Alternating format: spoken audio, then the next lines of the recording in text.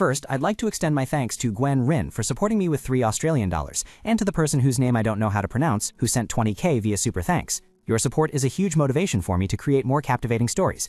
Don't forget to support me with a subscription and a like. And now, let's begin today's captivating story.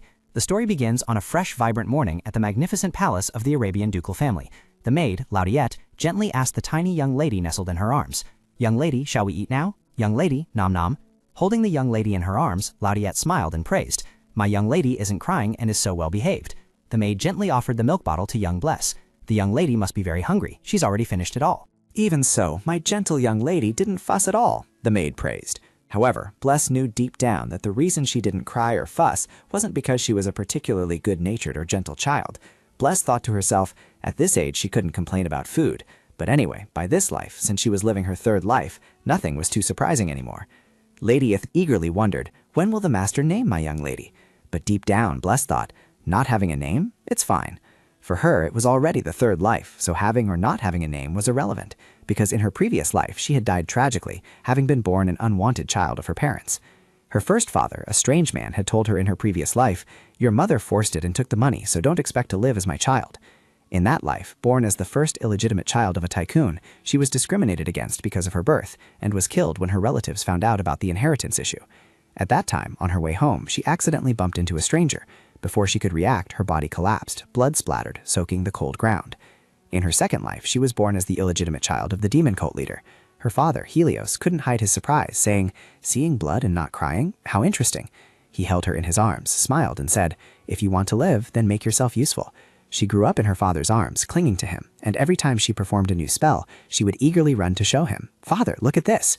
She recalled that she had regarded her second father as a real father, as he had at least acknowledged her, and to gain his recognition, she had always diligently practiced martial arts.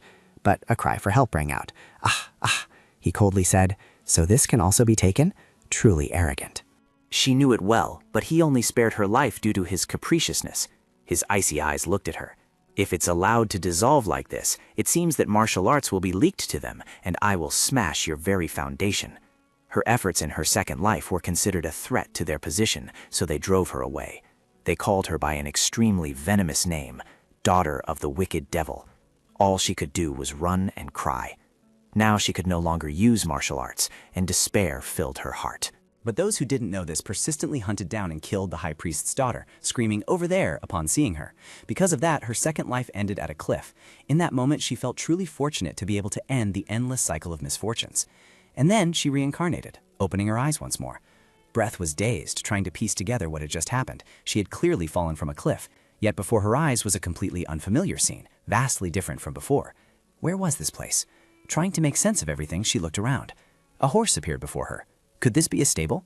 Breath blinked, feeling her body strangely light and small. A thought flashed through her mind. So she had been reborn again. Breath was utterly bewildered. How many more times would she be reborn? First things first, since she had been born, she needed to assess the situation, starting with the person next to her.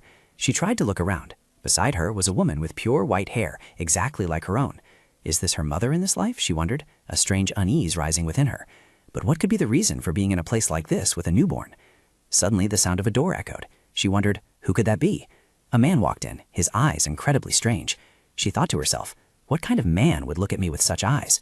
But by some force, she had a premonition that the man's sorrowful face belonged to her third biological father. A question arose in her mind. Would she be an unwanted child this time too? The man then knelt down near her, not saying a word. Suddenly he moved closer, extended his arms, and picked her up. Then carrying her in his arms, he left the stable. Breath wondered, where is he taking me? Her tiny body suddenly felt tired. Oh my, she just felt sleepy. In his arms, she couldn't understand the heart of the man who had taken her away at that time, whether he had some intention or if it was simply a twist of fate. But one thing was certain, she had been in her new home for a month now. Even more miraculously, she hadn't died yet. Lady had cradled her in her arms, gently saying, "My lady, the master hasn't come, so you must be very sad. He has many concerns about your name, so I hope you can understand." The young lady just thought, I don't know. Although she hadn't seen the father who brought her here again since that day, it wasn't particularly important to her. And when she thought about her previous life, perhaps it would have been better if they hadn't met. Compared to her previous life, this could be considered very good treatment.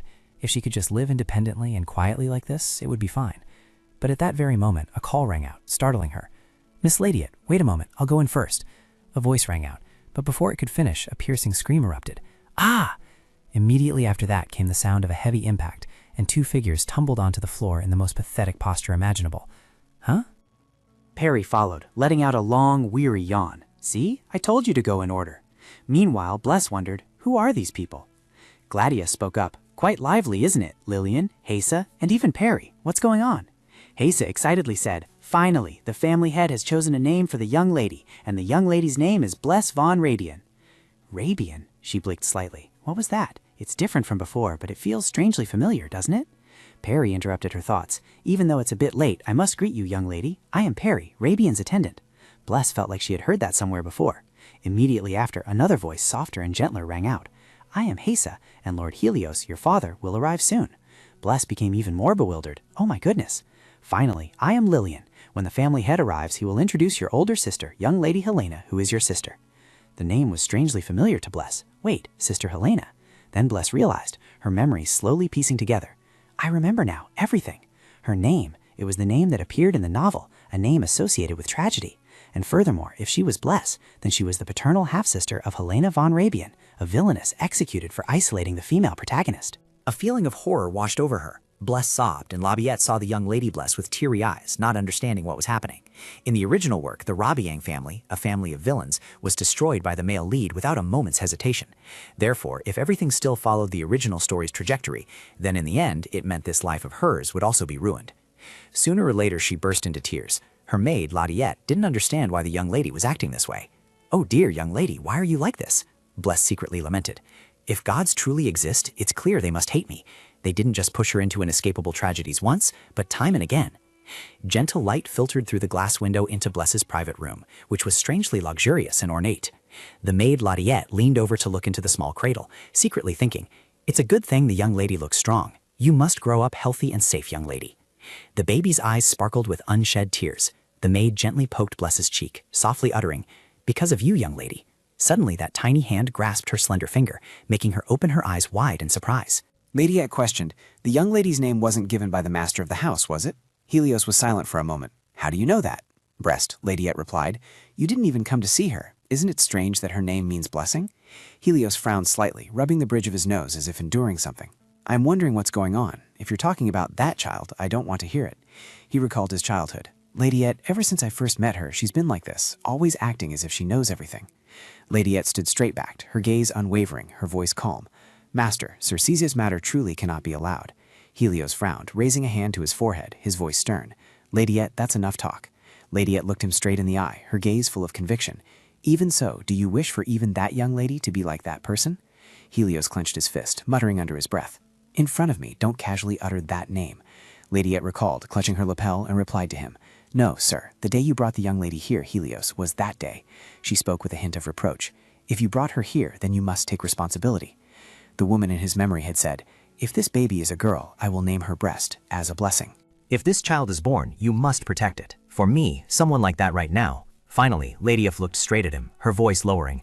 Please, go see the young lady. She emphasized each word. Don't let regret consume you like it did with Circessa. Helios's face suddenly turned pale, and his hand suddenly clenched. Beloved by all, it was a reverse harem novel where the female protagonist transmigrates into a fantasy romance world, conquering everyone around her and attracting the male leads, who possess noble bloodlines belonging to the most powerful and prestigious families. That novel, a dreamlike story where all the characters appearing in the novel loved and cherished the female protagonist. It was a favorite work that I had read many times in my first life.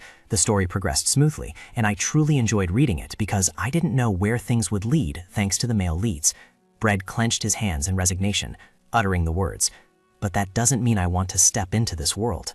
She thought to herself, I understand this novel well, from who the male lead is to their past and their ultimate fate. Perhaps I could save Rabian from its prolonged destruction. However, I don't necessarily want to get involved. Breast tossed and turned, feeling utterly uncomfortable. Old memories were surfaced. She had hoped in vain and hated being betrayed. Across 2 lifetimes, Bress's heart swelled with choked-up resentment, and she had even less desire to do anything good for her third father, who had abandoned her. Not only her father, but also her sister. Her face turned pale at the thought. Helena, Rabian's villainous eldest daughter, not only isolated the female lead, but also Bress, an illegitimate child, and the villainess's paternal half-sister. In other words, she also considered her a thorn in her side. Bless received a slap from Helena. A bastard like you dares to call yourself my sister? You've got some nerve, don't you? Helena coldly looked at Bless on the floor. She slowly bent down, her shadow engulfing Bless, her voice turning sharp. Bless, listen carefully. I don't have a sister. The corner of her mouth curled up, her eyes full of contempt. So you'd better watch your behavior.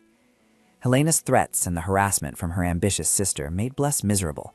Fate had destined her to die because of her sister's evil deeds. Bless pouted, thinking that no matter how she looked at it, this family brought her no benefits, so why should she suffer? Anyway, if I disappear, no one will care, she thought resentfully. Before Robiang collapses, I'll just collect some money and leave. Since they're a ducal family, they must have a lot of money, right? She thought gleefully. Meanwhile, Lydiat entered. Lydiat, radiant, clasped her hands. My lady looks so full of life today, doesn't she? Bless's eyes widened in surprise. Oh, Lydiat. This beautiful woman was Lydiat. She gently hugged Bless, smiling softly. I'm late, aren't I? My apologies. Bless quietly observed. After all, she looks like my exclusive maid. Lydiat carefully observed Bless, then softly praised. Our young lady resembles her mother, so she seems quiet, doesn't she? Bless paused. Mother? She pondered, considering what she knew about her mother and the actions of the other maids. It seemed Lydiat was the highest ranking among them. The other maids called Lydiat Miss Lydiat, and Hessa reminded Lillian to be quiet. Has she been with the ducal family for a long time? She didn't care that she was an illegitimate child. Why would she let someone like Lydiat be by her side? Bress wondered. Nestled in the warm embrace of the maid, Lydiat gently spoke. It seems you're not hungry yet, young lady, are you? The weather is nice today, so shall we go for a walk? Bress blinked and replied. Ah, that means yes. This is the first time I've been outside since coming to the ducal family. It's truly vast here. The maid smiled softly, her eyes full of affection.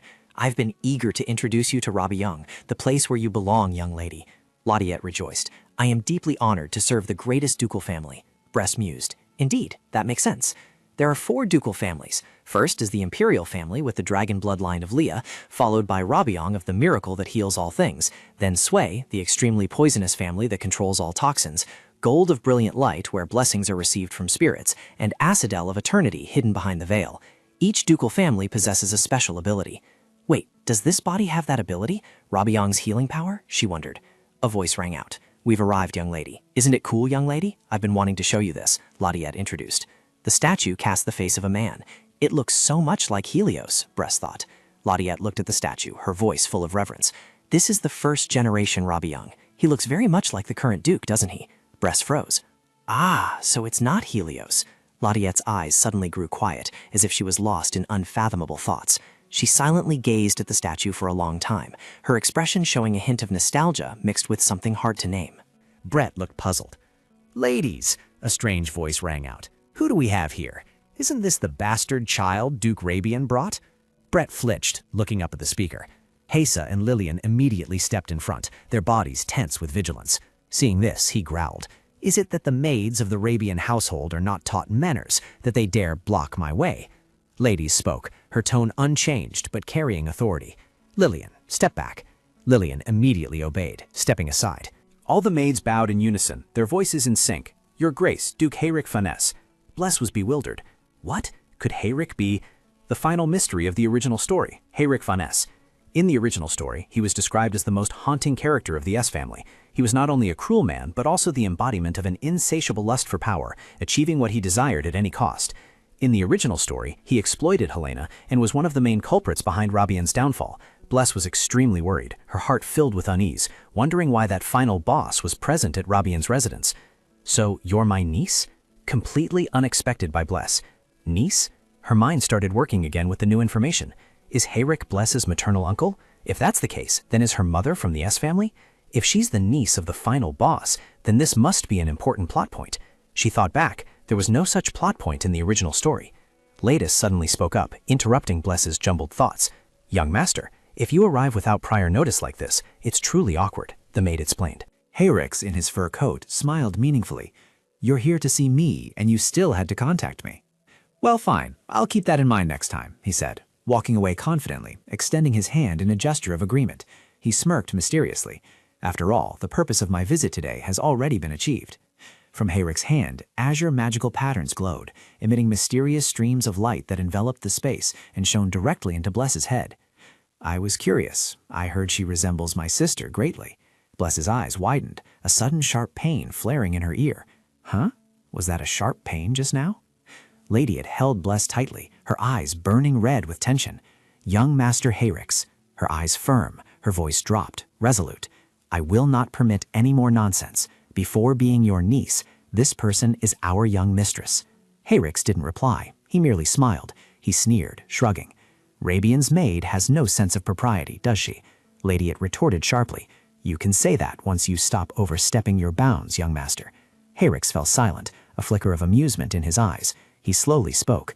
I'll be leaving now, but next time, you'd better be careful, so keep a close watch.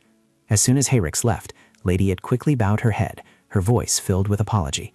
I'm so sorry, young lady. Blessed blinked. The pain in her ear gradually subsided, and she slowly realized something. Oh, that was... Her face turned pale, and with a sudden gasp, she felt something was wrong with herself. Even after being reborn, I still hate pain, she thought to herself. Her situation was gradually becoming difficult, and she had tried to ignore it along with the pain, because in the end, she foolishly dreamed of family affection, which is why she truly hated pain. But my lady, please believe that it's all for you, Ladiette said softly, her voice gentle yet firm. Ladiette, the name echoed in Blessed's mind, though she didn't know what it meant, because it was Ladiette, the only one who treated her kindly, she wanted to believe. The scene shifts to Helios.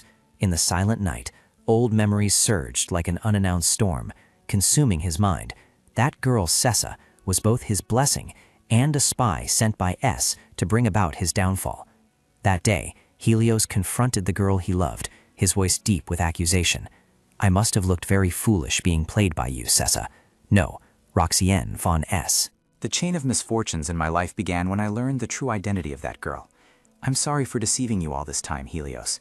Then her eyes shone with remorse, but I had truly come to love you, despite my mission. My heart is sincere, and I wanted to be happy with you and this child. At that time, she was pregnant with our child. But the feeling of betrayal from her was even more crushing than that truth.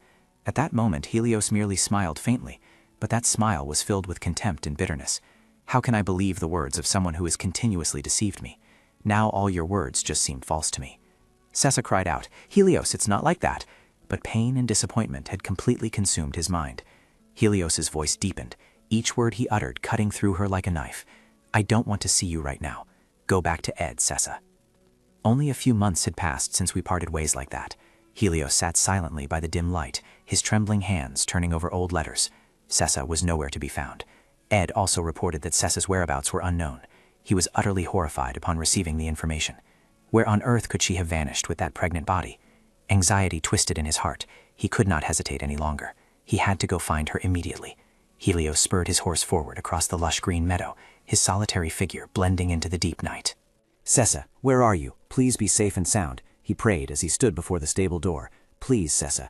He slowly pushed the door open. Seeing the scene before him, Helios's face froze, his eyes wide. The radiant face of the woman he loved flashed through his mind. Then, confronted by the cruel reality, she lay motionless on the ground. Sessa. He reached out, muttering, this aura, a clear red bruise on her neck. It's S's poison. Helios despaired, that thought swirling deep in his mind. How could Hyric possibly harm Sessa, his own sister? It might not have been Hyric who killed Sessa, but I am the one who brought about this situation. It's all my fault. I shouldn't have let her go like that. Helios regretted it immensely. That day, when he faced Bless, he remembered what Sessa had said. If this child is a girl, I will name her Bless. Startled, Helios shot up, beads of sweat on his forehead. That dream again?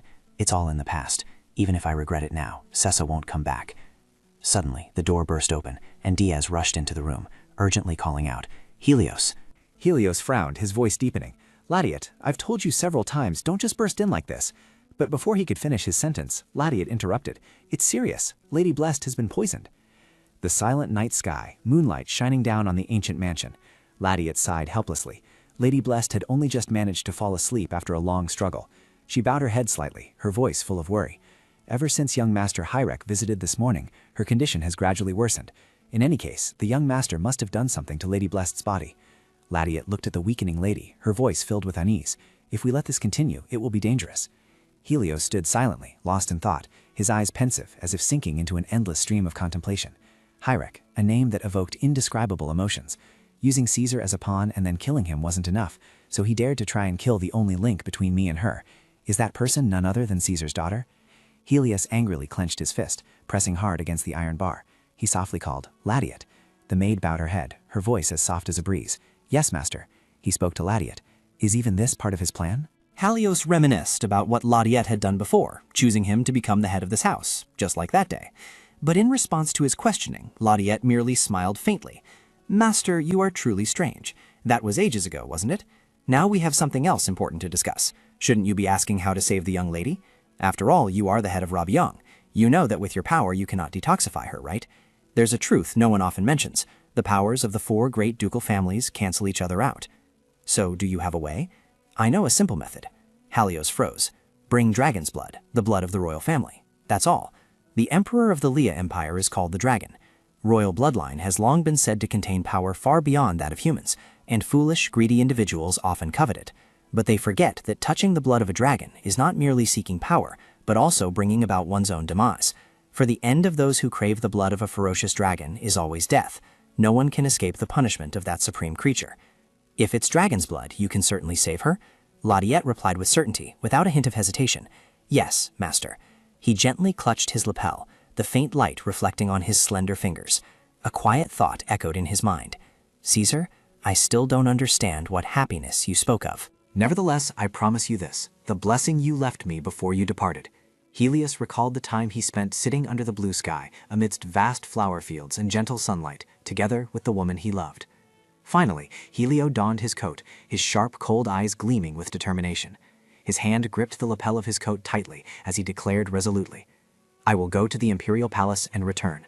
I will protect Bless," he murmured to himself. The magnificent castle emerged from the mysterious night, faint blue light reflecting off its sturdy stone walls. Helios strode quickly through the splendid corridor, certain in his mind. The Emperor must be in his study now. Helios's hand clenched, his gaze resolute as thoughts swirled in his mind. Even if they wish for Rabiang to submit to the Imperial family in exchange for a blood donation, I have no other choice, as long as I can save Caesar's bloodline. To meet Duke Rabiang here, what a coincidence, isn't it? A voice suddenly rang out. Helios flinched, his hand unconsciously tightening its grip on the object he held. The low, mocking voice echoed once more, shattering the silent atmosphere. From the end of the corridor, the stranger slowly spoke again. "What the Duke seeks is not there." As if seeing through the thoughts of Helios, the 3rd prince of the Elia Eldiansi Empire, Enolia smiled and said, "You've come to seek dragon's blood, haven't you?" Helios was utterly surprised. How could the 3rd prince know? Could it be that the young prince had inherited the royal family's bloodline ability? Helios looked at the prince and lowered his voice. "If you already know what I want, I presume the prince can give me what I desire." Helios froze, his eyes wide with caution. That voice carried a hint of a smile, yet it sent shivers down one's spine. "What is it you want from me?" Eldian smirked. "The Duke is perceptive, which I quite like, though affection for one's children is something utterly foreign to me." The prince gently replied, "First, let us go to the Duke's mansion to save your precious daughter." The Rabiang Duke's mansion. Seeing Helios standing right at the door, Helena subtly frowned, her gaze following her father's retreating back. She wondered immensely, where had her father gone just now, in the middle of the night? Little Helena mused to herself. "Lately, father often comes here, so I decided to visit. What could be here?" She quietly opened the door. That, a baby. Her eyes widened, staring in astonishment at the tiny creature bundled in a pristine white blanket. She clutched the crib rail, her face flushed with sorrow. Helena cried out in alarm, little one, where does it hurt?" Helena gripped the bars tightly, her heart filled with helplessness and regret. In moments like these, if only I could skillfully use Rabian's power, I would surely be able to heal you. I'll stay by your side, because being alone when you're sick is very lonely. Helena flashed a radiant smile, her eyes sparkling with joy. "How about I sing for you?" Then she gently began to sing, her sweet melody like a warm lullaby, comforting the baby in the crib. "My dearest little one, please don't cry, my little one. No matter where mother is, she will always love you, my dearest little one." Suddenly, a sound echoed, and Helena startled, turning her head, her shimmering violet eyes reflecting worry. Someone's here. She looked around anxiously, thinking in confusion. What should I do? If I'm caught wandering around in the middle of the night, I'll get scolded. Then her gaze suddenly landed on a large wardrobe, and she whispered excitedly, "There!" The little girl trembled as she hid in the wardrobe, suddenly hearing a voice say, "The Duke's precious daughter." Another voice replied, "Thank you for your kindness, sir." Her small heart suddenly tightened, and her eyes widened in astonishment. Is that father's voice? Her breathing quickened, and she tried to listen further, but only the sound of receding footsteps and a closing door remained. A moment later, she let out a soft sigh of relief. They're gone, thankfully, though I'm not quite sure what the conversation was about. Helena quietly stepped out of the wardrobe. The talk about father's precious daughter didn't seem to be about her. The little girl clutched the crib rail tightly. So, is this child father's precious daughter? Bless opened her sparkling purple eyes wide and looked up, her small, adorable face holding an inexplicable innocence despite its cuteness. Helena stared at the child with sparkling dark purple eyes, her heart suddenly aching with a strange feeling. The baby had dark purple eyes just like father, didn't she? My eyes are so light-colored, but these are so beautiful. The little girl trembled, clutching the wooden bars tightly, her eyes filled with sorrow. So father had never once come to see her, but he came to see the baby. She stood silently before the crib. Why didn't he come to see Helena? A nagging question echoed in her mind. Was it because Helena didn't resemble father at all? Helena burst into tears. No, that's not it. If Helena worked even harder, father would come to see her, wouldn't he? Helena huddled on the floor, her tiny shadow swallowed by the vast room. I also wish father would love me. Bless squeezed her eyes shut, her face scrunched up in dissatisfaction. It had only been 2 weeks since she was reborn, yet she had already encountered the biggest crisis of this life. That was, so father is the strongest mage in the Empire, isn't that truly amazing? Helena eagerly recounted the story to Bless, her voice full of excitement. As for her, the absolute worst thing was this little Helios' stories. Please, just stop. I couldn't care less. After struggling with Hayes' poison and waking up, there were 2 major changes. One of them was this girl starting to come here. Brett lay on the bed, deep in thought. There was no mistake. It was the black hair and light purple eyes. The girl with light purple eyes and a radiant smile, clinging tightly to Brett's cradle, was none other than Helena, the villainess from the original story. Helena von Rabian, the daughter of the deceased Duchess and Bless's paternal half-sister. In the original story, she was described as an arrogant and haughty villainess. Due to the influence of the Duchess, a member of House S, she was closer to Heinrich than to Helios. Bless thought. She hadn't realized that Helena truly longed for her father, while Helena kept rambling on and on about father this and father that. Only after truly living in this world did she discover contexts she hadn't known and personalities that were very different. If this were the case, predicting and planning for the future would become meaningless. Suddenly, Helena revealed, "Actually, I saw father coming out from here," she confessed. "You get to see father often, so I'm really envious." Bless showed an understanding expression. "Right." Furthermore, the second change, the door swung open. It was Helios, who also began to show his face. Helios stepped in, and Bless's mouth dropped open in astonishment.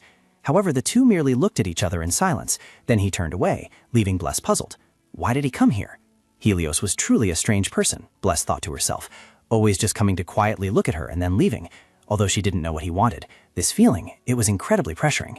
Helena cheerfully replied, "Of course."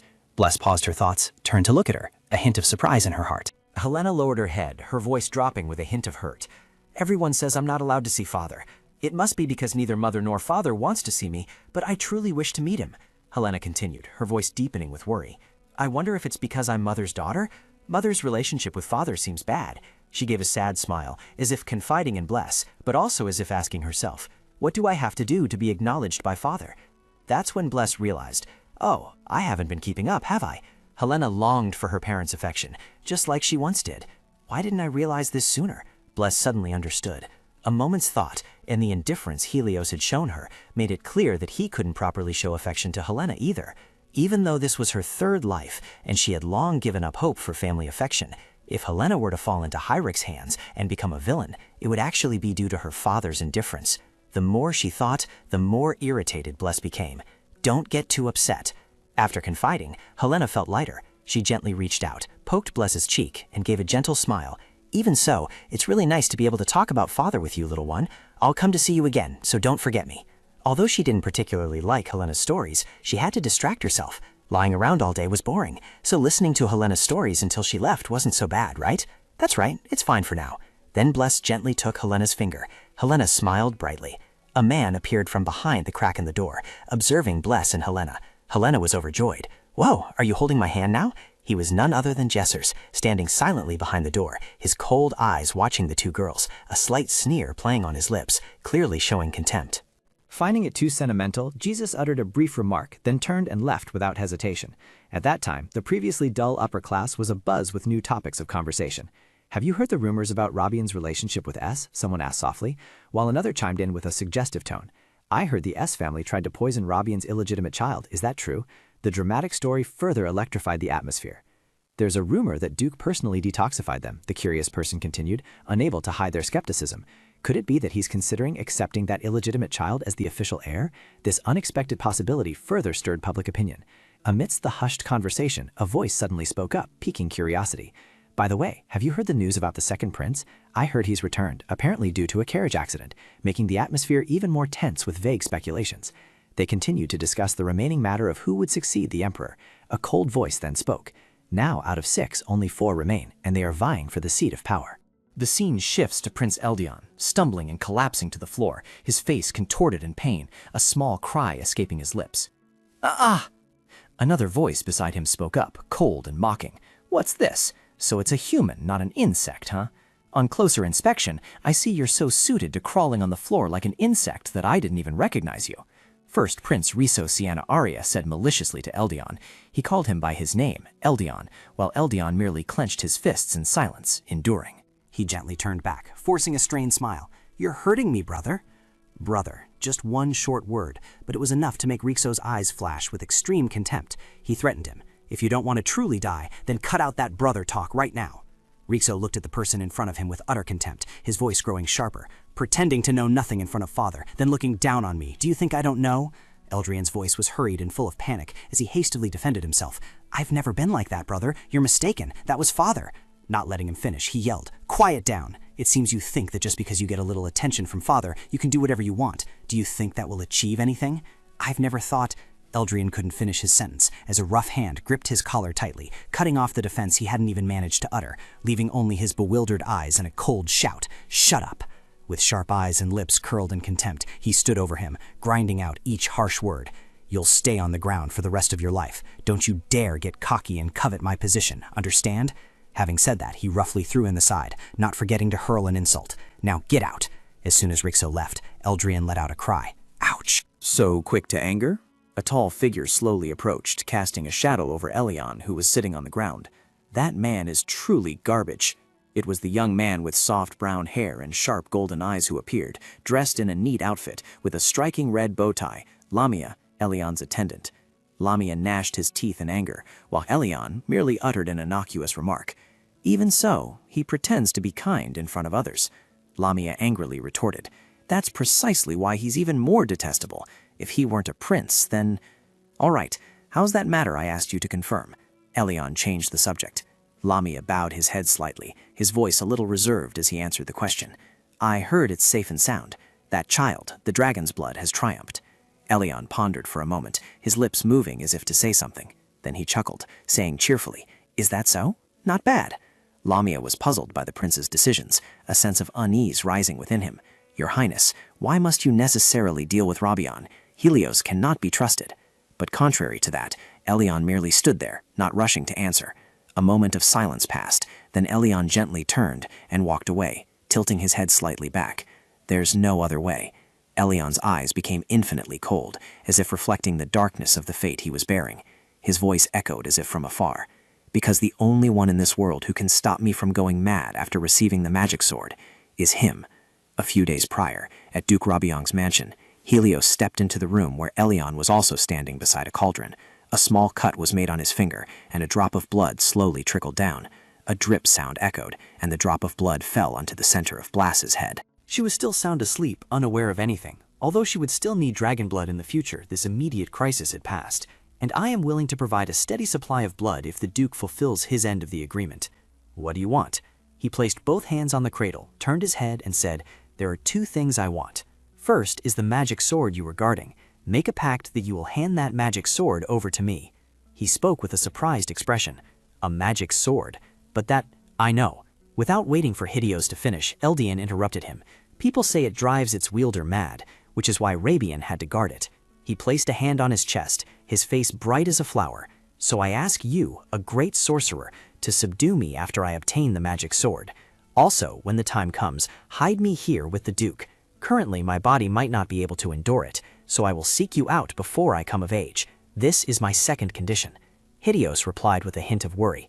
This is a gamble with low odds of winning. Eldian continued.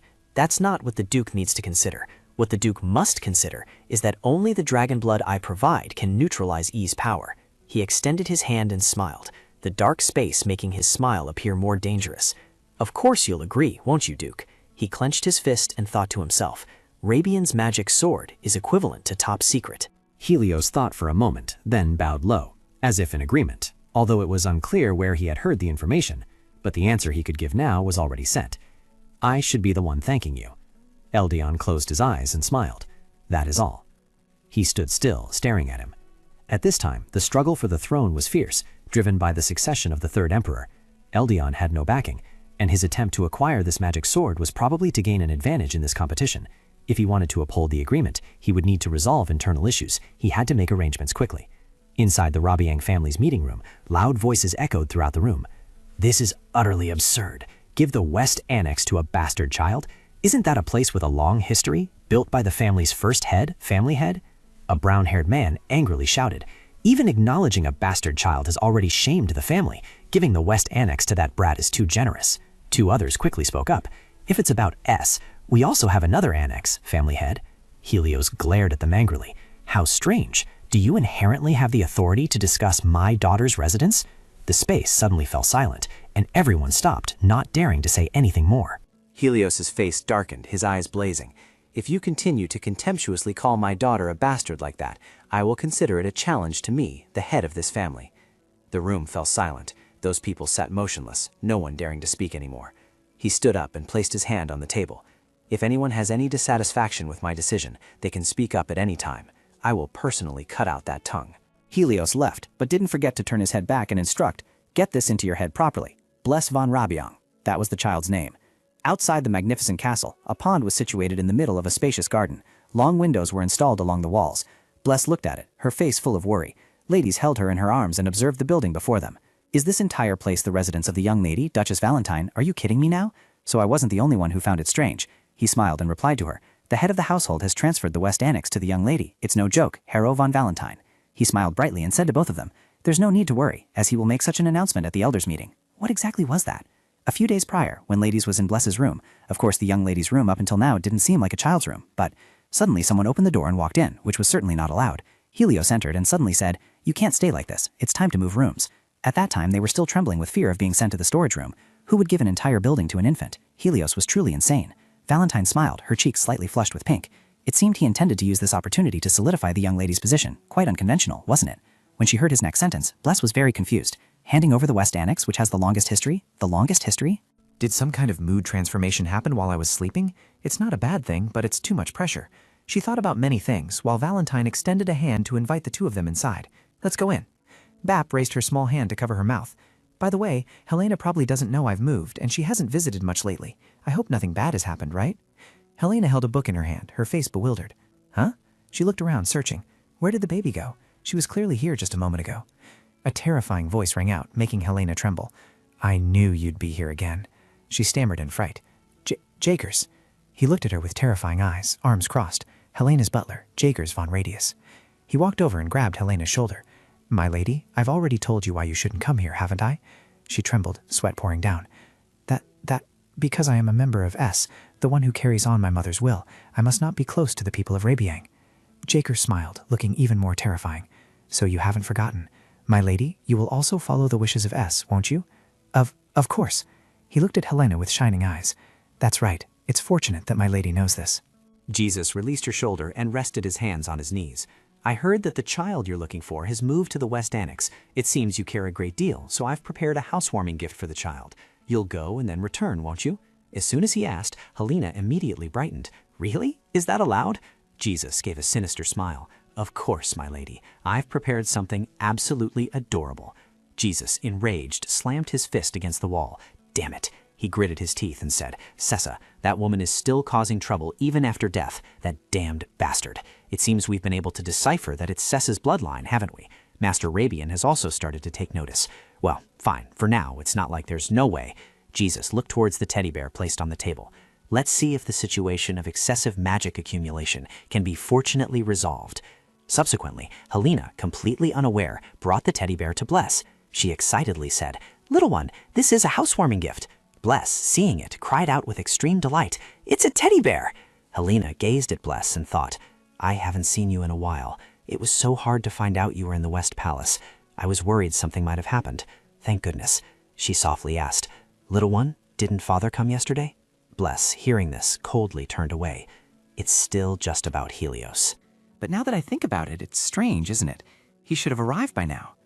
Helena said with a hint of sadness, "But if father were here, I wouldn't be able to give the baby a gift.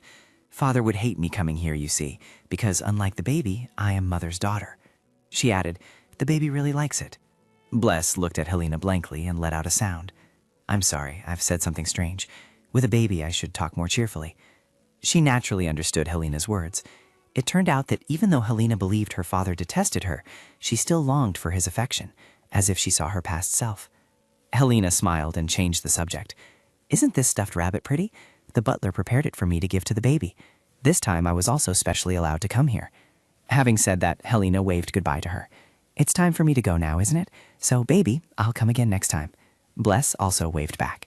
Afterwards, she thought to herself, "Helena, she looks lonely, doesn't she? It would be so good if Helena could become close with Helios." She's so similar to my past self, it's quite troubling. Just then, Ladiette walked in from outside. "Our young lady, did you have a good time with Lady Helena?" When Bress saw her, she happily exclaimed, "How did Ladiette know to stay away? Thanks to that, Helena was able to relax. I'm really grateful to her." Ladiette quickly noticed the teddy bear placed on her bed. "Oh my, young lady, is this—" "Helena gave it to me," Bress replied in a childish voice. Ladiette picked up the bear. Her eyes burned red as she looked at it and said, "You've received quite a precious gift, haven't you?" Then she smiled as usual. "The master of the house will be here soon. Let's wait just a little longer, shall we?" Bress frowned and mumbled a few words. "I'm not exactly waiting for Helios." Ladiette's misunderstanding wasn't entirely unreasonable. In fact, ever since I moved, Helios came to see me every day at the West Annex, although I had thought something had changed when he gave me a historic annex. Helios held Bress in his arms and read stories to her as he held her. She thought to herself, bewildered, "But I never expected it to go this far. He even directly reads comics to me. Ever since I fell ill, I knew something had changed." Helios was very focused on reading a story. When everyone fell into despair, a young woman appeared and spoke. Breath stared blankly at him. This appearance was still too unfamiliar. After that, Helios closed the book and said, "That's enough for today. For now, I can only choose. But when you can speak, tell me anything you need. It's really hard to adapt, isn't it? Is this a gift for me?" This was the first time in her 2 lives that she had received a gift from family. So, this is what it feels like to have someone think of you? If she thought of Helios from their first meeting, she would never have imagined this. After that, Helios asked in a low voice, "So Helena came and left today too?" "Yes, she came and left before you arrived." Breath was confused when she heard that. What? He knew? Helios gently touched her cheek and said, "Breath, that child calls you her sister. Although it would be good if I could introduce you directly, that child is uncomfortable with me, so she won't come if I'm here." She widened her eyes, looking at him. Oh, Helena still thought Helios hated her. "Let's prepare to go somewhere private," Helios said softly to her. "No, I don't want to force it." Bless suddenly thought, clearly, at their first meeting, Helios was an unapproachable, unaffectionate person, but now I know he's someone who can cherish his family. Helena is also still young, so she probably still longs for family love. Although the details of the situation are unclear, the two of them have never even been together until now, unlike me in my previous life. Who knows, they might have been able to become a harmonious family. Can't I do something?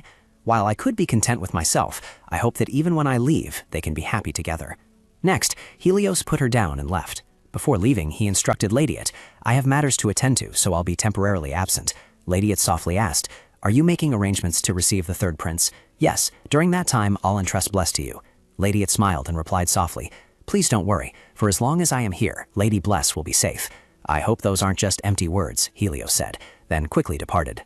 Perry softly said to Ladius, "The master has truly changed so much, hasn't he? Perhaps even more than what I saw in my dreams. Indeed, that child has brought about more than we could have ever predicted." Perry asked with a hint of worry, "But Ladius, Nim, is that stuffed bear all right?" Ladius looked at her with blazing red eyes. "It's something young Lady Helena brought as a gift." Seeing them eyeing it greedily when the master was away, it seems young Lady Helena's butler decided to make a move. At that time, although the stuffed bear's energy was temporarily hidden and obscured of Helios's eyes, the explosive force from the artifact was only a matter of time. But don't worry, if it's young Lady Bless, she'll surely overcome it, because if she can't even solve that, she'll die anyway. Ladius smirked at Perry as she finished speaking. In a deep forest, Helios approached a mountain surrounded by a barrier. Inside, there was a glowing stone, and he looked directly at it, his eyes filled with solemnity. Then he began to think. This is the legendary sword sealed by the first Rabian. He recalled what he had read in books about this sword. It was said that those who harbored greed for this sword would face inner turmoil and terror, then be possessed by the magical sword's power and descend into madness. He then concluded, if it weren't for the agreement with the prince, I wouldn't have any reason to come here and exploit this sword for my own position, would I? Helios stared directly at the sword. The most crucial thing was whether the third prince could control this power. Then, as if from it, a surge of energy flowed towards him, making him open his eyes wide in surprise. He turned around, wondering, what was that? Was it the new energy reacting to the Western Palace's barrier?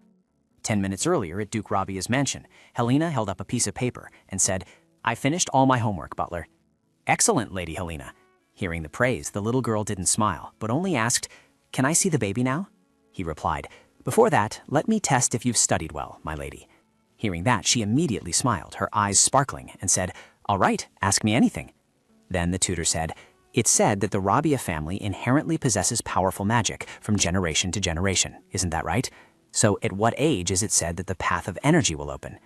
The little girl held up 5 fingers and replied, As early as 3 years old, as late as 8 years old. That's right. If that's the case, what would happen if a newborn's energy path were forcibly opened? Helena calmly replied, Too much energy, at an unmanageable level, would explode, thus endangering their life. If they survived, they would never be able to use magic again. The butler immediately praised, Excellent, my lady. Then he continued, Therefore, the method of giving a magic amplifying artifact, disguised as a gift, is a classic assassination method against a lineage of mages, isn't it? Hearing the question, the little girl repeated, Disguised as a gift. Well, just like the teddy bear the young lady gifted to the illegitimate child. At his words, the young girl's face had now stiffened. Then he tilted his head and said with a cunning expression, It's been 2 days since I gave it, so it seems the magic power will quietly explode. Then he spread his arms wide and proudly declared, There is only one young lady, the heir of Rabian. Hearing his words, she had only one thought. What are you talking about? Are you saying the baby will die because the magic power explodes?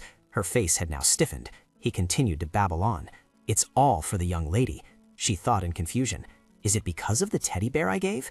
She was terrified by her own thoughts. Then a loud noise erupted, sending small objects flying everywhere. A servant quickly ran in, shouting loudly, Young lady, we must evacuate. The West Annex exploded. Helena's face was now as if she wanted to cry as she said, No. The chair was also overturned. The little girl thought, the baby couldn't die because of her. Then screaming loudly, she ran towards the room. Baby, I have to save you. Meanwhile, Breath was thinking, what happened? I couldn't see anything at the block. Suddenly, my stomach fluttered, then I heard an explosion, and my abdomen ached as if it were being wrung. I had only just found a little happiness in this life. Is this life going to end with me dying alone like this? She thought desperately. As if about to cry, she continued to think, I'm afraid someone... Cutting through that fearful thought, a loud shout rang out, Breath! Her eyes on the verge of tears now opened wide. This voice was Helios. He appeared and embraced her, his face filled with worry. He hugged her and comforted her. It's all right now, because Father is here. Looking at the person in front of her, her face was so surprised that she couldn't cry anymore. Then tears slowly streamed out. She tightly clutched his sleeve and thought, Father is here. Words can be this reassuring. It took until my 3rd lifetime for me to realize this. Then he began to think seriously. The Annex building had been completely reduced to a chaotic mess. What exactly happened? As if hearing a sound, her eyes widened. She thought, children laughing. Then a song made her startle and glance over. Oh, baby. Helena was walking around shouting loudly, Where are you? Seeing the person in front of her, she fearfully and hesitantly called out, Father, Father. Upon seeing Helena, she was surprised and thought, Oh, Helena, why is Helena here? Helios, on the other hand, suddenly spoke up. Helena, why did you come to this place? The little girl stammered and repeated, I. The little girl's thoughts were now starting to panic. Father seems angry. I've put the baby in danger. He said worriedly, First of all, it's very dangerous here. In a moment, before he could finish, the little girl screamed loudly, I'm sorry, please forgive me, Father. The little girl's words were unclear. She recounted, teddy bear, exploded butler. Hearing those disjointed pieces of information, Bless began to think, teddy bear, could it be? She speculated, did something like this happen because of the teddy bear the butler gave? What did that person called the butler make this child do? Meanwhile, Helena's tears were falling profusely as she said, I'm sorry because the teddy bear was pretty, so... The little girl wiped away her tears with her hand and continued, I just gave the baby a teddy bear. Then she spoke up, Father, referring to Helena. This isn't Helena's fault. What fault could a child who needs family love have? So I want to say it's okay. Helios took a step. Helena's face still tear-streaked as she admitted her fault. He knelt down, gently patted her, and said, Helena, this isn't your fault. I won't scold you, because your father is on your side. Then he continued, wiping away her tears. And the baby is fine now, so please don't cry, Helena. Still tearful, she asked, So I'm still your daughter, right? Seeing her cry, he could only helplessly say, Hey. He reached out his hand and continued, You're stating the obvious. Helena von Grabian. Hearing him call her name, the girl was stunned. Then he extended his hand towards her and said, Come here. Seeing the scene before her, she widened her tear-filled eyes in surprise, then threw herself into his arms. After that, he spoke. Although it's a bit regrettable in this situation, Helena, this child is your sibling. He presented Bless. Their name is Bless. Then he gently lifted her hand and said, I apologize for the late introduction. He guided her arm and said, Come on, Bless, say hello to your sister. The little girl repeated the word, Bless, then flashed a radiant smile and said, So you're baby Bless. I'm Helena, your older sister. Seeing that innocent smile made her face slightly dazed as she thought, so this is what it feels like. Because my family had turned their backs on me all this time, I had gradually given up on being loved. But it seems they are truly saying they will become my family. If I can be greedy this time, I want to continue living with them, with the family I finally found. A few days after the explosion, the West Palace, which had been a mess, was now being restored faster than she had expected. Helios imprisoned the butler, and Helena had escaped his mental abuse. With both father and daughter coming to find her together, the Leibang family was now incredibly harmonious. Something else also appeared, Bless. She was exasperated and didn't answer. Bless turned and spoke in a childish voice. Bwah. What exactly are you? I'm energy. Could it be an effect from the previous energy explosion? The results after confirming a few things about this unidentified child were, although it didn't seem like a dangerous child, after checking a few things about this unidentified entity, 1, it could only be seen through her eyes. 2, it could read her thoughts. 3, it had good intentions towards her. When trying to synthesize these points, it seems this entity would not harm her. Bress immediately pointed at the pink blob and called out, May. She looked at him with sparkling eyes, thinking that if he continued to pursue her later, at least having a name would be better. His eyes were about to sparkle with joy as he asked, How about the name May? Overjoyed, he jumped up and down. May, I have a name. Yes, I'm May. Bress is so good. She looked at May with a slight worry, thinking to herself, He seems very pleased. Although there were limits to what she could do in this childlike body, having this child might be beneficial for her future plans. Because from now on, she was no longer simply living alone. She had to prevent the destruction of Rabiang. This was the first time she had a family. Compared to helplessly losing it, she hoped she could protect it. To do that, she had to twist the original plot. First, she had to make sure Helena didn't fall for the male lead. Although it might not be Helena right now, in the original story she had liked him and tormented the female lead. Next, she would probably have to expand her family's influence so that no one could threaten Rabiang. The privilege of a transmigrator was knowing the future. Currently, it was still 20 years before the original story began. Later, she would utilize all of them, the minerals to be discovered, the popular trends, and the hidden characters in the story. Even if those were the duties of other characters, it didn't matter. If it was to protect this home, she would do anything. Bless reached out to the clouds. Mia, oh clouds, can you take me somewhere for a bit? Then the priority is to find that thing in the butler's room. The teddy bear was placed on the table, many parts of it torn to the extent that the stuffing inside was exposed. This teddy bear, it turned out, was disguised as a magic amplification artifact. When I arrived at Bless's room, I couldn't sense anything. The thing that concealed the teddy bear's aura was clearly your doing, wasn't it? Helios turned around and sneered. Ladyest, do you have nothing to say to me? She bowed her head and apologized to him. I apologize, master. I am not simply asking for an apology. You were the one who promised to protect Bless, but as soon as I was absent, Bless was immediately in danger. Even if you hadn't concealed the aura, this shouldn't have happened. How can I trust you? It was an unavoidable matter. Ladyest's pink eyes glowed brightly. Because the Demon King will awaken soon. He asked again in disbelief. What? She then explained. And in order to contend with the Demon King, the young lady must quickly awaken her energy. Helios immediately spoke up, saying nothing had been decided yet, nor had any mandate been issued. He then angrily scolded her. I told you not to wake me up using such dangerous methods. No, if something like this was going to happen, you should have at least told me first. Laudius maintained her composure and replied, If I had told you beforehand, would it have been permitted? Don't be childish, Helios. He raised a hand to cover his face. The royal family and the 4 great ducal families exist to control the Demon King. You know that better than anyone, because Rabiang is the Demon King's only natural enemy. Head of the family, please become the young lady's strength. That is our sanctioned duty. Someone rushed in, out of breath, to announce, Sir, there's a big problem. Sejas, who was being held captive. Inside a room, Rabian security had become stricter than before. A hand continuously slammed down on the table, stating that it would be rare to use that person's power just to get you out. Jesus' face was startled when he was reprimanded by that person. You will have to prove your worthiness for that, Jesus. Truly, truly shameful. The other person then instructed him, until I call again, behave yourself well. Yes. He glanced in another direction, realizing that her daughter was as persistent as she was. Hirik looked at her portrait hanging on the wall, Sisara. He rested his hand on his chin and wondered, is her name Bless? Ridiculous. Even when Jesus arranged things, the truth was that the energy clearly remained out of control, yet she was still alive. Hirik looked at the stack of papers on the table. I underestimated it. Her lifeline is longer than I thought. It almost possessed S's power. If so, it would hinder my plans later. Was this thing born in Reborn right when that person awakened? Indeed, it's not without reason that it became that person's natural enemy. I truly look forward to the new entrustment that is about to be issued. The space changed. In another room, a small hand held the paper. The old Mark is quite careful, isn't it? Bless joyfully looked at what was in her hand. Finally found it, the secret contact card of the intelligence guild that made a pact with S. In the original work, this guild fell to Hirik's temptation and became his pawns. They were the group who met the female protagonist and were saved just before their destruction. She joyfully hugged May. This was a place specializing in intelligence, so it would be useful later. Once I could walk and talk, I would officially begin my actions. I would diligently grow up and protect Reborn. After I made that resolution, time quickly passed, and 7 years later, young lady Helena, a little girl with sky blue hair, came up to her. Brass von Reborn, 7 years old, turned around and happily said, "Sister, how time flies. I'm already 7. The principals of my department are loved by everyone, just like the novel Reverse Harem, where main characters appear to the extent that one can understand Helena's jealousy towards the female lead." "I'm just kidding. I'm sorry. Your reaction is quite amusing," Eldian said with a smile. "Wait for me. I'll come find you soon." Next was a different scene. Fabian looked at her with a worried face. "Be careful, sister. You're even more impulsive than I am. What am I to do?" "Sister, I want to be by your side. Even if it's not me, it's fine. Just please, don't push me away." The female lead, Bella, was finally swayed by the male leads.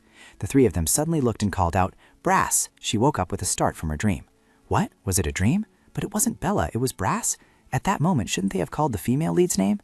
She walked out of the room, her face creased in a frown, feeling truly annoyed. Just then, Helena's voice rang out. "What's with your expression, Brass?" She heard the sound and immediately called out, "Sister!" Helena von Drabiang was now 13 years old. Bress quickly ran over and hugged her tightly. "I had a nightmare, but seeing you, I'm okay now." "A nightmare?" Helena frowned slightly. If I had appeared in the dream, I would have scolded whoever was bullying Bress. Bress smiled upon hearing that. "Even if it's just words, thank you." Many changes had occurred in 7 years. Firstly, 2 of the 4 members of the royal family had died, creating a rivalry between the first prince and the third prince. Hayrit had succeeded Ed to the throne. Fabian Gold, the male lead candidate in the original story, has been born. Bress looked at Helena in bewilderment and asked, "Aren't you busy? You don't have to take me out every week like this, you know." "It's fine. I do it because I want to see Bress. Or does Bress find me bothersome?" Helena looked at her with teary eyes. Immediately, Bress's eyes widened as she replied, "No way, that's not true at all. I want to spend the whole day with you." "Me too." After playing together for a while, it was time for Helena to leave. Bress waved goodbye to her. "See you later, sis," she thought to herself. Although it's truly concerning that all the settings are being adjusted according to the original story's worldview, that's precisely why I intend to persistently do everything I can. "Madam, I have a question." Countess Latte, who was currently in charge of Bress's education, smiled upon hearing this. "Yes, Bress, what is your question?" She frowned slightly. "They say we are born with energy because we come from a family of mages. Is the energy form written here different from regular energy?" "Yes, it's a bit different. It is said that energy form is energy that has a shape and can be communicated with through it. Those who can see energy are people blessed by energy. In other words, they are called Transcendents. But according to official records, the existence of Transcendents was last recorded 1,000 years ago, so there's no way to confirm it." Upon hearing this, Bress thought to herself, "Transcendents, was this kind of setting also in the original story?" The Countess continued, "Furthermore, the Transcendents from 1,000 years ago were also called the ancestors of Rabiang. There's a story that the one they had to contend with was the Demon King. That's why Rabiang is called the Miraculous Rabiang and is considered a formidable opponent of the Demon King. Bress is also a Rabiang, so this must be a story related to you too. Well then, today's lesson ends here." Bress didn't reply to her words, but thought to herself, an existence that can be communicated with. Could it be the clouds? The radiant image of the cloud seemed to tell her, breathe, study hard. This thought appeared in her mind. Cut to, amidst the quiet and dark night, Eldian walked up to Helios, who was standing, and said, "It's been a while since we had a private chat, hasn't it, Duke?" Helios turned to look at him and said, "Meeting at the Imperial Palace would surely be dangerous." Eldian smiled and casually replied, "So what? There are rumors that my brother has allied with the Edgar family, you know. Is there any law that forbids me from doing that?" Helios fell silent upon hearing that, saying nothing but only staring intently at him. Eldian then smiled and said, "Just kidding, relax your expression. I only came to say hello. You haven't forgotten our agreement, have you?" Helios looked at him with sharp eyes. "I will give you the magic sword when the time comes. That is, of course, assuming the prince still holds his position until then." Eldian chuckled softly. "I'll consider it done." Next, he asked softly, "How was the banquet today? You came to gauge the sentiments of the nobility, didn't you?" Helios frowned in response. "The rumor that Rabian inherits the bloodline of S is just something someone spread. The intention is too obvious. To be honest, among my children, it doesn't matter who takes over Rabian." "So you intend to let things proceed according to their intentions?" Helios turned his head to look elsewhere. "Why would I? I'm planning to begin diplomatic activity soon, and I need to show them that I am still firm. This is the answer you wanted, isn't it?" Under the brilliant moonlight, Eldian's smile shone even brighter. "Excellent. I am still very pleased with the Duke." Afterwards, Helios returned to his mansion. As he sat reading documents, he thought, "He still doesn't hesitate to exploit others, but it seems there's a reason now compared to before. Although I don't really like the feeling of acting according to the prince's will, I have no other choice." Just then the door to the room opened, and another voice rang out. "Master, it's me." Helios calmly asked what was wrong. Count Karis, who had just entered, was none other than Count Karis, the elder of Rabiang. He said in a low voice, "I hear it's been a long time since your grace attended a banquet. So, the rumors concerning Rabiang, are they because of this? Head of the family, I have served with pride as a vassal of Rabiang until now. Therefore, I cannot understand why the head of the family would simply stand by and watch Rabiang's reputation be tarnished." Helios, hearing this, remained silent, saying nothing. Count Karis continued, "Lady Helena is not mixed with the bloodline of House S, and because her distinctiveness is low, Rabiang's future is being questioned. Even the second child is illegitimate. After all, we bear the legacy of the 4 great ducal families. This balance cannot be broken." Helios smiled faintly, thinking, if they knew who Bless's real mother was, they'd be even more terrified. "I understand the Count's opinion clearly. You wish for me to prove that Rabiang remains steadfast, correct?" Yes, that is correct." Helios suddenly stood up. "Indeed, after the banquet I found myself thinking the same thing as you." Count Karos was surprised by his words. "My upcoming birthday banquet will be held publicly, so please prepare well." Bearing the title of the continent's sole great mage, the current head of the Rabiang family, Helios von Rabiang was a reclusive individual. Although he was the head of one of the 4 great ducal families, he was rarely seen unless summoned by the emperor. Since inheriting the ducal title, not even a single official banquet had been held. Ritzau smirked, thinking, someone like him using his first banquet to introduce his daughter? It turns out the father-daughter bond is more sentimental than I'd imagined. Although he was pleased to learn of the man's weakness, if Helios's daughter became his wife, Helios would have no choice but to support him. He smiled and spoke. "Father, I hear Duke Rabiang is holding an official birthday banquet." The emperor of the Lea Empire, Lethea Cianaria, replied softly, "Yes, I've heard." "If you permit it, what do you think of me attending on behalf of the Imperial family? After all, this is the Duke's first official event." Letheus raised an eyebrow upon hearing this. He turned his head to look elsewhere. "Eldian, do you not intend to go?" Eldian, who was sitting nearby, smiled and said, "I'll respectfully decline." Ritzau angrily gritted his teeth, thinking, "Decline? How arrogant, even though I thought the atmosphere had changed recently." Lathos, naturally, didn't miss any of his actions. He silently observed him and then said, "Very well, Riso, you will represent the royal family and attend." He stared intently at Eldian, who was silently sitting opposite him. How could he be so relaxed even when Rabiang was supporting him? Just you wait, Eldian. Scene change. At the Rabiang family mansion, Brett sat silently in his room, deep in thought. After hearing that the last transcendent being 1,000 years ago was Rabiang, he had investigated whether this knowledge could help protect his family. The transcendent being communicated in the form of energy, and he discovered that he dreamt of prophetic omens. Since learning this truth, he had also begun to suspect that he might possess that talent. After all, as a transmigrator, he should have some kind of special treatment like that. The form of energy and prophetic dreams. If he thought about it, he had indeed been having strange dreams lately. Silver hair and blue eyes, blonde hair and golden eyes, black hair and green eyes. These were precisely the appearances of the male leads in the original novel. No, wait. This could also be because he knew the appearances of the male leads. He couldn't be sure about this, so he should disregard it. If that's the case, then the remaining one is the form of energy.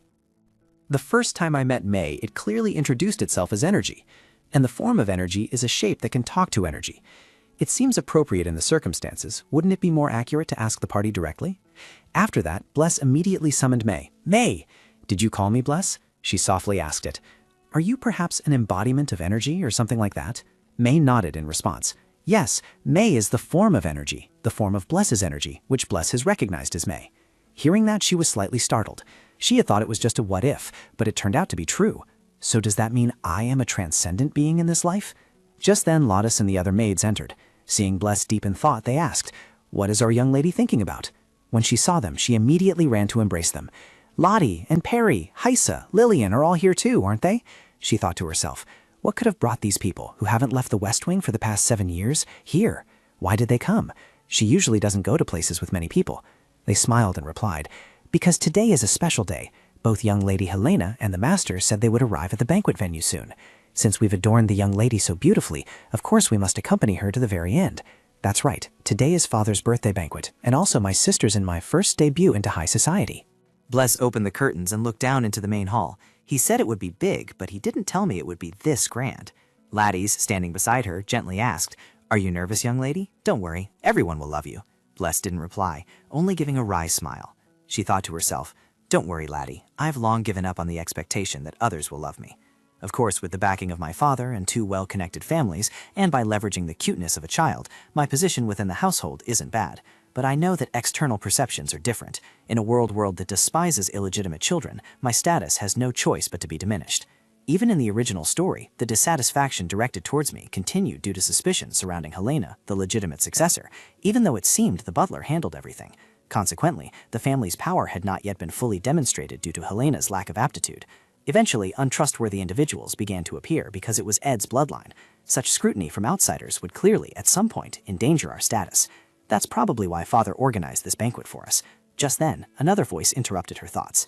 "Bless." She happily turned around. "Father, sister, you two are so cool. But Bless is also incredibly beautiful today." "Really?" Helios smiled, looking at her. "Then, let's go." Bless felt a warm current of emotion flow through her body. Her family always warmly protected her. Yes, she would overcome all the gazes of outsiders. After that, the doors opened, and the head of the household, Helios von Rabiang, along with his 2 young ladies, prepared to make their appearance. She was filled with determination, if it was for the peace of her family. Although she had thought that way, as soon as she stepped out, a barrage of noble gazes continuously stared at them. That little girl is a bastard. Although she had received many such gazes in her previous life, whispers and murmurs echoed in her ears. What does Rabiang really intend to do? Bless frowned, avoiding their gazes, but if there were too many, it would surely be tiring, wouldn't it? Seeing this, Harlow asked, "Young lady, are you very tired?" She munched on a piece of cake and replied, "It's fine. If this is the fate of being the center of attention, I can endure it." "Where on earth did you learn those words?" Bless looked in the direction where Helios was standing and thought, Father is the main character, so of course he's busy. Helena was happily playing with her peers. Good, she thought, but unexpectedly, just as that thought crossed her mind, one of them pushed Helena hard. Bress saw this and became extremely angry. "Haru, that guy is touching my sister Helena," she exclaimed. "I'll go to my sister and then come back." Then with her small body, she quickly walked over and loudly exclaimed, "Hey, what's wrong with you? Who are you to bully my sister?" The one who had just pushed Helena heard this and said in a low voice, "What is this? It's that bastard." Helena frowned, looking at him with sharp eyes. "I am currently treating Lady Helena with purification power. I apologize for the late introduction. I am Bree von Azenta, a collateral branch of Rabiang, and I use healing power even better than Lady Helena. I apologize for my rude behavior, but if you are the successor of Rabiang, then healing magic should of course be usable." "But the direct line of the family cannot use them? What a great pity." Bress's face crumpled upon hearing these words. Was he implying that she no longer had the qualifications to be an heir? In fact, the powers manifested by the royal family in the 4 great ducal houses are not related to direct or collateral lines. In each generation, the power, once developed to a certain extent, tends to concentrate around one individual. It's not an absolute rule that only direct descendants have a high probability of becoming the heir. Among Rabiang's unique powers is healing magic. Whispers began to rise from the surroundings. Although they couldn't hear that the ability had been manifested, was he truly so incapable that he couldn't even heal his own wounds? Great continued with his sarcastic remarks. "My lady, there's no need to worry about Rabiang just because he cannot use his powers. Fortunately, the family's power also manifests in the collateral line, just like me. If the most suitable person were to inherit the position of family head," Bress couldn't take it anymore. She cut him off, shouting, "Stop it! Even if you say I'm young and don't know where the line is, I cannot listen to any more of this. You have now crossed the line.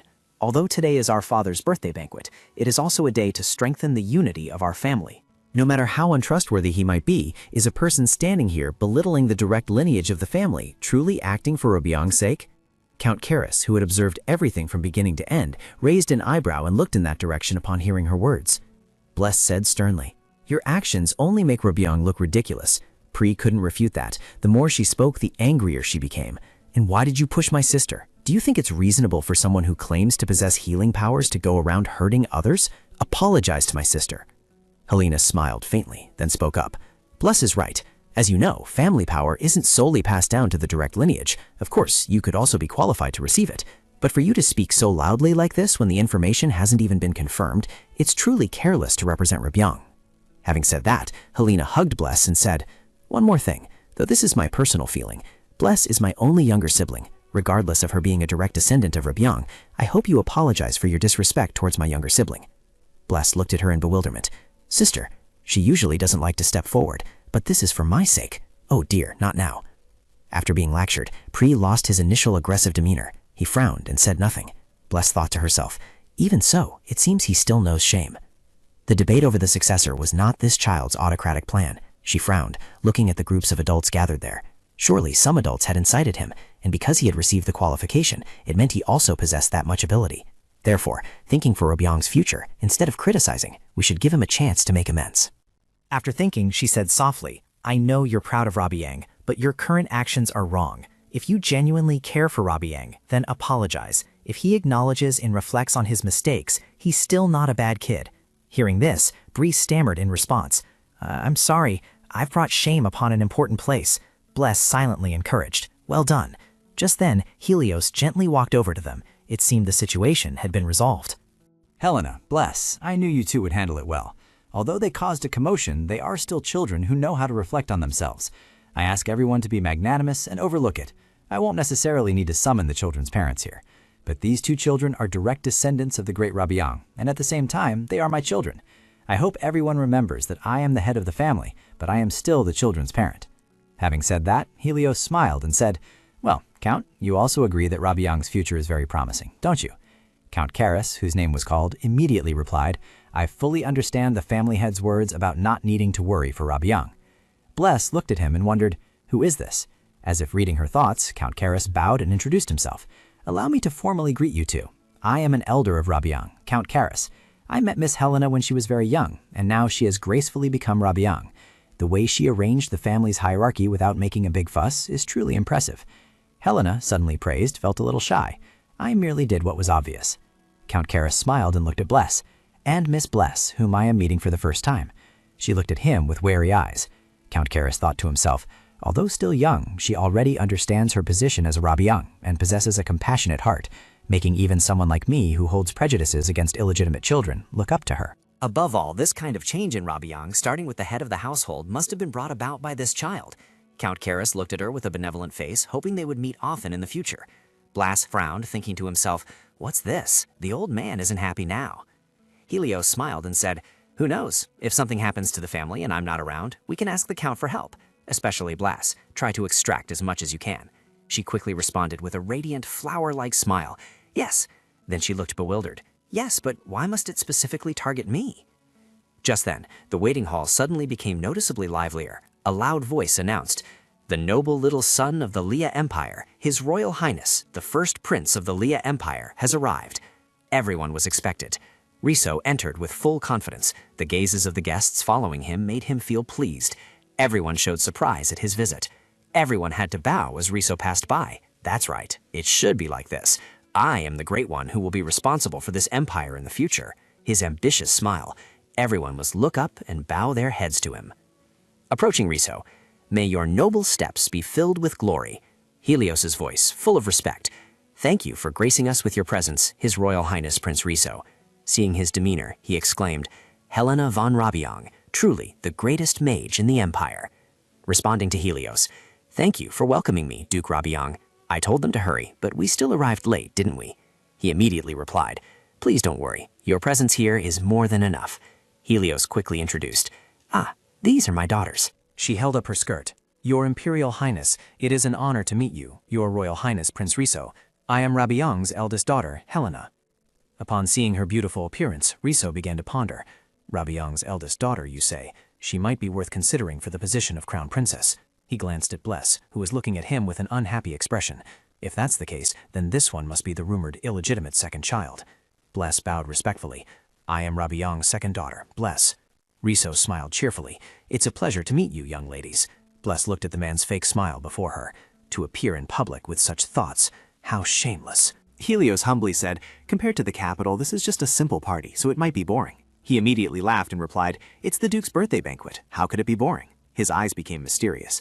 However, if the Duke also has aspirations to advance to the capital, I will help you. This was already part of Riso's calculations. If a Rabiang who always maintains neutrality openly supported him, then he would receive more than half of the support from the 4 great noble families. With victory firmly in his grasp, Riso was pleased. He surely couldn't refuse my offer, could he? Reaching out his hand with anticipation. To begin the exchange, there must clearly be something they want. Come on, Duke. I have the power to help you. The Duke avoided the invitation, saying, thank you very much for your words, Your Excellency. A man then glided past Riso. This is your first time visiting the Duke, so I will introduce you to the mansion. Please follow me this way. Riso watched the man's retreating back. Breath and Helena saw everything. Breath secretly worried. He won't let this go so easily, will he? In fact, the first prince's portrayal in the original work was very brief. The first prince had the prospect of becoming crown prince, but he did not return after the Eastern Monster Invasion War. The only survivor was the third prince, Eldian. Thanks to this, Eldian became the crown prince by taking advantage of the situation. But my thoughts are different, because Eldian, the male lead candidate, is an intelligent person. Riso's death might be one of his schemes. Since both Riso and Rabiang are fated to die by Eldian's hand, I feel a bit of sympathy. Bress caught Riso's gaze, which was filled with both affection and calculation. She glared at him, annoyed. What is this guy doing? Why is he looking at our Helena like that?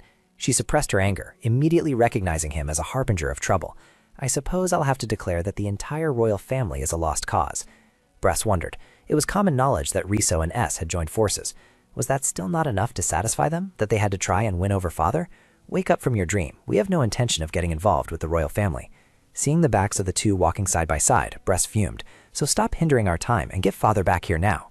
Helena comforted her annoyed younger sister. Don't worry, father will be back soon. By the time they both changed into their nightclothes, Helena gave a wry smile. Father is late, isn't he? The maid announced that the lady of the house had said to go to bed first. Bress was thunderstruck, freezing instantly with the gift box in her hand. Sadly looking at the gift box, she murmured, I wanted to give it to father myself. Helena kindly asked what Bress had prepared. She shyly said, it's a secret, but I'll only show it to you, big sister. It was a Helios molded from clay, with a few leaves placed on its head. Helena's expression shifted, but she quickly tried to praise her sister. Wow, that's really cool, Bress. Her voice was a little sad, and what was her expression like? She tried to admit. She also knew that her craftsmanship wasn't that good. A little embarrassed, but she wanted to give Helios a handmade gift. She would happily give the gift to him because he was her first precious father. Helios had received many gifts from Brest because even though Rabiang didn't lack financial resources, he was someone who truly cherished the gift she gave. Holding the gift in his hand, his strange expression upon seeing the painting she had drawn not long ago was truly interesting. Helios was truly surprised. Is this me? She excitedly looked at him. Yes, father. Brest was very sleepy. Helena spoke. Brest, why don't you sleep with me tonight after such a long time? She rejoiced. Really? Her heart bloomed. Although it was a pity she couldn't give it to father as she wished. This was good too. The two sisters slept together on one bed. Breath was excited. I love this. Pulling up the blanket, Breath hoped. Anyway, Dad, just ignore that damn prince's corpse and come home. Outside the castle, the two of them were stargazing together. The ducal family of Rubiang is truly beautiful, so much so that I want to visit often. Understanding his hidden meaning, Helios spoke. It seems your highness has a request for me, doesn't it? Riso feigned a smile. A request? What's that? Getting straight to the point, Riso said. Currently, the Imperial Palace is in a period of Cold War. It's time for a generation to change. Helios listened seriously as Riso continued. I believe there's a method that doesn't require bloodshed, and that is the selection of the ducal family's position. If it's a method for the next generation to form alliances through marriage and work together, many people will be very excited. What do you say, Duke, if you agree with my words? Helios, not intending to let him speak further, interjected. Your Highness, do you know what the world says when it looks at Rubiang? Riso froze. Yes, he couldn't believe it. What was this? Daring to interrupt him. Helios then spoke of the rumors. The next head of Rubiang will be of S's bloodline. By accepting an illegitimate child as a direct heir, the status of the ducal family will be lowered. Riso was astonished, his face changing color. Who would dare say such things? Helios said seriously. Yes, there have been people who dared to babble nonsense about my daughters, so I created a place where I can publicly present my daughters like this. My point is that Rubiang is a family that doesn't need to rely on authority to publicly acknowledge its children. The words pierced Riso, leaving him stunned. Helios subtly added, and I've heard that the two of you have been meeting frequently lately. I would be very grateful if Helios turned and left. It's already getting dark. Then I wish you a safe journey back, First Prince, Your Highness. Stepping into the dark room, he guessed, is she asleep already? Seeing the gift box next to Bless, who was sound asleep, Picking up the gift box and shaking it a few times, he reassured himself, this, after all, seems to get better each year, and that's probably the case. Reading the letter she wrote, Dear Dad, Dad, it's Bless here. Although this gift is nothing compared to Big Sister's gift, I want to give Dad a gift I made myself, so I hope Dad won't laugh when he sees it. Happy birthday this year, Dad, from Bless. Helios gently stroked her head. Bless, for you and Helena to grow up strong and healthy is the greatest gift to your father. Seeing the two sisters sleeping next to each other, he pulled the blanket up to cover both of them. Don't forget that now and in the future, you two are my only family. At Duke Sessa's family estate, Herrick practiced magic, throwing darts at a target but missing every time. Tsk. It's been 8 years since I seized this power, yet I still can't control it. Looking at the hand that held the magical power, was it true that only Rabion could manage this power? Clenching his fist, he casually said, If this is the case, there's only one way. Target that girl, the child who will succeed Rabion, then I'll absorb that power. If I succeed, I'll completely master this power. Bless, I hope you grow up safe and sound. Bless excitedly exclaimed, What beautiful weather! She was truly happy, because today was the picnic day she had always looked forward to. Seeing Helios behind her, Bless felt at ease. Finally, her father's busy days were over, and he now had time to rest. She ran to Helios with open arms. Dad, carry me! Helena smiled gently. Bless, really? Still acting spoiled at your age? He picked Bless up. Helen, your father can carry you too. She indicated she didn't need it. No, I'm fine. I'm a big girl now. Instead, she offered her small hand to him. I'll hold your hand. Taking Helena's hand, Helios looked at her and smiled kindly. My sweet, lovely child, even if you pretend to be all grown up, you're still just a little kid. Bless, holding the prepared lunchbox, happily told him, I made sandwiches today, Dad. You can look forward to them. Helios was a little curious. Oh, really? Looking at the lunchbox, he teased Bless. From the outside, it looks a bit unfortunate. Bless, embarrassed, hugged him. Dad! Finally, the family time he had always longed for, filled with love. Breast joked, making both of them happy, just like a scampering rabbit. Helena giggled. Breast, you really are something. Or perhaps she was teasing her father. Dad, do you only have one earring? She realized that this was indeed a family she could give her love to, wishing that everything would just continue like this. The ball had been thrown far away. He looked at her in surprise. Turns out I threw it too far. Breast happily ran to retrieve the ball. It's okay, I'll go get it and be right back. Searching for the ball, Breast grumbled a little. Dad really doesn't know anything about power control at all. Where did it roll to? The ball had gone beyond the boundary, lying in a dark, murky patch of land. She was happy when she saw it. Over there. Stepping into that patch of land, she picked up the ball. Found it. The wind grew stronger and stronger. The nearby trees swayed with it, and she instinctively raised a hand to shield herself. What was that? The wind stopped on its own. A voice spoke out. Come this way. Breast was surprised. Huh? The voice called out more invitingly. Over here. Slowly moving towards the sound, Breast was curious. It sounds like someone is calling me. The sound grew louder and louder. Come this way. Mei Hong quickly rushed forward to block her, pushing the darkness away. Breast, you mustn't. She startled and fell backward. Seeing Mei struggling, she worriedly called out, Mei! Looking into that dark corner, there was a lonely tree shrouded in darkness, and Breast fell into thought. What was that just now? Suddenly the wind blew, and then, inexplicably, I felt dazed. It seemed like someone was calling me. But are there trees like that in this place? Not seeing her return, Helios hurriedly searched. Breast! Looking around, searching, where was Bless? She was sitting in the distance, and Helios immediately called out to her. He ran towards her, and Bless said fearfully, Father, there's something very strange over there. Helios, puzzled, asked her, what do you mean by strange? What is it? Looking in that direction, Helios deduced, that is the Demon King's aura. Holding Bless close, his worried gaze fixed on that spot, it turned out Ledius's words were true. Is the Demon King's omen so strong that it can penetrate protective magic and affect even this place? Does that mean the seal has become weaker? Stroking Bless's back to comfort her, Helios realized, furthermore, that Bless could see it. Was Bless truly the Demon King's natural enemy? He felt uneasy knowing that in the end, this child would still have to bear that burden. A strong resolve welled up within him. Even so, Father will do his utmost to protect you to the very end. I will certainly not let you face this battle alone. Helios looked at Bless reassuringly. It's all right, don't worry, Father is here. She looked at him, touched. Father? Bless was cheerful again. Sister, try putting this on. Helena gently replied. Okay, let's see. The exquisitely crafted 5-petal flower hair clip was placed in Helena's hair. Bless delightedly exclaimed, It suits you perfectly, sister. It's so beautiful.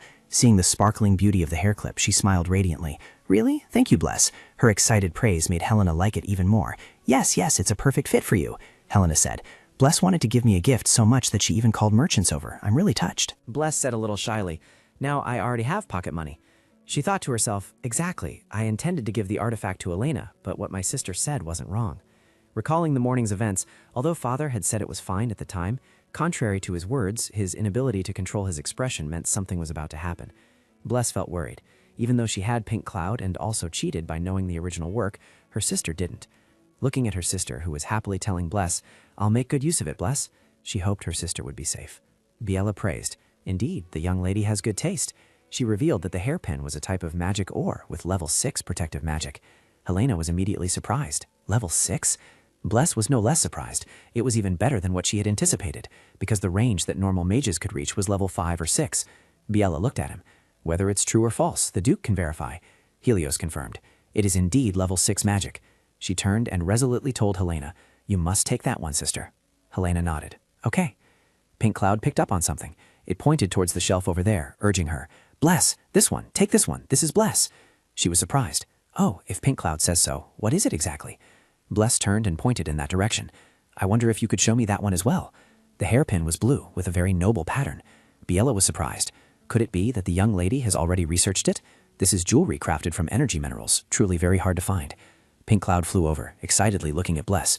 It will help you open your eyes. Bress looked confused. Biella clarified, when a mage imbues it with energy, it will be bound with a mark. Additionally, once a day, it can transform into a weapon capable of piercing metal. She gazed intently at the pin.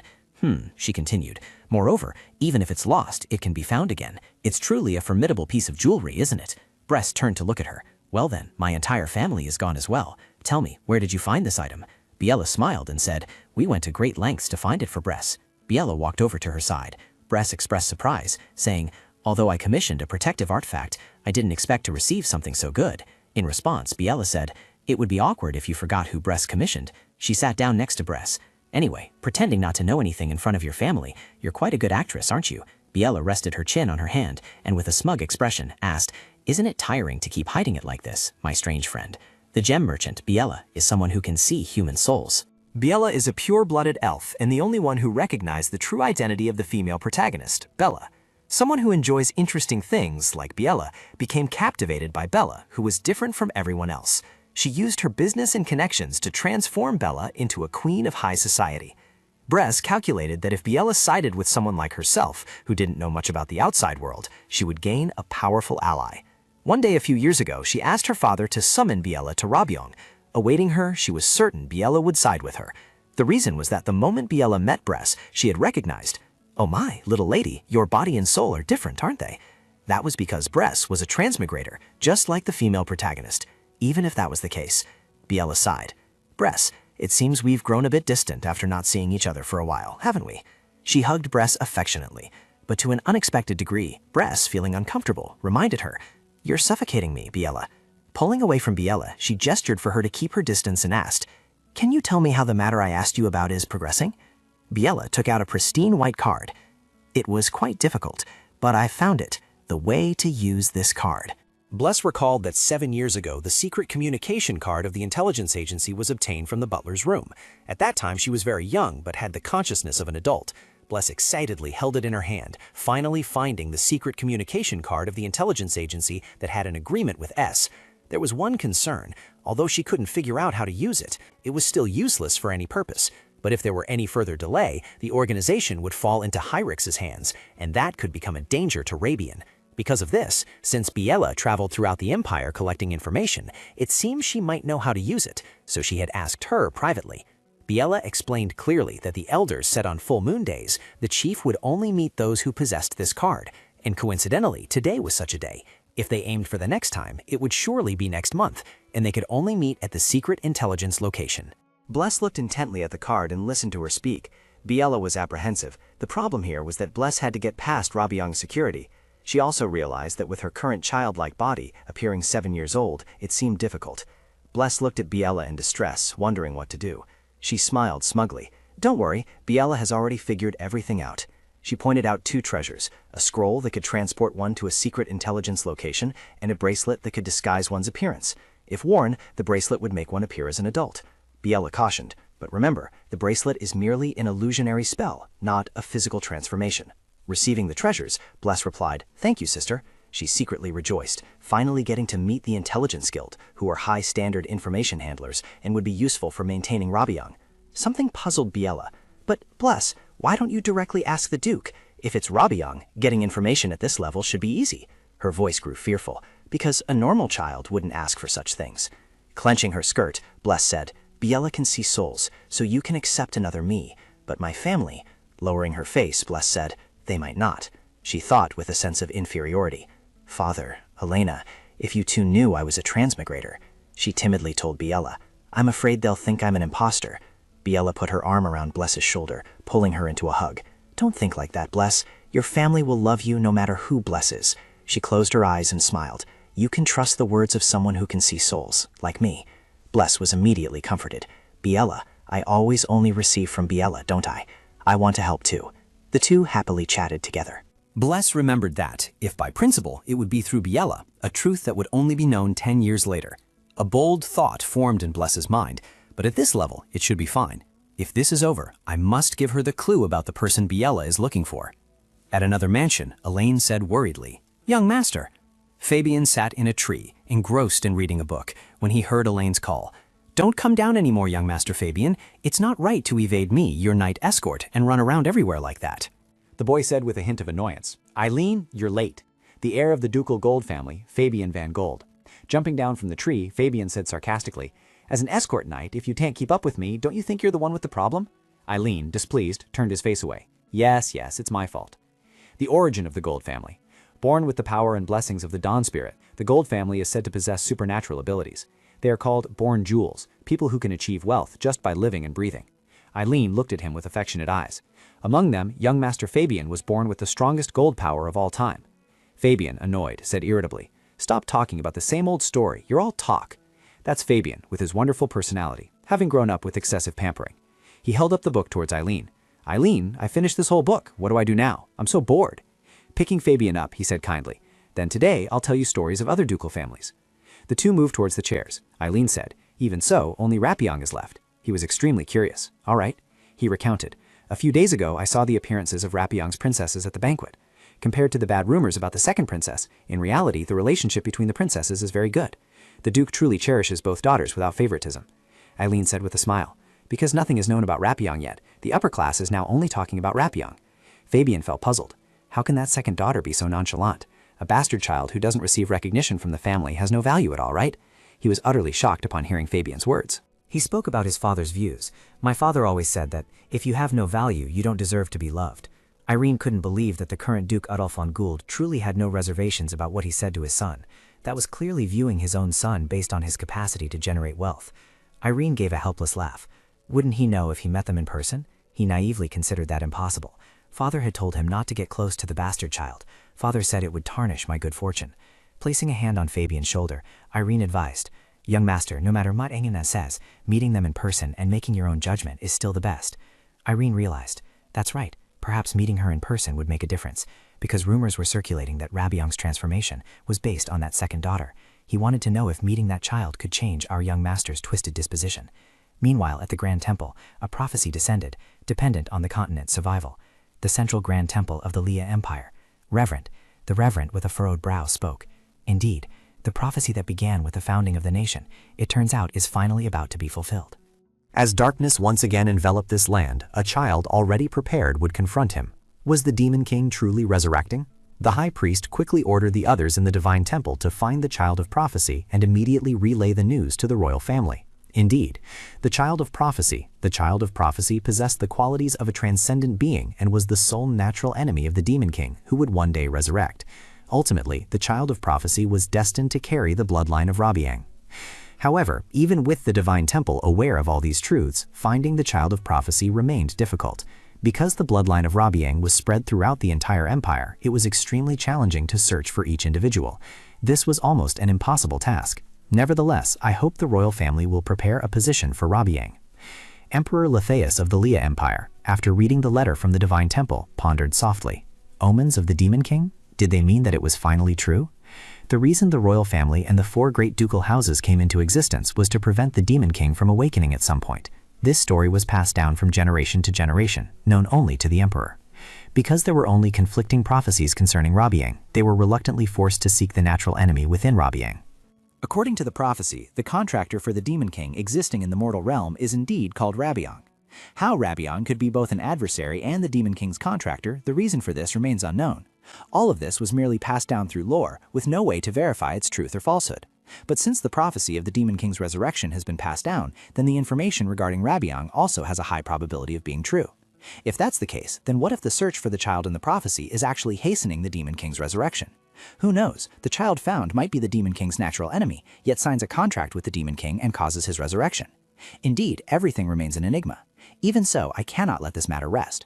As someone who cannot even secure his own position and resorts to schemes, Lethus recalled Eldion's words, "You will soon master the magic sword from Helios." My parents just need to wait while I feign disappearance and leave this place. After all, they can't trust my brother anyway, he thought to himself. Or perhaps a reckless fool would wield the magic sword, but it's still not the time to entrust the Empire's fate. Regardless, the child in the prophecy must be found, so that later we will be able to deal with any situation. At present, revealing the prophecy could only bring chaos to the Empire. Even though its true meaning has not yet been clarified, a pretext is still needed to gather the Rabian family in one place. Now that I think about it, is that child's birthday approaching? After that, Leidos ordered his subordinate, "Hey, send word to the Temple of the Gods." Meanwhile, Breath, disguised as an adult, sneaked out. This was due to May's magic, which helped her disguise herself. Bress smiled and said, "Excellent, don't I really look just like an adult? It's truly a perfect disguise." She confidently glided through the crowd, certain that no one would recognize her with this. Once through, she quietly slipped away, then quickly pulled her hood over her head to conceal herself. Bress remembered Bella's warning, but remember carefully, it's only an illusionary spell, not a physical transformation. She breathed a sigh of relief. That was truly dangerous. To be safe, it would be best to meet with the Intelligence Guild and quickly return. Now must still be the time before those people fall into Henrik's trap, right? As Bress walked, she thought, for all of us, I must forge an alliance with them first to monopolize information. If they stand on the same side as me, they won't be destroyed, and I'll also easily get the information I need. For example, the mineral discovery Fabian will make in the future. She was filled with determination. Furthermore, in the original story, the Intelligence Guild had their weaknesses exploited and were manipulated by Henrik. It was a terrible thing for Henrik to exploit their weaknesses and threaten them. It was truly unfair for them to be used and die unjustly. Upon arriving, she wondered, by the way, do I just need to wait at the secret intelligence location now? And so, time gradually passed. A few hours later, Breath sat there waiting and waiting, but saw no sign of activity, and she began to feel impatient. No one's coming? How can that be? Beela's information surely isn't wrong. Wasn't the meeting time already set? She should probably observe her surroundings more. She walked past a small dark alley where quite a few homeless people were sitting in ragged clothes, their bodies thin. So back alleys like this exist in every world. Just then, Breath felt a dangerous aura emanating from behind her. Wait, she felt murderous intent from that alley. She stealthily hid in a corner, listening to the situation. And there, a group of cloaked figures surrounded a young boy. "You'd better give up," one of them said. "No matter what tricks you try, you won't survive to get out of here." She thought to herself, are they targeting only that child now? It looks too dangerous. Should I help? If not, then... Suddenly, she noticed white hair peeking out from behind the cloak. But wait, why is he here? At the same time, the young boy smiled and said to the group, "That's what I should be saying to you." Breath was utterly astonished. There was no way she couldn't recognize that child. Eldian C. Enolia, both the protagonist and the future crown prince of this world, who led Helena down the path of a villainess and led a developing Arabian to an even more disastrous fate. This was the character she was most reluctant to meet because there was no way the male lead would die in this place. She felt as if struck by lightning. I must quickly escape from here before I'm discovered. Unexpectedly, Eldian on the other side suddenly spoke up. "Did you think I didn't know you were hiding?" The people who didn't understand anything frowned when they heard him say that. "What's this? Are you scared and trying to change the subject?" Eldian growled, "You all shut up." After that, Eldian used his power to hold the group tightly, then slowly walked towards where Bless was hiding. "Where do you plan to hide? Hey, you." He smiled, holding her tightly. "Why are you here? Are you also an assassin he sent? If not, then..." When their eyes met, both Eldian and Bless were slightly surprised. He asked her again, "Why are you here?" About an hour ago, Eldian walked around this alley. Around here, perhaps? The secret intelligence agency held all information from the Empire. He tore the piece of paper in his hand, and immediately a small magic circle appeared at his feet. If the secret communication card was combined with the magic circle, he could meet them. After that, a young man with a mask covering half his face appeared. "We are still waiting, honored guest." Eldian thought to himself, "The location has been changed. Camouflage magic, perhaps?" He asked the other person, "Are you the leader of the secret intelligence agency?" The young man merely smiled faintly, offering no reply. Eldian felt quite surprised. Surprised? He thought, "You are the leader of a rumored prestigious organization, and yet so young?" Well, as long as the work is handled smoothly, age doesn't matter much. Let's get straight to the point. I want to fake my disappearance, specifically to make those around me believe that I've vanished. Is that possible? The young man smiled back. Although this involves fabricating memories, which is a bit complex, if you're asking whether it's possible, then yes, it is. Eldian subtly clenched his fist. He had obtained the magic sword from Helios, just as promised. But even if he could use the power of the magic sword, he wasn't confident he could maintain stable nerves. Training was needed to control the magic sword, so he had also made it a condition in the transaction for Helios to help with the training. Training with the magic sword required maintaining sanity until the very end, because Rabiong's purification magic could soothe the magic sword's energy. The training period would be at least 3 years, encompassing both acquiring the magic sword and following Helios. Since he wasn't someone who wanted to show off, he decided to fake his disappearance. If it were just about fabricating the memories of those around the palace, it wouldn't be that difficult. It's just that the ones capable of doing it are this intelligence guild, which makes the difficulty high. The leader, seeing him still contemplating, said, "The harder it is to approach and the more targets there are, the higher the price. That won't be a problem for you, will it?" Eldian smiled and asked him, "Do you know who I am?" He replied, maintaining his previous demeanor. "Someone who makes a living from information and doesn't even know that much cannot be trusted. The commission will be completed on the day you specify. Then, for my safety, this meeting ends here." Eldian was startled to hear that. He frowned and exclaimed, "Wait, hold on. I didn't think the conversation would end so quickly." The leader glanced at him with a sharp gaze. "While we are pleased that you acknowledge our capabilities, isn't it tiring to continue a meeting with such palpable killing intent emanating from you? Nevertheless, thank you for using our services, esteemed client." After that, he quickly departed. Eldian, seeing this, wondered, "I wanted to turn them into my faction, even by force. Was I too hasty? Or have they already allied with someone else?" Although he wanted to sway the intelligence guild to his faction, because he couldn't control the magic sword, this opportunity was also missed. Perhaps it would be better to seek out Helios more quickly, even if only by a day. Even if it's just a little, the intelligence guild only needs to confirm that they haven't sided with House S. He sighed wearily. "Honestly, they don't give me any time to rest." Amidst the silent night, dark figures lurked on the rooftops. A quick glance revealed quite a few were looking in his direction. At the same time, Bless had also arrived and was hiding behind a wall, observing the scene. She thought to herself, "This sharp-eyed fellow. I even held my breath. How did he spot me? And he spoke as if he knew me, but I'm sure we've never met, have we? First, I have to get out of this predicament. Then I can think." Just as she was about to seize the opportunity to slip away, the assassins caught up. This bastard. "Do you even know who we are to pull a stunt like this?" Eldian asked with a fearless smile. "It seems you haven't received any explanations from your client, have you? Though, of course, even my brother doesn't know my strength, so it's probably too much to expect." Bless stealthily retreated a few steps, looking for a way to quickly escape the place. Unexpectedly, as soon as she moved, he asked her with a worried expression, "But why are you here? Do you even know where this is? Even if you say you've been raised and pampered, how can you be so fearless?" Hearing this, her head was filled with question marks. Am I really being scolded by the male lead right at our first meeting? Immediately after, Eldian turned his head and quickly used magic to block a knife that was unexpectedly flying towards them. The assassins forced a smile and said, "Ignoring us and being so relaxed, huh?" In contrast to the assassin's awkwardness, he was extremely calm. "As expected, you can withstand this much overwhelming pressure, can you? I thought you were just brats, but it turns out you're something after all." "What did you say?" Eldian quietly reminded Bless, who was about to move, "It'll be dangerous. Stay behind me. Don't show yourself. How many times have I saved your life, and you still don't value your own?" She felt utterly bewildered. "What do you mean, saved me? What's that supposed to mean? Ever since earlier, I've had a feeling this person knows me. Why does he make me so uneasy?" The assassins still didn't back down and prepared to attack. "Now let's end this childish game. You should obediently offer your head, shouldn't you? Someone is eagerly awaiting your death. Apologies to the girl behind you, but you'll have to join." Before he could finish his sentence, a dagger flew out and embedded itself directly into the wall right next to him. "What is it?" Bress smiled and said, "No need for thanks, because I have no intention of easily putting my head on the line like that." The people frowned at this. What was this? She told them, "I also have a piece of advice. Even though he's the male lead in the original story, he'd be fine even if I didn't step in. And I don't want Eldian to even notice me. The idea of my life being threatened due to someone else's demands truly makes me shudder with disgust. If you want to escape, now's your only chance, Bress said after using magic to retrieve the dagger. She thought to herself, even though she might regret this choice later, for now she wanted to help Eldian. Eldian immediately teased her. You've even learned how to fight? Quiet down, Bress said, looking utterly bored. It's a good thing I learned how to use a dagger for self-defense. It almost turned into a huge mess. After all, it is the clouds that grant me the greatest power. It's been strangely quiet until now, as if something is being feared.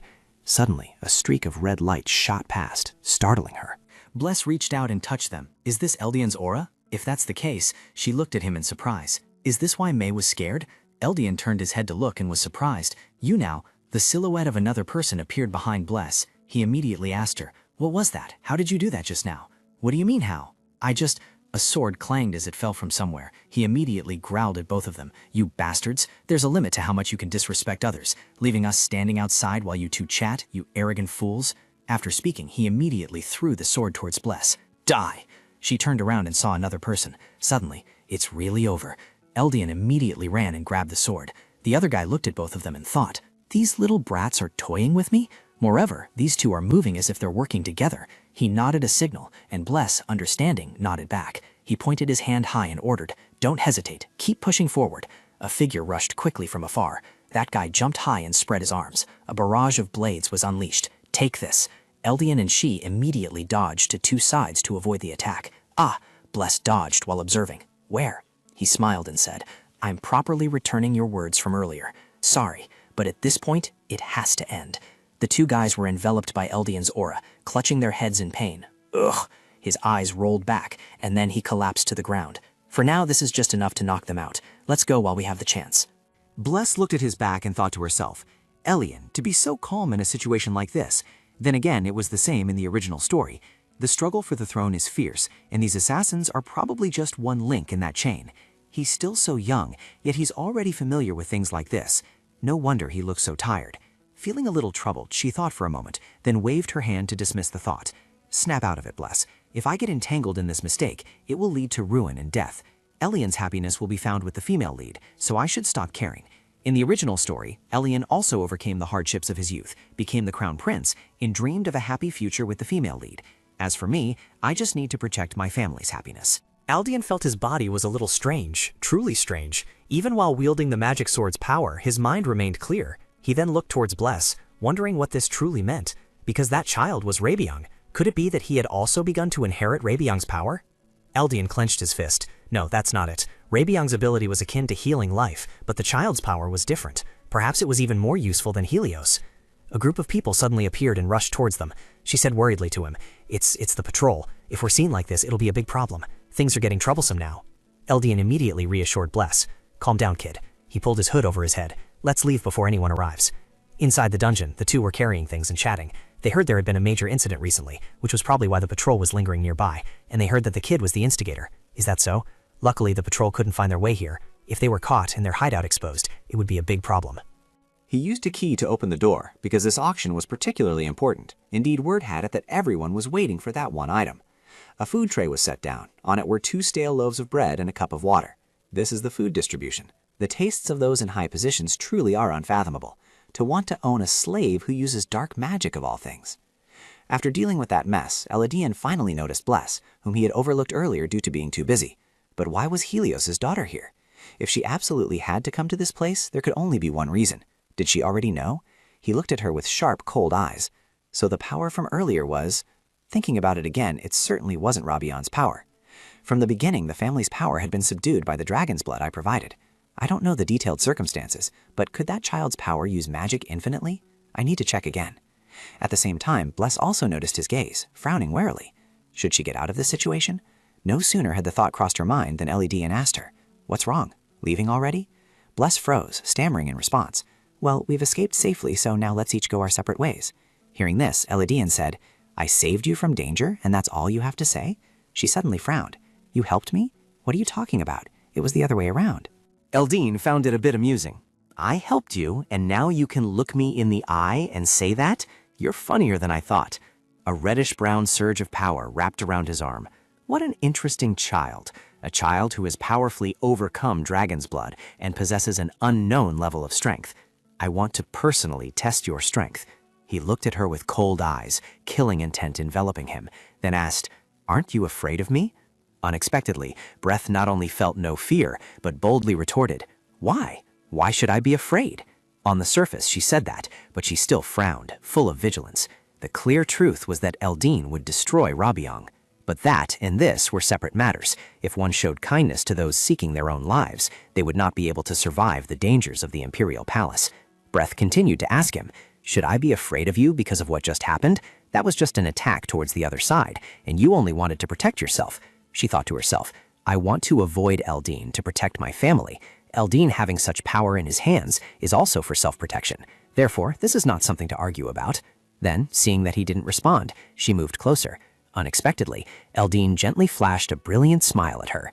Blaze was utterly bewildered by this. What was going on? Why was he smiling like that? It was too unsettling. You could see Eldion's smile, the smile of the original story's female lead, and the pitiful people about to die before him. She frowned, thinking to herself, "I'm not one of those pitiful people, am I?" Just then, a childish voice spoke up from behind her. "Excuse me, please buy a ribbon from me." A little girl, around 10 years old, approached her and said, "Please help me. My little brother is starving." Hearing this, she was flustered, not knowing what to do. "What should I do? I don't have any money with me." Eldian smiled, looked at the ribbons in the girl's hand, and chose one. "I'll buy one. Get me the purple one."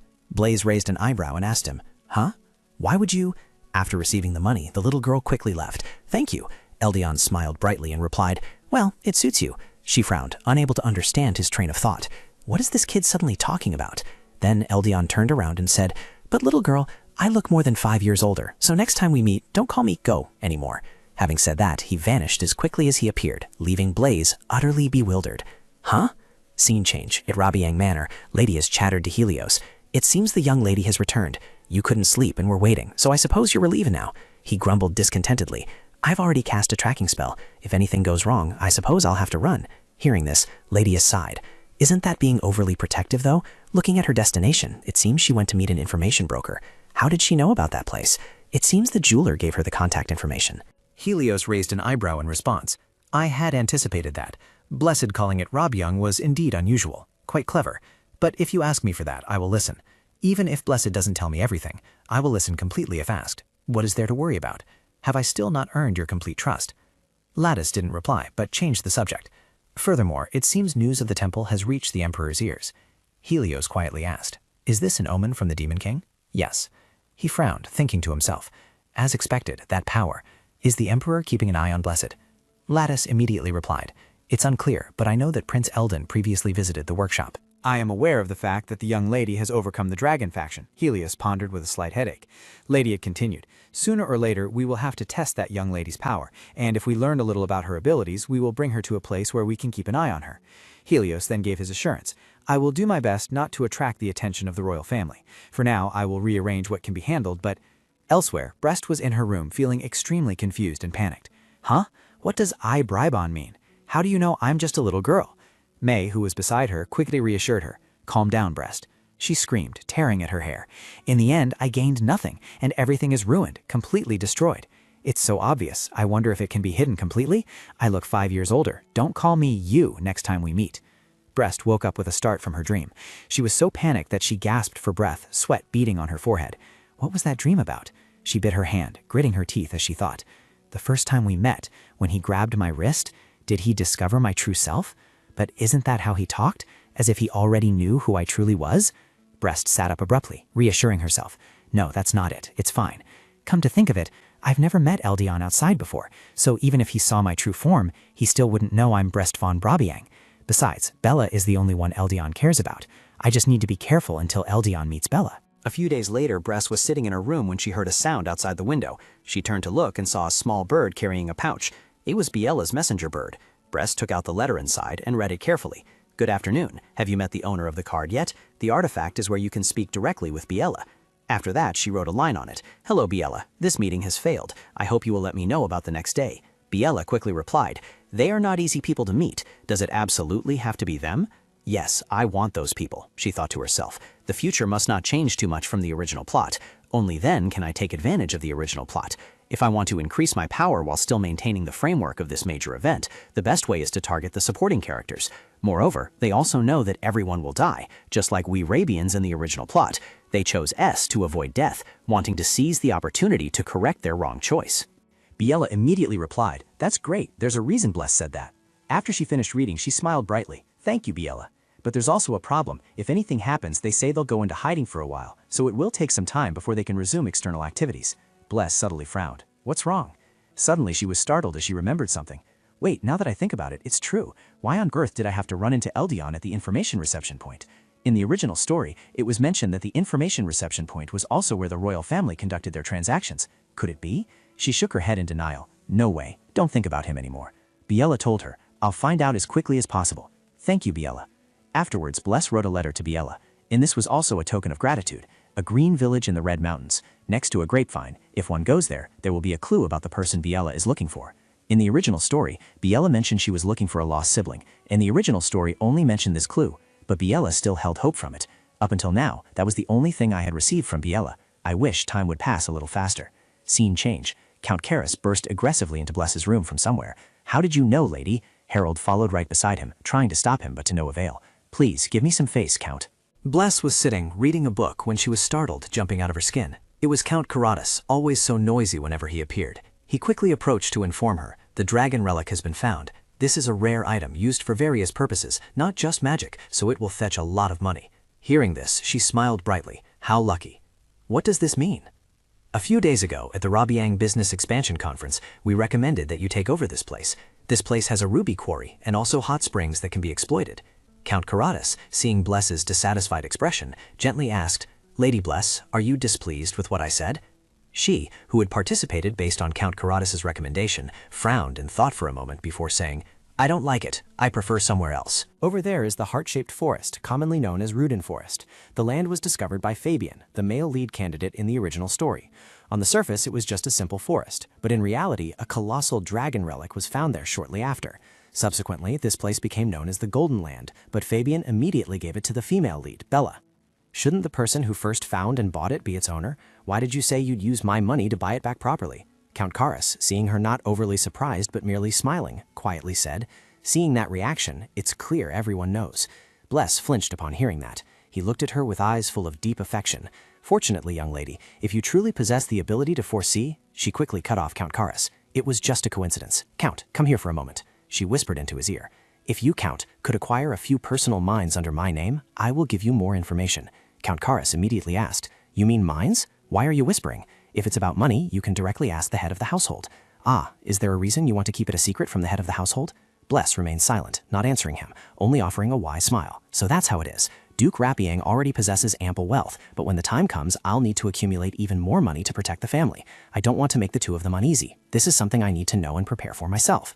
Afterwards, Count Karras quickly agreed to her request. "Very well, but I also have one condition in return. Promise that you will absolutely not marry into another family." Bless heard that and looked bewildered, not understanding. Count Karras gently shook his head and said, "Young lady, you must not reveal any information you know to anyone other than Rabiang. Also, don't let yourself catch the eye of that ambitious emperor, and you must stay even further away from the princes." She looked at him with emotionless eyes. "Why are you suddenly saying such things?" Count Karras continued to ramble. "That's right, if it's a son-in-law, then it should be fine." Bless was utterly helpless. "I'm not even 7 years old yet." Harrow immediately ran to stop him before it was too late. "Count, please stop. Someone is already catching on here, and who knows, maybe that side would be better." As soon as Count Karras finished speaking, Harrow immediately pulled him away. "Let's go outside quickly." She waved goodbye to him. "Go on, Count." After that, Bless slightly furrowed her brows and said, "The ladies, the Count really is. I didn't want to get involved with other families from the start, so why is he worrying so much?" Ladies also sighed in response. "Young lady, the Count truly has a reason for acting this way." "Huh? What is it?" "It's because the Emperor said he would host a birthday party for you, young lady, and it will be held in the very center of the Imperial Palace." Bless heard that, and her face went blank. "What?" In the small room, Bless was intently sitting at a desk reading a book titled The Form of Energy. The form of energy is linked to its human owner. Only the owner can see or talk to the energy. The more she read, the more she frowned. All of them wrote the exact same sentences. I want to know more about May, but there's too little related information. May heard her mention it and immediately appeared. "Bless, it's late. Aren't you sleeping?" "I have some things to do today, so I'll sleep later." May excitedly flew around her. "Bless, you seem happy, don't you?" She chuckled in response. "Is it that obvious?" "That's because today..." Just then, Ladiz opened the room door. "Young lady, are you still awake?" "Ladiz." Ladies gently said. The family had said the lesson has been prepared. Shall we go? Bless hugged her tightly and nodded happily. All right. The reason Bless was beaming was because today was the day for her secret lesson with Father. The secret lesson is when I tell Father what I want to ask of him. It's a lesson that until now only Father, Rita, and I know about.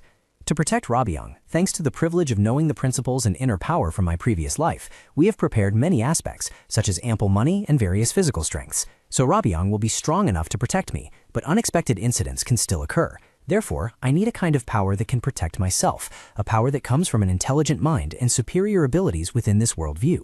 At the same time, I also wanted to learn magic from someone I could trust, even if it might reveal my identity. That person was my father, Helios, the leader of the Royal Magic Knights. After seeing her open the door and step in, he smiled softly. Come here, Bless. Father, you've been busy lately, aren't you tired? Not to the extent that you need to worry. On the contrary, I wonder why you're still awake at this hour, Helios said, lifting her into his arms. Breath remained serious. You're just like your father, so something of this magnitude is nothing, right? All right then, let's continue from where we left off last time, Breath. After obtaining the energy ore, will anything change? It depends on the user. The energy ore will also gradually adapt to it. Hearing this, she thought to herself, is this similar to the eye-opening experience May mentioned?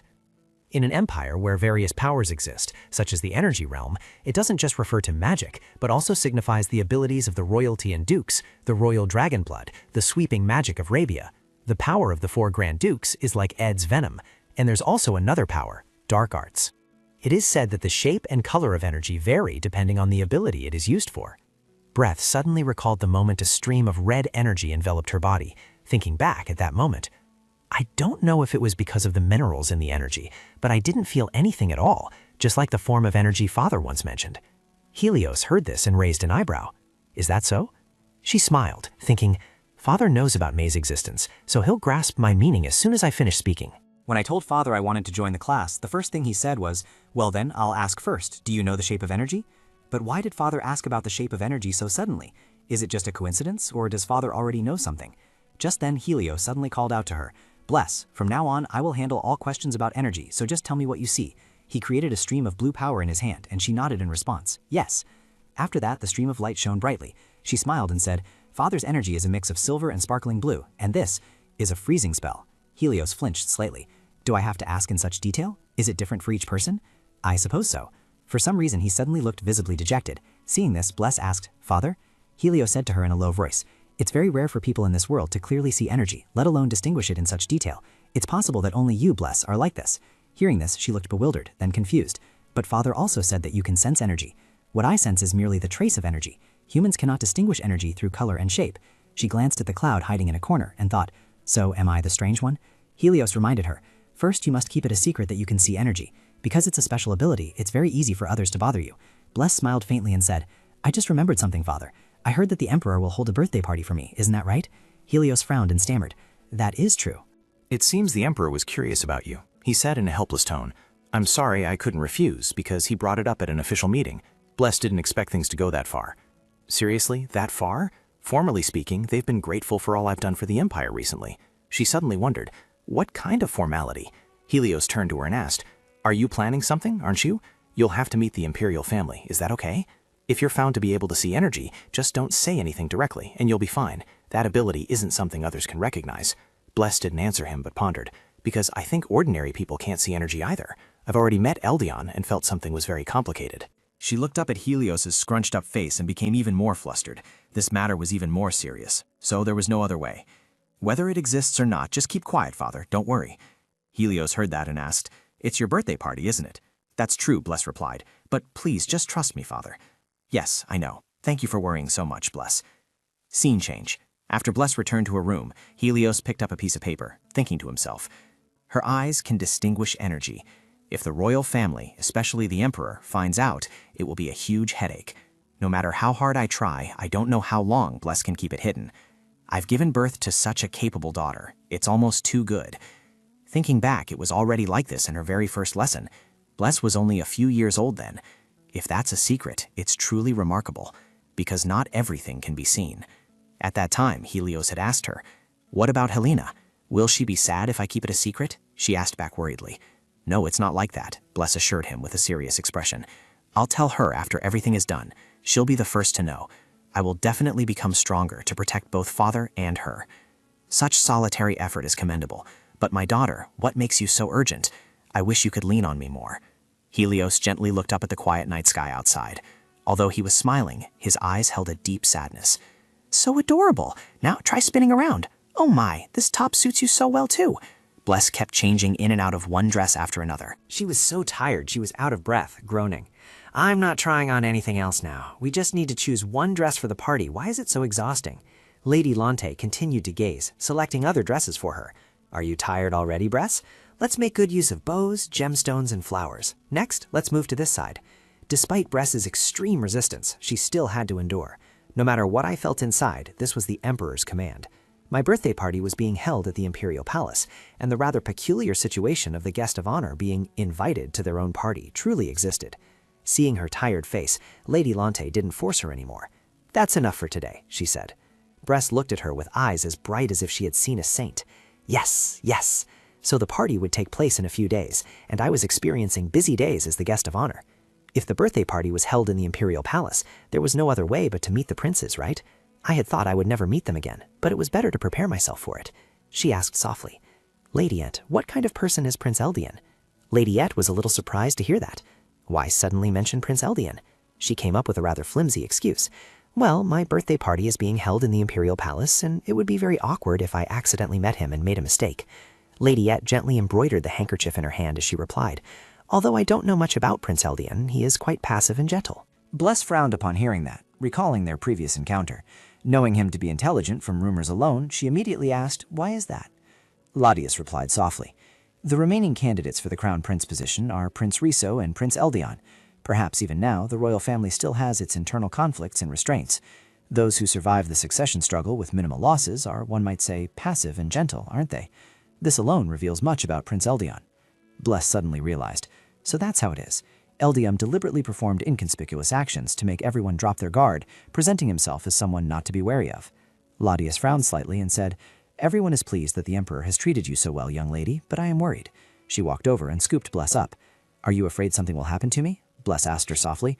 Ladius thought to herself, "In Rabiong, everyone can immediately rush to protect the young lady, but in the Imperial Palace, I feel uneasy because it would be difficult to do so, and these people are very important to me. Our Bless is smarter than anyone else and will handle things wisely no matter the circumstances. I truly appreciate your concern. The head of the household and young lady Helena will also be at this party, won't they? They are all your family, young lady, so nothing will go wrong." Bless nodded gently. She thought to herself. Family. She had heard these words many times, but they still made her happy. Just then, she noticed the purple yarn placed in the basket.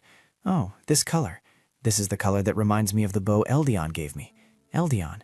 When I saw him being chased by an assassin sent by his brother, I truly didn't know what family meant, just like in my previous life. Perhaps that's why. I was bothered by Eldian's unchildlike appearance, and even though I knew I should avoid him, my heart kept getting entangled. Seeing Helena and Helios' lives become happier with their family, unlike in the original story, I thought he could be like that too." After a moment of thought, Bless was startled. Who was she worrying about? I mustn't forget my goal. She looked at Lady with determined eyes. "Lady, I will make my whole family happy." "You'll be able to do it, right?" Ladiri's heard this and smiled, replying, "Of course, my lady." Meanwhile, Riso, upon hearing the news, was so furious he gnashed his teeth. Hosting a birthday party for a young lady at the Imperial Palace, one who has never even been introduced before? The first thing nobles would think upon seeing her would be a candidate for the crown princess. And what's more, what about escorting that child? Knowing that I was rejected by Helios at the last party, are you planning to humiliate me even further? I am the Grand Prince born with the power of a dragon, yet he still treats me this way. I have no other choice but to use S's poison to go against my father." Riso called out in a low voice, "Hyric." Hearing his name, he raised an eyebrow. "I've told you several times to call me Duke S." Riso had no more patience for this. How much longer do we have to wait? A weakened dragon would not be able to withstand S's venom. Could it be that the strongest poison has already been administered? "My apologies. Perhaps your power is no longer intact and has been transferred to your younger brother." Upon hearing this, Hyric's eyes widened as he stared at him. "There's no need to worry, Your Majesty. Haste will only arouse more suspicion." Riso frowned slightly and said, "If we do that, it will be difficult for me to remove the obstacle you desire." Hyric smiled in response.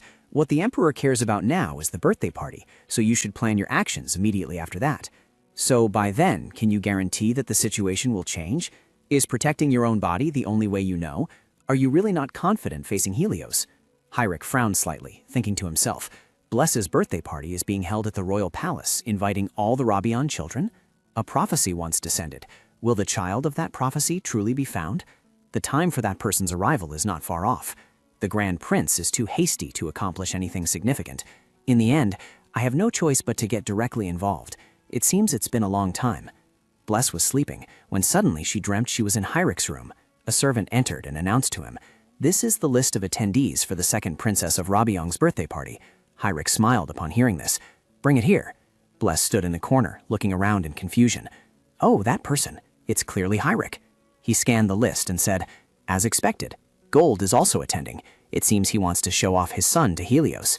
Duke Gold's child was not born with the blessing of a spirit, so he always felt inferior to Helios throughout his time at the academy. Driven by a desire for retaliation, he used his son, born with the blessing of the spirits, planning to make him appear as the guest of honor at the party. Of course, it wouldn't unfold as Duke Gold intended, but the birthday party, held in the Emperor's name, would naturally focus solely on Bless. While the Duke's son could of course hold a supporting role, he couldn't accept the fact that his son wasn't the guest of honor at the party. Duke Gold's wrath would eventually turn towards Helios, and I, at that point, would also target Duke Gold. Hyric gave a slight smirk. Both Duke Gold and Helios were sensitive when it came to their children. Nothing was easier to exploit than this. Bless was utterly stunned upon hearing these words. He adjusted his attire and in a low voice said, "Just you wait and see. Ultimately, I will be the one to rule the empire." Before he could finish his sentence, Bless woke up with a start from her dream, her face turning pale with fear. What was this? A dream? It was so unbelievably vivid that it was hard to believe it was just a dream. Could it be a premonition? May, half asleep, saw her sit up and asked in a sleepy voice, "Bless, did you sleep well?" She smiled and asked back, "May, did you sleep well too?" She thought to herself, "Through May's existence it was predicted that I possess extraordinary abilities, but nothing special has happened, so I'm not very sure. Could having a prophetic dream like this be one of the special aspects of my extraordinary abilities? If this prophetic dream is true..." Just then, Ladies suddenly walked in and was quite surprised to see her sitting on the bed. "Why is the young lady up so early today?" she asked. Bless didn't answer her, but thought, "Does this mean Hyric is plotting something at my birthday party? It might be, so I must stay alert." Right at that moment, a series of noises came from outside the door. "I have to go first. Wait, don't push anymore, Lillian." Hessa, Puri, and Lillian walked in together, exclaiming, "Happy 8th birthday, young Lady Bless." After that, they continued to argue. "Milady, please leave today's outfit selection to me. Lillian, don't you have any shame? Since when were you allowed in here? Are you listening?" Seeing this, Ladiette suddenly felt a headache. Brest, however, smiled and replied, "Thank you, everyone. So now, let's get ready to go to Lady Helena's place." Brest nodded slightly in agreement. After that, Brest went over to Helena and praised her. "You really suit this hairpin and dress." Helena smiled upon hearing this. "Thank you. I'm also pleased that the gift Brest gave me suits me so well." She spun around once and asked, "What about you? How do you look?" Helena immediately said without hesitation, "Of course, you're adorable." Just then, Helios walked over to them. "Both of you are so beautiful. You've blinded your father. So let's depart slowly." Both of them stared blankly, stunned by Helios's elegant and refined appearance. "That's what we were just about to say," they thought. "Is he really a man who has 2 daughters?" Helios gently reminded them, "Since it's a royal palace party, we'll meet many noble families. No matter what happens, don't forget that we are Rabiang." Both replied in unison, "Yes." Brest thought to herself, "Even if Eric tries to stir up trouble, I won't be as worried as before, because now I have a strong family. I was determined today, because this is my 8th birthday." Scene change. At the luxurious and vast royal palace, melodious music filled the waiting hall. Many nobles were already present, discussing among themselves. "It seems the Grand Prince will be hosting today's party. If so, are the rumors true?" "You mean that rumor? The 3rd prince has gone missing. It said there was a bloody battle. It's unclear, but we only know that Prince Eldian is reliable because he wasn't late. Truly missing? The Emperor hasn't announced a successor yet, but it must be true for now, right?" Someone gestured for them to speak more quietly. Duke Helios, Lady Helena, and Lady Bliss of Rabiong arrived. All 3 stepped in simultaneously, radiant and confident. Upon seeing them, the nobles present immediately began to whisper, "That child is... What on earth is the Emperor thinking?" Bliss looked around, then thought, "The Emperor has invited so many people. The scale is different from Father's birthday party." So on the mother's side, unexpectedly the atmosphere between the 2 sisters. Thinking back to Duke Rabiong, I frowned upon hearing those words. I thought my own birthday party would be about me. It wasn't just about her, after all. She glanced to her side, where Helios was instructing Helena, "If anyone strange approaches, just come find me right away, all right?" "Thank you, Father." "Ah, right, it's impossible to tell. I understand now, because this is a game of appearances, designed to draw attention." Just then, another voice spoke up. "Welcome, Duke." Bless frowned when she saw the person in front of her. Riso, it's been a long time. Allow me to extend my greetings to the Grand Prince. We bow before the Empire's little son. Thank you for hosting us in such a grand place. Riso smiled at her. It's a pleasure to meet you, Lady Bless of Rabian. Happy birthday. It's a pity the last party ended too late for me to properly greet you. I'm very pleased to be able to meet you here at the Imperial Palace. Bless returned with a unique, industrial smile. Ah, so that's how it is, she thought to herself. We don't even have the kind of relationship where we need to greet each other. Then he softly said, if it's not too much trouble, may I escort the ladies on a tour of the Imperial Palace today? Helios heard that and his face immediately darkened. Some people who heard it immediately said, as expected, Rabian will become the crown princess. Bread thought to herself, I already spoke directly with my father about this before, but escorting requires families to ask for permission first. But on a day with such a crowded party, it's either a sign of disrespect towards me, or the prince is exerting pressure that makes it impossible to refuse the offer. But she curtsied, then ran to embrace Helios. Thank you for your kindness, Prince Riso, but for me, my father is a royal magic knight, so I'm fine staying with my steadfast father. The Rabian you desire is not a family that the prince can easily take hold of. Riso, being rejected, stammered. So that's how it is. Today, I am attending and presiding over the banquet on His Majesty's behalf. A young lady directly participating in the banquet is also considered a burden. Helios immediately replied, I acknowledge and am grateful for His Majesty's concern, but where is His Royal Highness Prince Eldian? Riso heard that and frowned, thinking, I'm right here in front of you and you're concerned about Eldian? Hinos Hyulkinti too. This is an event organized by the royal family, so Eldian should also attend, but he can't because his body is in an unstable state. Helios looked like he understood. I see. Please convey my wishes for a speedy recovery and ask him to help me. Dress thought to herself, Eldon is sick, so he's not attending? Good thing we don't have to meet. Perhaps it's because I saw him being attacked that I'm a little worried. Riso smiled and said, well then, we'll meet again later when the party officially begins. Dress angrily shooed him away. That's enough. Hurry up and go, quickly. Afterwards, she smiled at Helios. Thank you, father, for helping me. It's only natural. I wasn't happy about escorting him anyway, so don't worry about it. Helena frowned and whispered, he really has no manners. Indeed. Dress smiled softly. You know that, don't you, father? Today you are the most elegant person at this party, like a precious gem. Helios also smiled with her. It's an honor to receive praise from today's main character. She also didn't forget to praise Helena. And you, sister, are the most beautiful. Thank you, Dress. You are the most adorable. Just then, a voice spoke up, interrupting their conversation. Helena, Dress? Lady Lanthe, teacher. Lady Lanthe smiled and walked towards them. Meeting in the Imperial Palace is quite different. As expected, your outfit suits you very well. Happy 8th birthday, Bless. Your gift has already been placed on your family's carriage. Thank you, teacher. I heard that the third prince isn't attended today. Hearing this, Lady Lanthe replied, well, actually, there are rumors spreading in the Imperial Palace that Prince Eldian is missing. Helena and Bless were both startled to hear this. Since this was a place he couldn't possibly miss, public opinion wondered if the rumors were true. As a result, the number of supporters for the first prince suddenly increased. Bless felt extremely astonished. Missing? Eldian suddenly went missing? At that time, Eldian had wondered if assassins sent by his brother were involved. Looking back at that incident, this disappearance could also be related to the succession war. Lanthe continued, the Pillar of Light hasn't signaled yet, so nothing is certain. That's right, there's also the Pillar of Light. Nothing has happened with that yet, so Eldian definitely isn't dead. There's no way the male lead could die so soon after appearing, Bless thought to herself. The Pillar of Light, when only one royal family member inheriting dragon blood remains, will manifest a series of lights carrying the power of succession. Unlike the 4 great dukes who received the successor's power upon awakening, this royal family member must kill all other royal family members with dragon blood to fully inherit the power. At that time, the Pillar of Light will appear, and all citizens of the Empire will know of the Crown Prince's birth. So what is Eldian thinking? Lady Lanthe realized she had said too many things she shouldn't have. I've said too many meaningless things. Today is Bless's birthday. Let's forget what was just said and enjoy ourselves. Yes, thank you, Lady Lanthe. I'll introduce you to the other families. Yes. Scene change. Riso stood before all the nobles and said, once again, I extend my gratitude to everyone who attended Lady Bless's birthday party. This party is hosted by a long-serving royal magic knight in honor of Duke Helios von Rabia. As with other parties, Lady Bless is still young, so after the gift-giving, there will be no special ceremony. Just enjoy the party freely. He felt a little anxious. Honestly, I'm very surprised that my parents entrusted the party to me. The rumors of Eldon's disappearance are somewhat regrettable, but I'm sure I can handle it in this kid's absence. Who will be the master of the next generation? But then, Grisho continued with a smile. Why are the court officials also participating before that? Bless sat in the center, constantly listening to one person after another speak, outwardly smiling but inwardly thinking, so when will this be over? The guests continuously chattered. This is a rare fruit that only grows in the eastern desert kingdoms. Its taste is truly unique.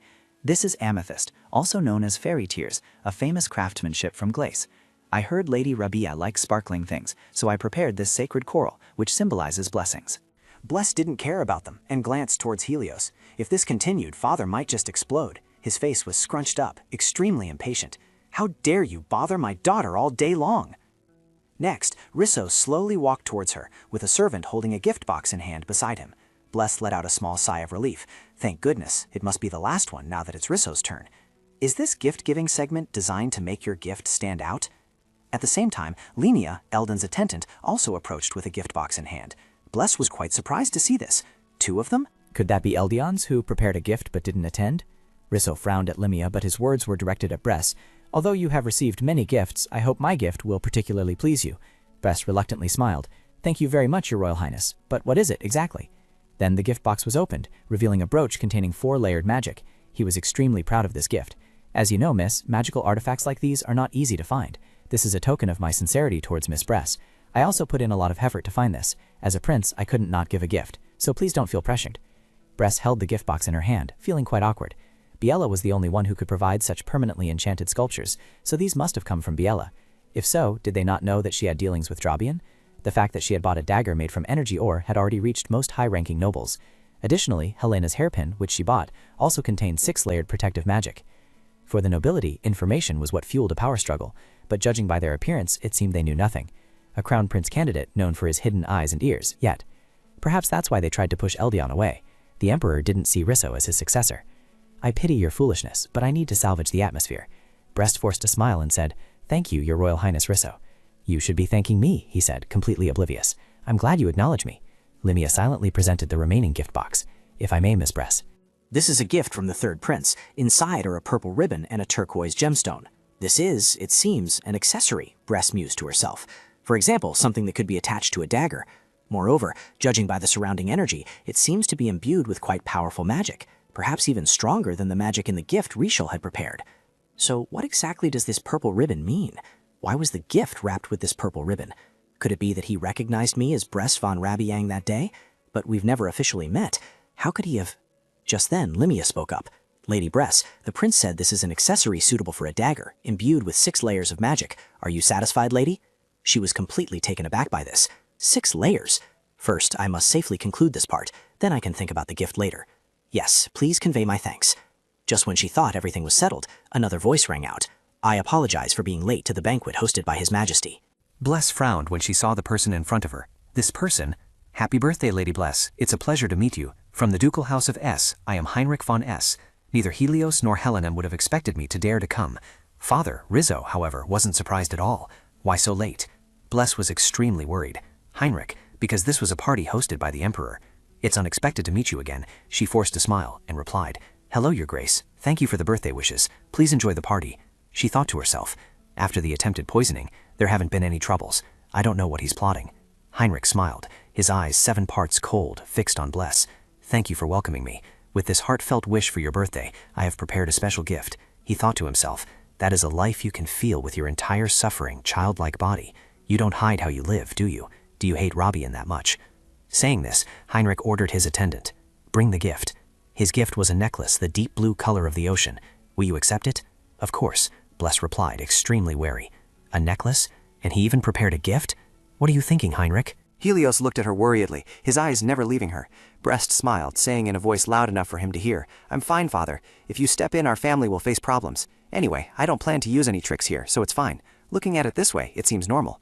After that, the necklace suddenly lit up, and an image of Helios appeared within it. Naturally, it was him again, her father, and another person she had seen at the stables at that time. Heinrich said to her in a low voice, That's magic that shows the faces of parents, for whatever reason, made for those who don't know their parents' faces.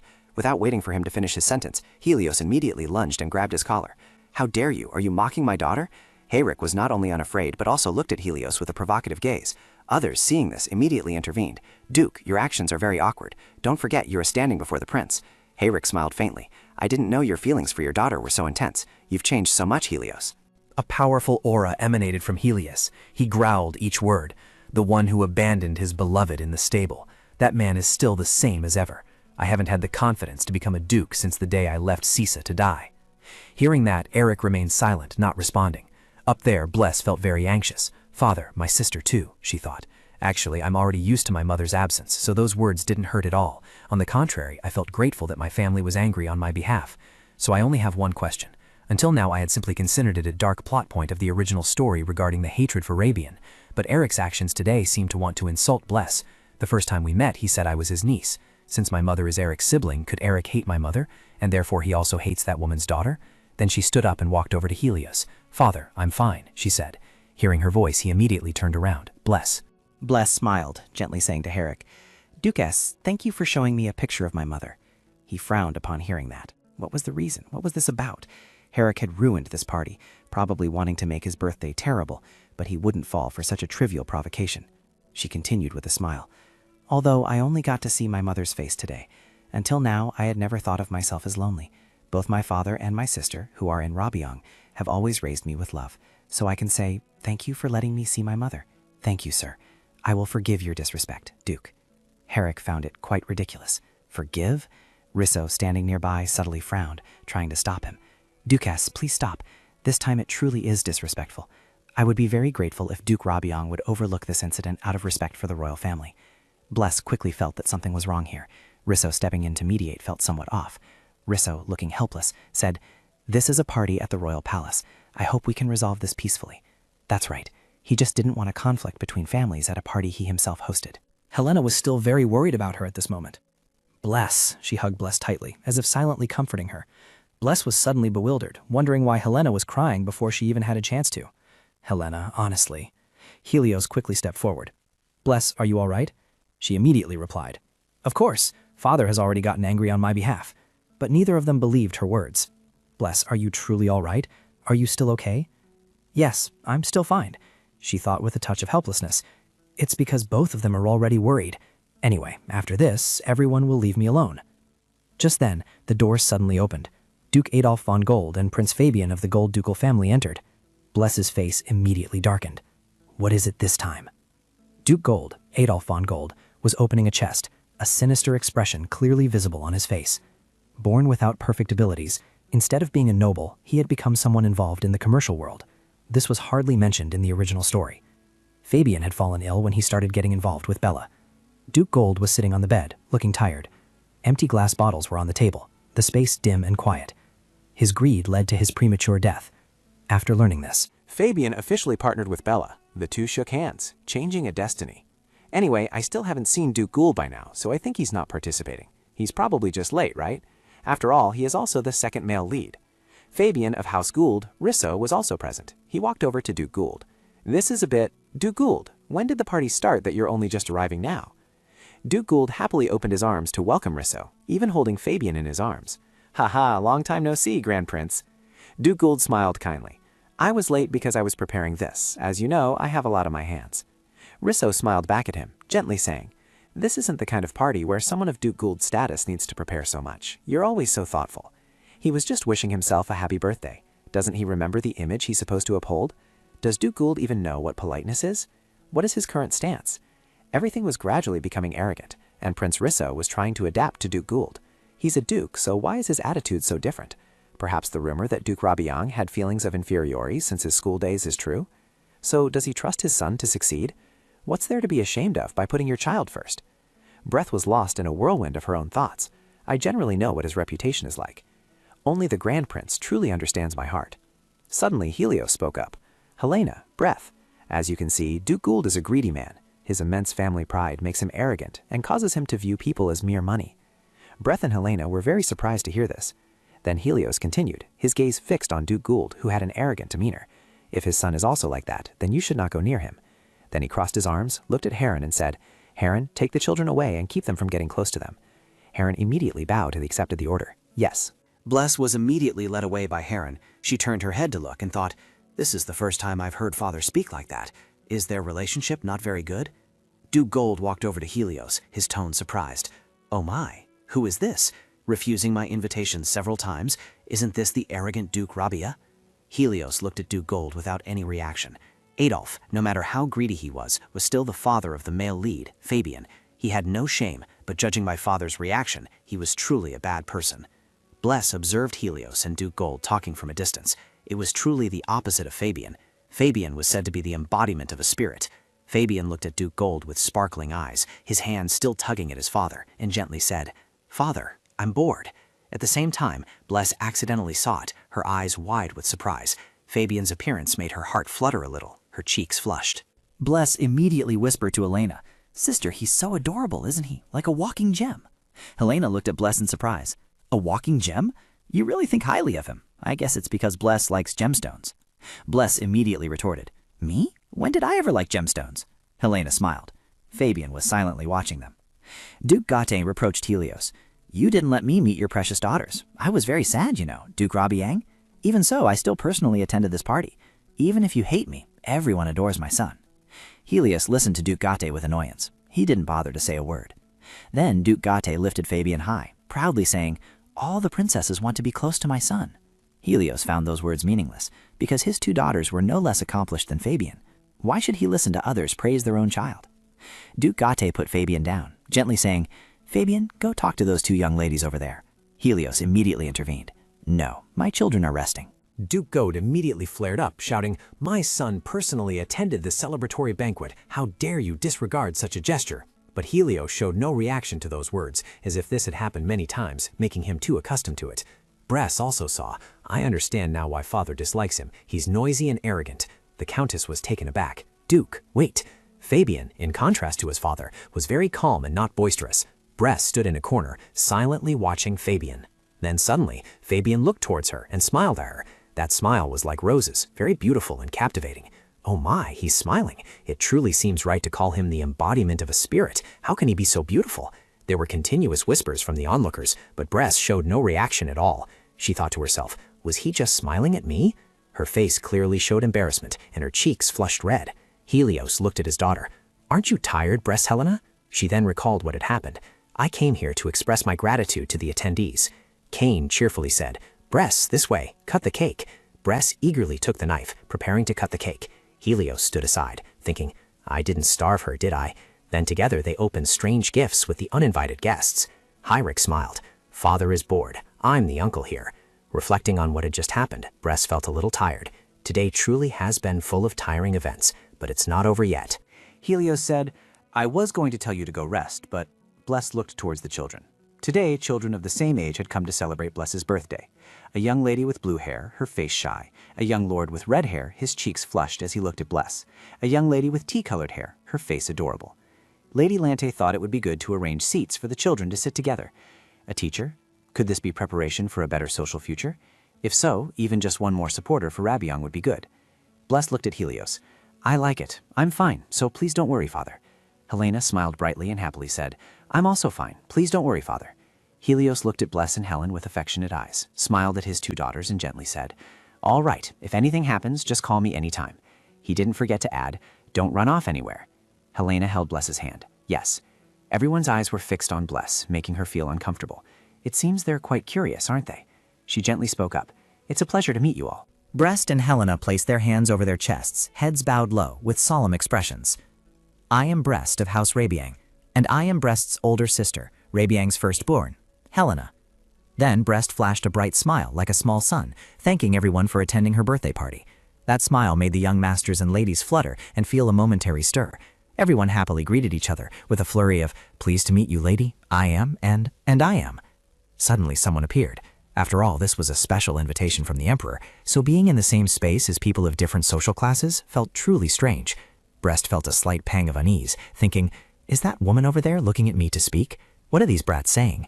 The woman with purple hair, accompanied by another person, had an arrogant demeanor and a rather high and mighty personality. "Oh ho, it seems you've heard everything, but it's not wrong, is it?" Suddenly she pointed a finger at Brest. "After all, because of you, I heard Duke Gold prepared many gifts, yet you haven't sent your thanks to the young master. How rude!"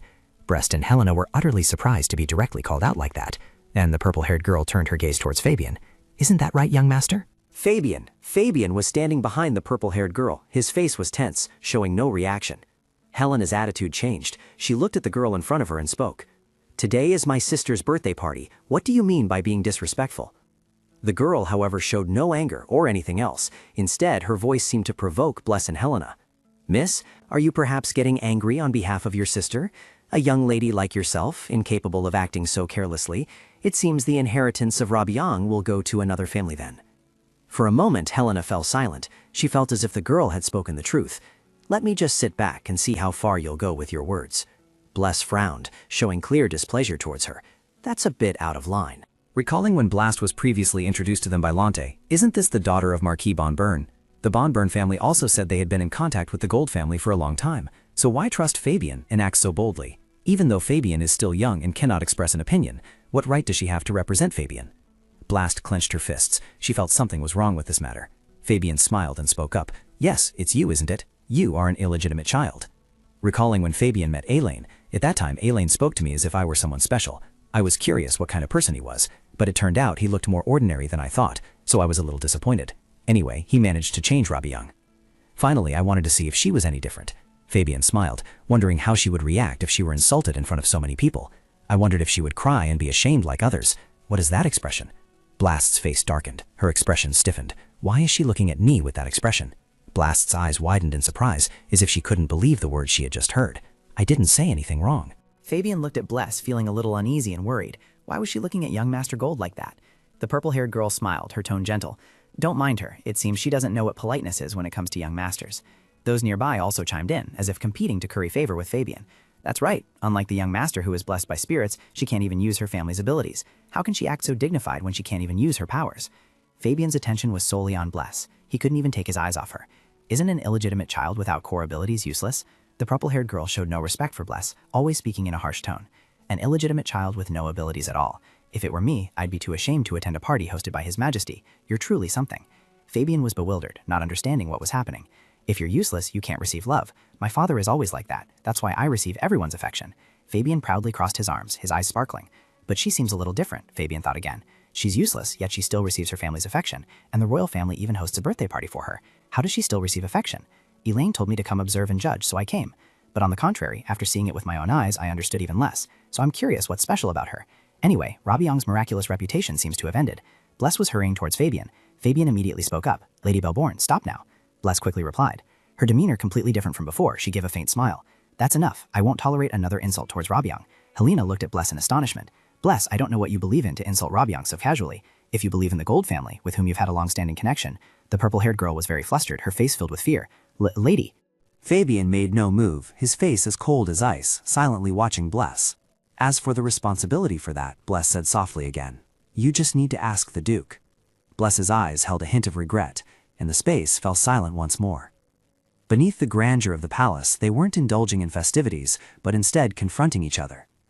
Why should I do that? Fabian asked, seemingly bewildered, like a lost fawn. What did we say wrong? What does that even mean? Bless's mood wasn't good, but she patiently explained. The young master and young ladies here said as much. It was an insult that crossed the line, not just for me personally, but for Robion as well. Seeing that Fabian was not just bewildered, but also naive, Bless wondered what kind of circumstances this boy had grown up in. Bless moved closer to Fabian, a faint smile on her face. So you have to apologize. But Fabian seemed unwilling to back down. What's wrong with telling the truth?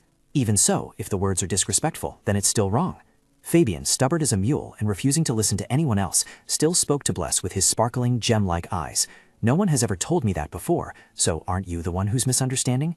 Bless was utterly exasperated with Fabian, beyond words. She had thought Fabian was still young and had been influenced by those young ladies, but that wasn't it. Bless sighed. She no longer had the energy to talk to stubborn people like Fabian. It turned out he wasn't even aware that his own actions were wrong, because everyone around him affirmed he was right. He failed to recognize his own impoliteness. Bless fell silent, perhaps looking for a way to make Fabian understand. She became thoughtful, considering for a moment. If that's the case, I'll take this opportunity to make him understand precisely, so he doesn't behave rudely towards me or anyone else. Bless was quick to act. She pointed a finger at Fabian and said seriously, Young master, just because no one has said anything all this time doesn't mean your actions are correct. Fabian was utterly bewildered by the criticism. Bless continued, They only overlook your mistakes because they want to get something from the young master of the Gold family. The more Bless spoke, the more the purple-haired girl and the brown-haired girl seemed to have their guilty consciences exposed, their faces clearly showing worry and unease. But I won't overlook your disrespect, and for that very reason I have no intention of becoming close with the young master. When Fabian heard this, it was as if he'd been struck by lightning. A gloomy aura surrounded him, and his face turned ashen with fright. What? Fabian thought he had misheard and asked again, You don't want to be close to me? Bless was resolute in her intention. Yes, I don't want to associate with disrespectful people. No one truly wants to be around someone like that. If you want to be respected, you must respect others from the very beginning. Bless continuously lectured Fabian, but after speaking, she felt a slight hesitation. Would these words truly get through to Fabian? He only ever wanted to hear pleasant words. Was he crying? Fabian's tears flowed freely as he listened to Bless. She didn't know if it was from feeling wronged or because someone dared to speak to him like that. Were these words too harsh for someone like Fabian, who wasn't used to hearing such things? Although the young man's tears had fallen, Bless showed no reaction. She crossed her arms and watched Fabian sobbing. Look at that expression. He's probably fine. It's just because he's still a child that he's a little weak-hearted. So until now, no one had ever spoken such words to Fabian. Fabian was sad, his eyes welling up. Bless also felt a little guilty for making him cry. Let's stop here. Suddenly, Ellen's image appeared in her mind. She wished there were better adults around. Fabian von Goth, hearing his name, immediately looked up. Bliss put on an air, as if to say, no one wants to be close to a rude person, so the young master has realized his mistake. Helena looked at Bliss as if she were a grown-up and couldn't help but laugh at Bliss's cuteness. Ha ha, Bliss. Bliss continued, if you sincerely apologize, I will gladly accept it. Bliss was like the flowers of spring, always radiant and warm. With her small face and harmonious features, she looked at Fabian and said, therefore, you should think carefully about what you did wrong. Fabian felt something, his cheeks flushed, and he had also stopped crying. Fabian's commotion, even amidst a crowd, Helios still prioritized looking towards Duke Gold. His gaze was eloquent. It was arrogant and haughty, which angered Duke Gold and had Fabian removed. Heinrich saw everything. He even wore a sinister smile, as if plotting something. The incident ended abruptly, and the main event, the gift exchange, was also over. Thus, the party gradually came to a natural end amidst the chaotic atmosphere. A young man spoke up, catching Bless's attention. Having to be here until now, I'm tired. The royal banquet is almost over. Please bear with it a little longer. Bless deeply sympathized with the young man. I also wish it would end quickly. What a tiring party. I also felt relieved that the royal banquet had ended in such a way. Behind Bless, a group of young ladies were talking about something. A young lady with red hair stood out, saying, this is a gathering place for generations of noble families. Isn't it too noisy? Despite this, Bless seemed to sense something, her eyes widening in surprise. Bella looked at Bless. I find her confident demeanor truly admirable. The young lady accompanying Bella said, oh my, are you serious, Lady Bella? Bella paused, her tone hesitant. What? Of course. It's just my personal opinion, Bella. If it's Bella, then how could Helena not understand what Bless wants to do? Bless. Bress looked at Bella in surprise, a little flustered. The original novel's female protagonist, Bella von Raby. I knew this party gathered everyone connected to Rabying, so that child was probably indeed the original novel's female protagonist, Bella. If it was truly Bella, this encounter could actually be an opportunity, Bress thought, clenching her fist. That child seemed to want to befriend her, and if that child was truly the original novel's female protagonist, then building a relationship now would definitely be beneficial. Let's try to speak first, Bress said with a heavy, somewhat hesitant tone. I thought I might have overreacted, but thank you for seeing me so favorably. Bella smiled faintly. Bress then smiled for eyes sincere. May I ask for your name, young lady? Meanwhile, the other young ladies had all disappeared. Bella suddenly became timid, as if afraid of social interaction. There must be no misunderstanding. She's the only one that matters to me, so I don't care about that, Bress thought. The image of the adult Bella appeared, but alongside it there was also a small timid Bella here. I am Bella, Bella von Raby. Bella von Raby. The full name is exactly the same, isn't it? Bress sank back into her own world, constantly thinking about this. But there was also a slight unease. She never expected to meet the female protagonist at her own birthday party. I will make the most of this opportunity. Bless immediately took Bella's hand. It's a pleasure, Bella. As you already know, I am Bless von Rabyang. It seems we're the same age, so let's talk comfortably. Bella was like a timid rabbit. So is that really all right? Bella seemed unable to believe it, her face rigid. Of course. A second later, Bella bloomed into a smile like a rose. In that case, I'll be counting on your help from now on, Bless. Bless gleefully pointed towards the dessert table. Bella, my sister and I are heading over there. Would you like to join us? Bless pulled Bella along, and Bella shyly said, all right, all right. To be honest, I didn't think too deeply about what Bella had done. For me, protecting my family is paramount, but facing someone like this made me feel uneasy. I think it's because extending my hand to Bella wasn't truly my own desire. No, whatever the reason, my willingness to open up to Bella was genuine. Bella noticed Bless was a bit quiet and asked, what are you thinking about? Bless was slightly startled. Oh, it's nothing. By the way, who did Bella come with? Bella innocently replied, with my father. Everyone was surprised to receive an invitation from the royal family. They said that all people of Rabyang, including the branch families, were invited to the party. But I didn't know that even distant branches like mine were included. The royal flag fluttered in the air. Hearing that, Bless immediately replied, I see. All of Rabyang were invited? No wonder I only see familiar faces. That's why I got to meet Bella, whom I thought I wouldn't encounter her. Is it because it's a family birthday party? There was a group of young people behind Bella and Bless. Bella took a cake from the table, but then said, Bless, I'm not a very sociable person, so I've been very nervous today. Bless listened attentively to Bella. She also ate a sweet cake. Bella continued, so I'm really happy that you talked to me like this. Therefore, if we meet again in the future, can I treat you as a friend? Bella was so friendly that Bless was surprised by this level of friendliness. Bella is indeed the female protagonist. She is such a kind and affectionate person. I feel guilty, so it's hard to look straight at her. Breast immediately lowered her face, avoiding eye contact with Bella. Of course, if there's a next time, it might be the day we make our debut. Breast held the plate of cakes, intending to eat them, but then she suddenly realized something. If it's that debut period. Bella seemed to have two personalities. One was cheerful and innocent like the sunshine of life, while the other lived in gloomy darkness, which was when her principles took over. In other words, that's when possessiveness began to emerge. Breast handed the cakes to Bella. Perhaps this encounter with Bella might truly be the last. Bella glanced around. I guess I have to go back to my father now. I suddenly feel so sad. Bella, if we ever meet again. Breast looked at Bella, saying sincerely, please, come to my house. Bella seemed disbelieving, still a bit stunned. If you still remember me when we meet again. Bella smiled brightly and happily. Once again, the roses bloomed. Come as a friend then. The night sky, the stars had risen high. In the garden, carriages and horses were waiting for their masters. This useless fellow. How could you let that commoner girl talk back? Helios will surely look down on our family later. Duke Goud was scolding. I don't want to see your face, so take a different carriage. Fabian, having been scolded by his father, was not very happy. While still reeling, Eileen stepped out from somewhere. Young master, I heard you met the second child of the Rabines at the party. How did you feel meeting someone you were curious about? Very strange. Eileen suddenly found it funny, but he couldn't laugh at Fabian in this situation. I apologize. Fabian, as if being teased, glared sideways at Eileen, not forgetting to intimidate him. Eileen then became serious. Why do you think it's strange? Did that child act disrespectfully towards the young master? Fabian realized something. No, I was the one who acted disrespectfully. Recalling Bress's expression when looking at him, he had been curious about how the other would react, so he said something rude. He had truly thought the other would pay attention to him, whether by being sad or crying. Fabian placed his hand over his chest, feeling his heartbeat. On the contrary, he said my actions were wrong. It was the first time he had met someone like that, so he felt truly strange. Fabian looked at Elaine. And there's this too. He said he didn't care about my abilities. Elaine gave a faint smile. So, as young master feeling sad? Fabian raised his voice, his eyes sparkling. No, absolutely not. On the contrary, I want to be closer to him. Everyone else treats me well because they want something from me, but he doesn't. Fabian clenched his fists determinedly. That's why I want to be closer to him. What if he already hates me? Suddenly, Fabian burst into tears, looking sad. Just now, he said he would accept my apology and forgive me if I apologized. What if he changes his mind? Elaine was helpless before Fabian, only able to force a smile. Oh dear. Then he lowered his gaze and gently said, Young master, next time will be different. Fabian was still crying, resentfully saying, How would Elaine know? Elaine picked Fabian up. Young master has reflected on his mistakes, hasn't he? Fabian softly replied, No one would hate someone who honestly admits their mistakes. That statement brought Fabian's confidence back, and he opened his eyes wide. Really? Elaine helped Fabian into the carriage, still taking the opportunity to chat. Yes, so the young lady will accept young master's apology. Will it really be like that?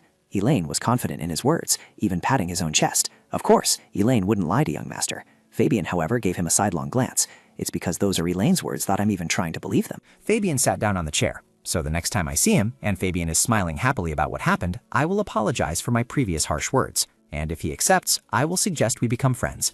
The carriage finally started moving. Helena was feeling a bit tired when a sound suddenly reached her ears from the party space. Sister, Helena immediately turned her head to look.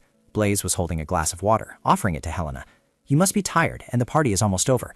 Drink this and try to hold on a little longer, okay? Helena looked at Blaze gently. Those were the words I should be saying. Helena took the glass of water from Blaze. Thank you. Sometimes Blaze is more like an older sister than I am. Recalling the events of today, Helena felt that Blaze was like an adult, having to calmly deal with the Dukes and even the children's mistakes, while she herself hadn't done anything right. I'm your older sister. I want to protect you. Helena, tipsy, was playfully teasing Helios. I'm fine, father. I can walk. Helios, helpless, carried Helena. Heron, prepare the carriage. Helios looked at Lante and instructed. Please take care of Blaze until I return. Yes, safe trials, Duke. Blade, flustered, apologized for making Helena so drunk. I'm sorry, I didn't know it was champagne. Lante immediately comforted Blaze. Let's have the last dessert before the Duke returns. You wait here, okay? Blaze was sad because she had just caused trouble. Yes. Hey, what did you say? As a servant, you should apologize. How dare you? Suddenly, a commotion erupted, and a group of mysterious people advanced towards Blaze. Huh? What's that sound? She really needed to go check it out, but as Bless was about to leave, she was bumped into by a man. Ah! Causing Bless to fall backward. Ouch! The man extended his hand forward. I apologize. Are you all right, miss? Yes, I'm fine. But Bless sensed something. She widened her eyes, looking at the man. This is, could it be, the power of S? He cast his eyes down at Bless. Why do I see the power of S? Father had told her not to casually speak of what she saw if she didn't understand it. Bless was a little scared. She didn't know what to do in the situation, but if she could sense the power of S, it meant she was being affected by their poison. If she were to just ignore it, it would be truly unsettling. Becoming a target of S, it must inevitably lead to actions born of resentment, right? Strange auras emanated from the man, making others wary. Bless forced a smile. If you've been feeling unwell lately, you should go see a doctor. Saying just this much should be fine, right? I have to go now. After saying that, Bless turned and left. The man said nothing, watching her leave. So I managed to invite everyone to my birthday. I really don't know what the Emperor is thinking. I don't understand why Rabiang's priest must also be in a state of great confusion. Lady Lante is waiting. I'll just quickly check and then leave. Bless asked softly, "What's all the fuss about?" The two young men who were discussing something were surprised to see Bless. "Lady Bless." The young man pointed at someone. Well, this servant, he bumped into someone and refused to apologize. The young man who had bumped into someone and refused to apologize was Eldian. Although Eldian was in the wrong, he showed no remorse on his face and even smiled at Bless. Eldian's lips cried slightly. She looked at him in surprise. Eldian. Thinking she wouldn't attend today, she had been caught off guard, and unexpectedly they met like this. Bless felt a bit awkward, while Eldian and the other two didn't understand anything. But when Bless looked at the clothes Eldian was wearing, she wondered, why does Eldian always dress like that? Even if he wasn't dressed like that, he shouldn't be unrecognizable, so why didn't she recognize him? Eldian raised his hand in the air, signaling something. Could it be because of that? Eldian smiled, looking like a cute white fluffy puppy. The art of disguise? Was he trying to move and then pretend to disappear? Then Eldian bowed his head. "I apologize, I wasn't looking clearly ahead." The apology, once spoken, stunned everyone, including the person who was bumped into. What? He looked up. "Didn't you want me to apologize? That's how it is. But why so sudden?" The young man immediately pushed his friend away. "Hey, all right, he seems strange, so let's just go. We'll take our leave now." Bless sensed something amiss again. "Wait, if they leave first, then..." Elion smiled, happily saying, "Thank you for helping someone like me, Lady Zappian. Only he remains." "It's nothing," Bless replied courteously to Elion. "This is my birthday party, so I'm just doing what needs to be done. Someone is waiting, so I'll go ahead now." Aileen realized something, but the princess of Rabiang, he smiled, even showing excitement, and used honorifics with a servant? Really, how unfortunate. Bless explained that in Rabiang they are taught to always use honorifics, so Eldian interrupted. "Why is your explanation so convoluted? What? It's too late to pretend you don't know now, isn't it? I already showed you earlier." He say he noticed my realization because of that? Her face remained still. No, if it were the Eldian I knew, the likelihood of being suspected from the very beginning would be very high. Bless recalled the image of herself with Eldian, though she didn't know why. It was like seeing her own reflection. I can see my true self. The truth about her knowing her identity. If so, did he come to verify that? Why is that necessary? What is he thinking? Bless clenched her fists. Island happily boasted. "By the way, how's my gift? The last one I gave was too cheap, so I sent another one of the same color. Are you satisfied?" Bless pouted, showing her attitude towards Eldian. "It seems everything is already known, so let's not talk about it anymore," Bress immediately replied. "Yes, I understand. Ellen was more comfortable with Bress. What's gotten into you all of a sudden? Last time we met you were so arrogant."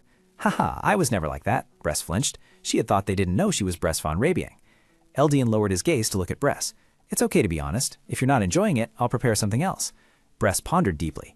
Why did Eldian act friendly when he knew I was Rabiang at that time? Didn't the royal family have a poor relationship with Rabiang? He had disguised himself and disappeared from the start. He was, after all, the third prince. Or did he want something from Rabiang? Eldian's ulterior motives once again came to Bress's mind. Suddenly, a voice interrupted Bress's thoughts. "Bress?" She didn't know how to respond, because she wasn't clear about Ellen's intentions. Bress was still deep in thought. Perhaps she didn't hear someone calling her name. "Bress?" Bless turned her head. "Oh," Elion chuckled. "It seems you have many questions. We can discuss that when we meet again soon." Then he vanished before Bless noticed. When she looked back, Eldian was nowhere to be seen. "What did you say, Eldian? Did he disappear again like last time?" Helios ran to Bless, worried. "Bless, where did you go by yourself?" Lante ran to Bless, crying. "Bless, I was truly panicked." Bless had once again caused trouble for Helios and Lante. "Lady Lante, I apologize." Helios picked up Bless. "It could be dangerous, so don't go alone next time." "Yes, I'm sorry for making you worry, Father." Helios led Bless away. "It's getting late, so let's go say our goodbyes and head home." Lante followed them. Eldian had clearly said they would meet again soon. It was as if they would see each other again very shortly. What did he mean by that, after all? Finally, the suspicious encounter with Eldian concluded my birthday. Bless opened her mouth after finishing a bite of cake. She smiled happily and hummed, "This is truly healing." Her face was joyful as she spoke those words. This was after the arduous birthday party had concluded. Duke Rabiang also returned to a peaceful daily life. Many unexpected things happened at the party, but I also gained a lot. That was... Someone brought out a tray of letters and said, "Miss, these are the letters that arrived today." Bless glanced at them and smiled. The truth was, my position in high society had reached a positive standing. After the party, many noble families began sending me letters. She smiled with delight. That no longer had anything to do with me being an illegitimate child, and it meant that I had been recognized as the second young lady of the Duke of Rabiang's household. This also expanded my scope of activities.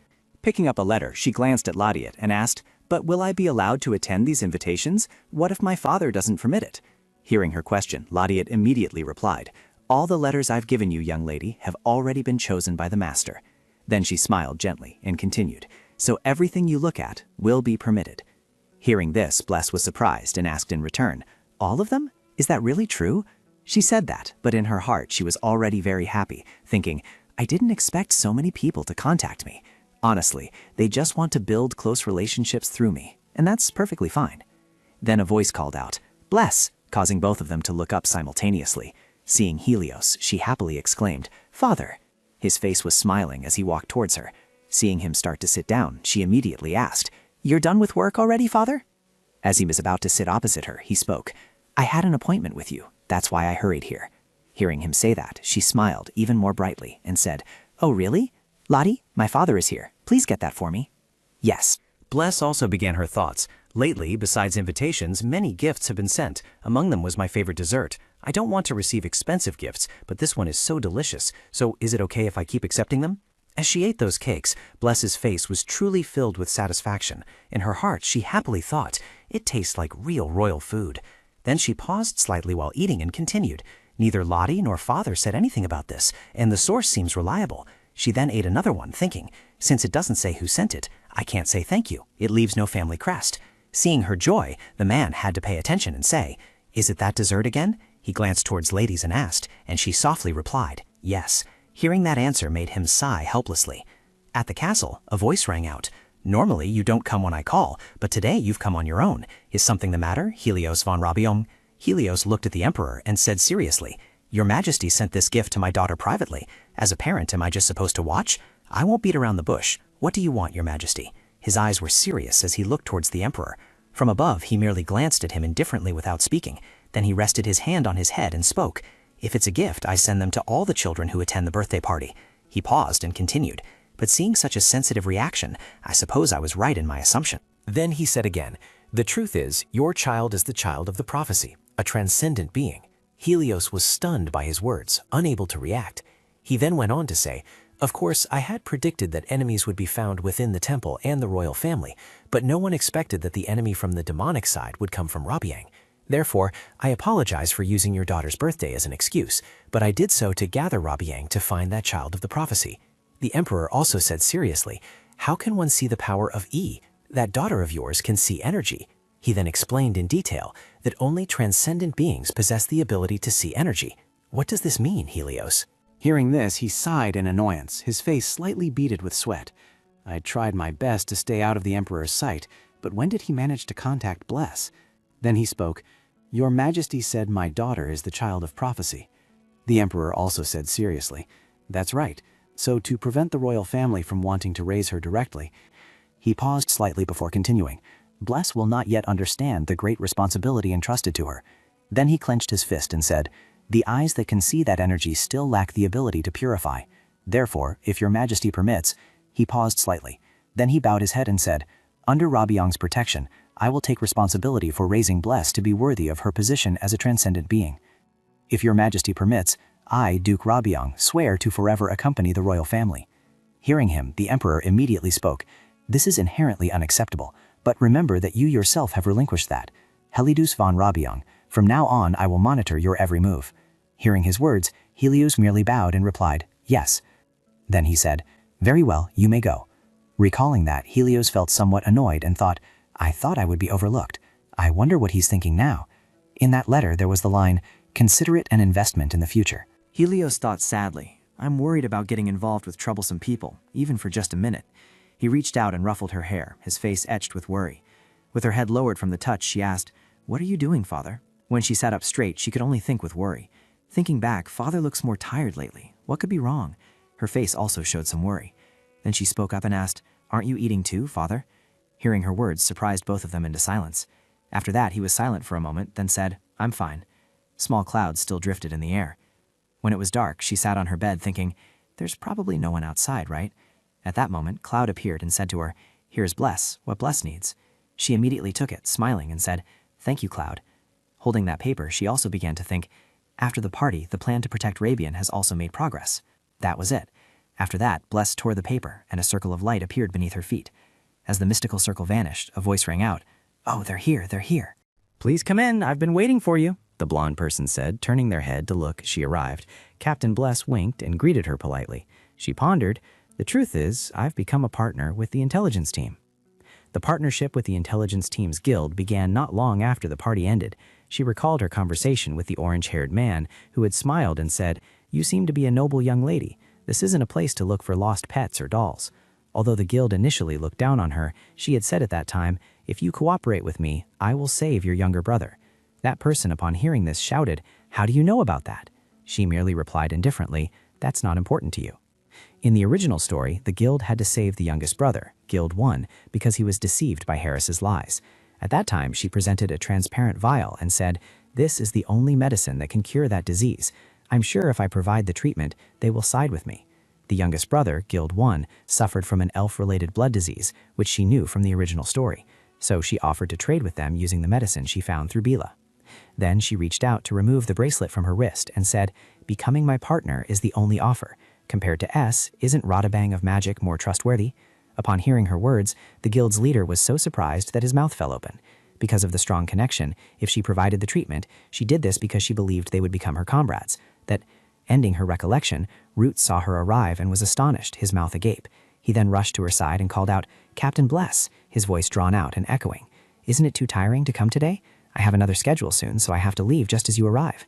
What a pity. Bless could only think helplessly. I can't believe he called me captain and acted so enthusiastically. Then she turned her head and said to him, "What's there to be tired about? Besides, I told you not to call me captain." Miss Han, annoyed, continued, "I can come anytime, so don't cancel any of your plans." Seeing his dejected expression made her wonder, wasn't he being too blindly devoted? His face at that moment looked very much like an abandoned puppy. After that, she could only force a smile and secretly continue her thoughts, figuring that since Rabian's protection methods had been enhanced, she would just have to endure it a little longer. "Last time, I asked you to look into the circumstances of another ducal family. How did that go?" Bess then asked, and the captain immediately replied, "Firstly, it's very difficult to obtain information on Eden, so I have very little to provide. Eden hasn't made any significant moves since the captain's birthday party." Then he smiled dangerously and continued, "As for gold," he gestured with his hand and said, "It would be better if you saw it in person." He started leading her to a place that made her confused, so she asked, "This is a slum, isn't it?" He immediately replied, "Yes, especially in this slum, there are many children, until we built an orphanage as part of Gold's recent charity project and brought the children here." Hearing this, she was puzzled. That Duke Gold also does charity? Bread began to recall. "I didn't realize Duke Gold was that kind of person. He's not plotting something, is he?" Then she continued, "It's fortunate if Duke Gold genuinely wants to help children, but it's also quite unsettling." Hearing her words, he turned back and smiled, saying, "Well, his behavior lately hasn't been very good." He paused slightly, then spoke again. "And actually, I took the children for charity work, but rumors say that taking children away isn't entirely good."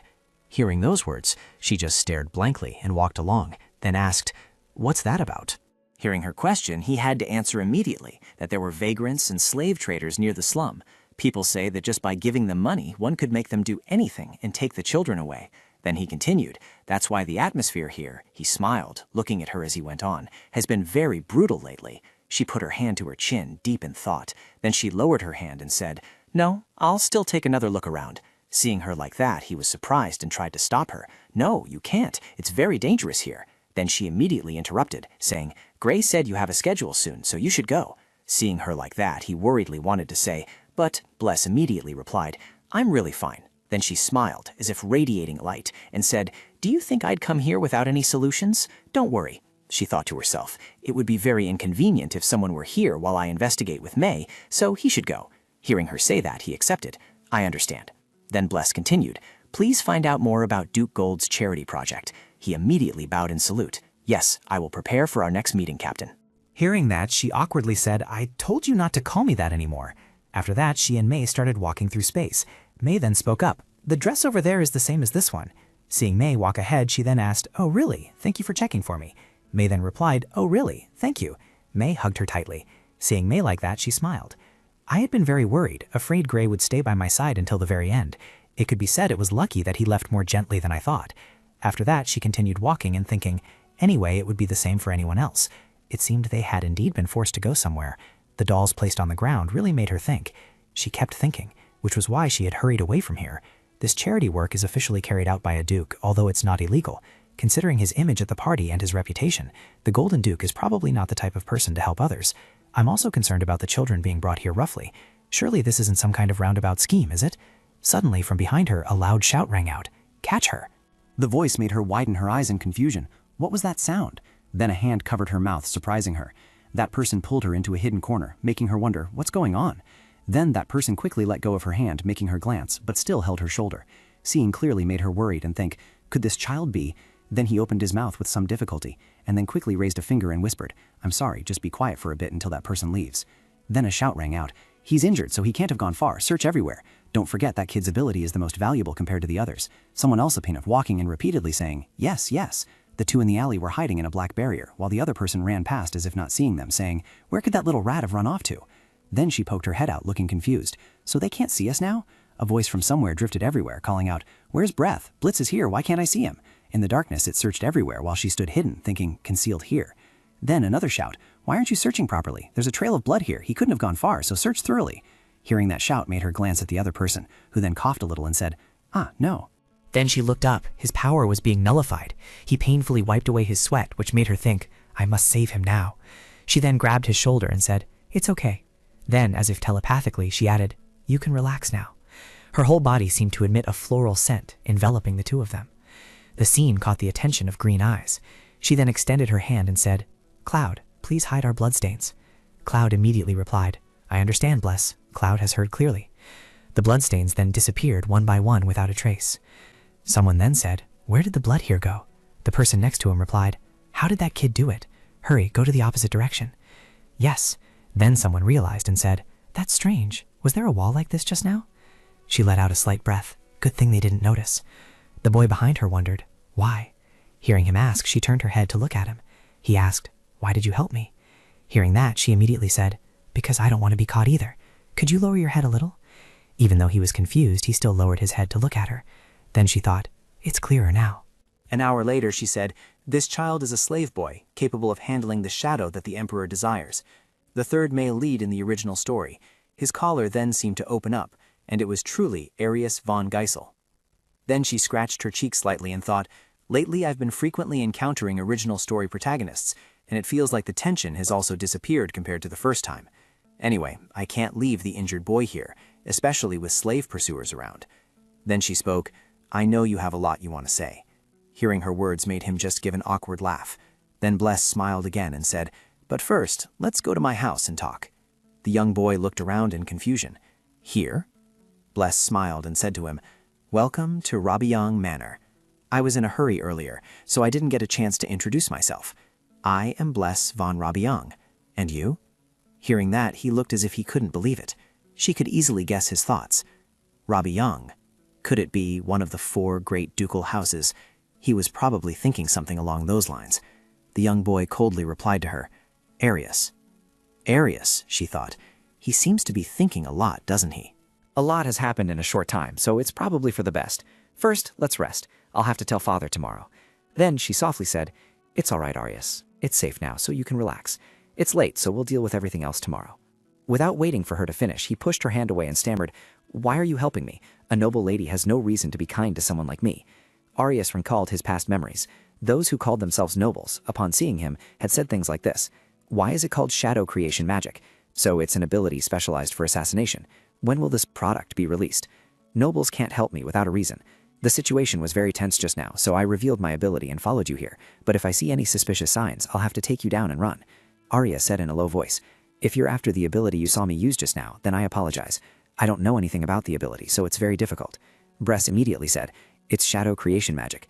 It's my first time seeing it directly too, but because it has a special aura, I've already looked into it." As expected, she knows my power is shadow creation magic, which is why she brought me here. This power is very specialized for assassination. If she's a duchess, she'll have many enemies, so she'll surely become greedy for it. She frowned, thinking worriedly. Lately, nobles have suffered greatly from their obsession with shadow creation magic, which is why he's wary of me. That's a reaction I could have predicted, but I don't care. Bless said sternly and emphatically, I didn't bring you here to be an assassin. Even with many enemies, Rabiang has the power to deal with them honorably. I simply couldn't ignore a child crying for help, which is why I brought you back. It's not my fault, as I don't want to witness suffering. Actually, Arios is an illegitimate child created by the Emperor to acquire shadow manipulation magic. His mother realized the Emperor's intentions and took him out of the Imperial palace. Illegitimate children with such abilities were treated poorly. Arios is like my past lives, so I couldn't pretend otherwise. Arios found these words quite ridiculous. You brought me back with this terrifying power just for that reason? Was your power at that time not important? Arios looked very earnest. Then Bless smiled and told him, Go to sleep, we'll talk in more detail tomorrow. She led him into the room and gently tucked him in. Although Arios was still wary, he was so exhausted that he immediately fell asleep. Scene change. The next morning, Bless took Arios to greet Helios. She felt a little apprehensive. Yesterday, I had prepared everything with Arios, yet facing father still felt so suffocated. Helios asked her in a low voice, Bless von Rabiang, now explain what all this is about. She forced a smile and stammered in response. Well, this is a friend. But father, you don't know. Your expression shocked me so much that I unconsciously started babbling. Helios, of course, knew perfectly well that she was lying. Listen carefully, Bless. Besides being visible to the eye, energy can also leave traces. Yes? Bless looked bewildered. Why was he suddenly bringing up energy? In the case of a trapped energy-restricting orb, for example, waves are emitted due to a reaction. Arios flinched slightly upon hearing Helios's words. And typically, tracking magic will follow those traces, like this. She had absolutely no idea about this. Tracking magic? Does that mean Arios's location might have been by them? Helios, as if guessing her thoughts, said, Of course, this magic cannot affect the house's protective magic, so you don't need to worry about that. Bless immediately breathed a sigh of relief. Thank goodness. But Bless, why is your friend afflicted with tracking magic only used for slaves? I can overlook you sneaking out, but in this case, having a runaway slave near you is truly very dangerous. She wondered blankly. Did father know about all the times I snuck out? If he knew, then he had been pretending not to. I'll have to explain properly later, but first, Arios's problem needs to be resolved now. Logically speaking, hiding an escaped slave of unknown identity is extremely dangerous, and even more so if this runaway is the Emperor's illegitimate child. Even so, Arios cannot be allowed to go out again. If he lives in the West Villa, he will avoid the Emperor's gaze. To make this happen, she had to persuade her father by any means. From her experience, once her father had made a firm decision, he couldn't be swayed, so there was only one way. She immediately put on a cute, spoiled expression, saying, I want to help this person, father. Please, don't kick him out of the mansion. Blessed called this the Agio strategy. Her father was always weak against her Agio, so this was the only remaining option. If there was danger, her father would protect Blessed, and of course she was right. Helios was utterly unable to resist. He said with a hint of helplessness, The name Blessed Rabian carries no small weight, which means you must be cautious in everything you do. Rabian will have to bear all the responsibility, so it's fine as long as it's not revealed. Just for a while, until he recovers, then he can go with a servant to the East Villa. Blessed interrupted. No, it's the West Villa, and not a servant, but an escort knight. Only then can we stay together and help him, she silently added in her heart. Bless, Dad, she continued to playfully whine. Finally, Helios had no choice but to compromise. All right, I give up. Just do it. Dad's the best, she said with a radiant smile. Then he turned to Arios and asked, What's your name again? It's Arios. Bless, I need to speak with Arios privately, so please step outside for a moment. Bless felt a little worried. Talk privately with Arios? After she left, Helios and Arios sat down on chairs and talked. The reason I asked to speak with you alone is because I've written this for you. Arios immediately guessed. A labor contract? Since you'll be living here anyway, there are some necessary procedures. With that, he took out a contract, on which was written, This contract will hold funds until adulthood, cooperate in power control, and conceal from external forces throughout your stay at the mansion. After reading it, Arios frowned. This contract is exactly what I had in mind. This means you've known about me since last night. So why did you remain silent? Didn't you already know I'm a runaway slave? Helios replied casually. I couldn't just do anything because Bless brought you here, and I was just waiting, knowing she would eventually come to ask for my permission. If I hired you as an escort knight, everyone would probably be very surprised, but if my daughter wants it, it won't be difficult. The terms state that I must be hidden from outside forces, so you already know my identity? That's right. Therefore, if you stay here, I can hide you from the Emperor, your father. From my position, such information is accessible. There's no need to be so surprised. Furthermore, I have no reason to use you to connect with the Emperor, so don't worry about that. I don't want to hand you over to the royal family and earn Bless's hatred. Arios continued to ask, I am a shadow magic specialist, the Emperor's illegitimate child. Even knowing all these truths, you still allow me to stay here, just because the young lady wished it? That's right. Seeing him agree without hesitation, he thought, what a strange family. Even though the daughter knows my abilities, she still wants to help me without expecting anything in return. The father says he's helping me hide from the emperor because his daughter wants it. I want to stay here. I don't want to return to the royal family. All right, from now on, I will protect you in Robian, and I hope you will obediently follow the terms of the contract, and I will try to manage your abilities while you are at the mansion. This is not just a matter of protection, but also a necessary part of hiding you. Arius was utterly surprised. They even considered protecting me in this way? I actually thought they wouldn't care that much. Helios continued in a low voice. The shadow manipulation technique is based on emotions. If you don't properly manage your emotions, that power can harm those around you. Therefore, if you can manage all your energy during a period of guidance, then I will ask again.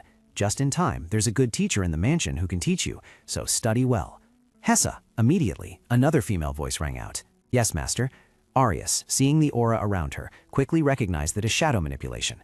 Can you help this kid manage his energy? Hessa agreed without hesitation. Leave it to me. He couldn't help but be surprised when he saw her, just like him, a person with shadow manipulation. In the room, Gladys smiled and said to Helios, that child arrived a few days ago. Although Hessa's training is very difficult, she still perseveres quite well. Helios felt the same way. What a relief. When the Demon King awakens, tell Hessa that the more cards Bress has, the better he can use them. Yes, master. The royal family has been quieter there. I kept thinking that you would take him away because he is a shadow mage.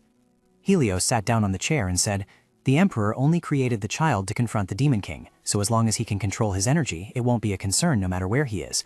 Going with the child who was prophesied as the child of the prophet when he was young. On second thought, perhaps everything will turn out well. Gladius then added, if it were the Emperor, he would think that way. Is it because that child is the child of the prophet? Extraordinary children revolve around the young lady, the third prince, then the information guild, and now a shadow mage. Hearing that, Helios let out a slight sk. Among them is also young Master Gold, who has continuously sent such letters.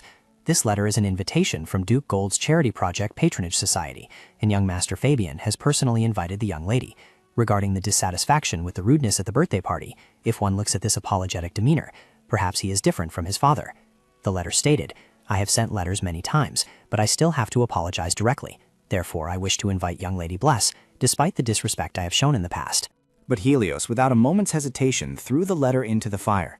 Seeing this, Lady said, because you are displeased with young Master Goldar, I didn't expect you to still evaluate him so generously. It's just that you don't like anyone approaching your daughter. Enough small talk. Now hand the invitation to Bless. If it's that child, let's see if Bless decides to go or not. Scene change. At the training ground, Hessa said in a low voice, do you know that shadow creation techniques are based on the ability to process emotions? The power you've used until now is shadows created from rage, hatred, and fear. But if you only use abilities based on such emotions, one day your spirit will not be able to bear it and will collapse. A shadow that has lost its master will attack those around it. If it's aimed at an assassin, it's fine, but if it's to protect someone, you need to protect your spirit first. Arius quickly stood up from the ground and replied, yes. Hessa showed no mercy and continued her assault on him. Although now known as an assassin's ability, the shadow creation technique was originally developed as an ability to protect someone. Therefore, he must use that power more effectively through positive emotions. So from now on, try to think about who the shadow you create is meant to protect. That will be the first step in mastering shadows. Her teachings remained etched in his mind. The power to protect someone. Arius walked around the garden, deep in thought. From the beginning, compared to what he knew until now, he had approached that idea with a completely different kind of doubt. But by following the instructions, he had felt more comfortable than before in handling the shadows. That positive emotion, perhaps she was talking about what he felt in this house. Everyone in this place was kind, but among them. Just then, Bless's voice rang out. Arius! She smiled brightly and ran towards him. He also realized that his feelings for that child had changed a little. He wasn't sure why, but he could now use his power more appropriately. If he continued to the very end, he would surely find out. Then a table laden with various desserts was set out. Is this prepared for me? Arius asked softly. Brest smiled back. Yes, I heard you've been training very hard, so I called you here to eat my favorite dessert. She thought to herself, he was clearly so full of vigor back then. I heard my father trained you. What do you think? Are you more comfortable using shadow manipulation now? She asked softly. Arius recalled Heiss's earlier warning. The young lady knows you're receiving training, so you must be more careful from now on. Then he replied coldly. Yes, thanks to the head of the household, I've become much more comfortable with shadow manipulation. She thought to herself, confused. It seems he needs a short break. Is he very tired? He continued. There's still a lot I don't know, but I will practice more diligently now that I've been given the opportunity. If it can be of help, then that's wonderful. Breast thought, Arya seems to have trained hard with Father. Looking closely, his figure is thinner than when he first arrived. Father is truly too much. He's so weak. I suddenly feel so guilty. Then she piled a bunch of things onto his plate. This, that, eat a lot, Arius. He found her sudden unusual cheerfulness a bit strange. Thank you. Breast still felt very worried. Compared to the other male leads, he was too concerning. Eldon and Fabian were arrogant, strong, and unpredictable. Compared to those who knew how to control what they had in their hands, Arius's personality was both calm and gentle. If that's the case, will there be a scene later where the female leads compete with each other? Arius, originally an assassin, had personally sought out the Emperor, acted arrogantly in front of Bella, and obtained the surname Giselle and the title of Count. Now that I brought him to Drabiang, I don't know what will become of it. He needs a title to be comparable to others. Thinking about hindering future love makes me feel a bit strange, a little guilty. I didn't think about that when I brought him back. Arius, I will definitely help you succeed with Bella later. Bless looked at him with sympathetic eyes. Just then, a voice interrupted her thoughts. Lady Bless. She happily ran to hug Ladius. Sorry for interrupting your pleasant tea time. It's all right, Ladius softly said. The head of the household wants to send this to you, lady. She blankly held it in her hand. This is an invitation to Gold's charity event? Anyway, I received a report from Gray yesterday. Let's find out more about Duke Gold from work. Yes, I will be prepared next time we meet, Captain. This time, the charitable work of the Gold ducal family is being overseen by Prince Fabian. He said so. Thinking back to his image at the party, I don't think Fabian would undertake a charity project like Duke Gold's. Did Fabian's worldview change that day? Seeing her look uncomfortable, Lottis added, the head of the family said he would respect the young lady's decision. Really? That's unexpected. I thought Father wouldn't allow it because of his poor relationship with Duke Gold. I must use this opportunity to directly confirm what Fabian is thinking. Excellent. Please convey that I will attend the Charity Patronage Council, Bless said, brimming with determination. Scene change. At Duke Gold's mansion, everything was so radiant it sparkled dazzlingly. Bless thought to herself, although this is Duke Gold's organization, does the Charity Patronage Council need to be this splendid? If I just look around like this, there seems to be nothing suspicious. Why on earth were the children brought to the slums so roughly? Of course, if it's just a baseless rumor, then it would be fortunate that the children are receiving proper support. But if it's just a baseless rumor, they should be sent home immediately. How tiresome. Helios saw her sullen face and asked, "Why do you look so bored?" "Yes, just a little." She hugged him and whined, "Oh, let's just fill our seats for a bit and then leave right away." Helios looked reproachful. "Are you already tired? This is a patronage council that you said you would attend." Typically, patronage councils are organized by the event staff, publicly disclosing where the prepared funds will be used. As you said, filling the appropriate seats also means there will be parties. Hearing this, Bless felt truly exhausted, thinking it would probably last longer than she had imagined. If my sister were here, how wonderful that would be. Helena was absent today because she had a prior engagement and couldn't come. Helios then said, "Otherwise, since we're already here, making some friends wouldn't be bad." "That's fine too.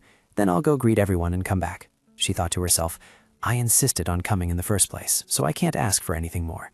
So first, the organizer, Duke Pould. She hadn't seen him from the beginning, so she had overlooked him. She felt somewhat petty about it, considering he was a duke. She looked around and wondered, perhaps I should greet Fabian first. That would be polite. Where is he? She found him, in a small corner. Fabian was red-faced and in tears. Why such a gloomy expression? Is something wrong? Immediately after, Bless walked up to him and said, "Hello, young Master Fabian." Fabian saw her and flinched slightly. "Young Lady Bless?" Just then, Duke Gold's voice rang out. "I want to thank everyone who has gathered here today." She immediately looked towards the hall. It's already started? Fabian's face darkened instantly. Duke Gold continued, "Many people have sponsored our charity project, and I feel this generosity is truly abundant." He said a few nice-sounding words. "As a token of gratitude, I want to personally show everyone how our valuable support fund is being utilized." Bless quickly noticed Fabian's state. His complexion was worsening. What was wrong? "Come on, everyone, step forward. Thanks to everyone's support, these children have become happier." Contrary to Duke Gold's words, every single child wore a sullen and sorrowful expression. The sight before her made her stiffen in thought. This is... Her face filled with fear. The blond boy could only hang his head without saying a word. Then a voice spoke up. "Come on, children, say hello too." The two people opposite her also bowed their heads. Seeing their fear, she thought with discomfort, what kind of game are they playing? They remained in the room, yet seemed lost in the crowd, saying nothing. She could only look around and think, this is like displaying products on a shelf. Bless clenched her fists and thought, treating children so poorly and calling it charity? The thought grew increasingly unsettling, completely unbelievable. She had clearly heard that Fabian was in charge of this charity project. She was still pondering when she turned her head upon hearing a sound and exclaimed, "Young master." Then another voice spoke up. Duke Gold is boasting like this after forcibly collecting children from the slums? The more he listened, the paler his face became. When she turned her head, she was so surprised she was stunned. What was going on? The blonde-haired boy's face was now welling up with tears, as if he wanted to cry, which confused her. What kind of expression was that? Then he ran off. Beside her, a close servant also spoke up. "Young master, where are you going?" He ignored them, running off and saying, "Don't follow me." He ran away so quickly that neither of them could react in time. Bless was also surprised at this point. What was suddenly wrong? Thinking back, Fabian's expression hadn't been very good all this time. Was there some other problem she didn't know about? Someone beside her then spoke up. "Lady," he then continued, "I have something to tell you." When she heard someone speak, she turned her head to look. He hesitated slightly and said, "Actually, our young master," as if recounting a story. At that moment, the Duke was spreading his arms and saying to Fabian, "Fabian, you are the embodiment of a spirit, unlike those lowly children out there." The Duke happily waved his hand. Behind him were large, uneven gift boxes. He only smiled when he heard his father's compliments. "Father is very proud of you for receiving the soul's blessing. This time, thanks to you, Father has achieved great success. Father always spoke kind words to me. Then one day he said, 'Oh, our lovely Fabian, so young and already thinking about charity work.' So I never thought Father would be different from me. Once he said, 'Just leave everything to me now, I'll do everything for you.' The person I always relied on and trusted slowly shattered in Fabian's heart. Then sometimes he would say, 'Thanks to your support, the children will be happier.' The more he thought, the more he denied it. No, what I had in mind wasn't things like this." At this moment, Fabian was quietly taking steps, walking while his thoughts raced. He said to just trust him, so I trusted and entrusted everything to him. Wiping away tears as he walked, "I don't want to turn those children into a joke. It's just that I wanted to become close to someone, thinking that Brett would look at me again. That's why I started the charity project." Fabian recalled her face at that moment, just now when his father told the children to go outside. Bless's expression wasn't very good. The more he thought, the more desperate he became. I was going to be friends with her by becoming a good child. Now Bless hates Duke Gold, doesn't she? So I don't know if she'll hate being friends with me. He sat desperately hugging himself in a corner. At this moment, she approached and spoke. "So you're here, young Master Fabian." Seeing her, his face lit up. She spoke again. "It's very dangerous to be alone in places like this." Then he spoke. "Miss Bless, Miss..." The more he spoke, the more he faltered. She just sighed emptily and said, "If you keep running out like this, I can't help but care." Hearing her say that, he immediately said, "No, it's not because of you, miss." She reacted by simply replying, "Yes, I know. I've heard everything from Eileen recently." Then she began to recall his words. "The young master was embarrassed to see the young lady, so he didn't come to his seat." He said a lot, also mentioning, "He wanted to make up for the bad impression you had of him the first time, but now it's the opposite. He's even more hated." Hearing that, she froze and asked, "What does that mean?" Eileen sincerely said, "Today's plan was supposed to show that the young master is a good person so he could be friends with Miss Bless." His face looked a bit helpless. She, puzzled, spoke, "Be friends?" Hearing her reaction, he could only give an awkward laugh and say, "It's a bit absurd, isn't it, that this is the reason for a large-scale project?" She could only give a few awkward laughs, thinking to herself, "Yes." Then he continued, "As merely an attendant, it might sound a bit arrogant, but I had hoped that the arrogant young master would find positive joy." He continued, as if recounting the past, though he had his own motives. He seemed to recall Fabian's smile as he spoke, but upon seeing the genuine smiles of everyone directed at him, he understood the positive joy.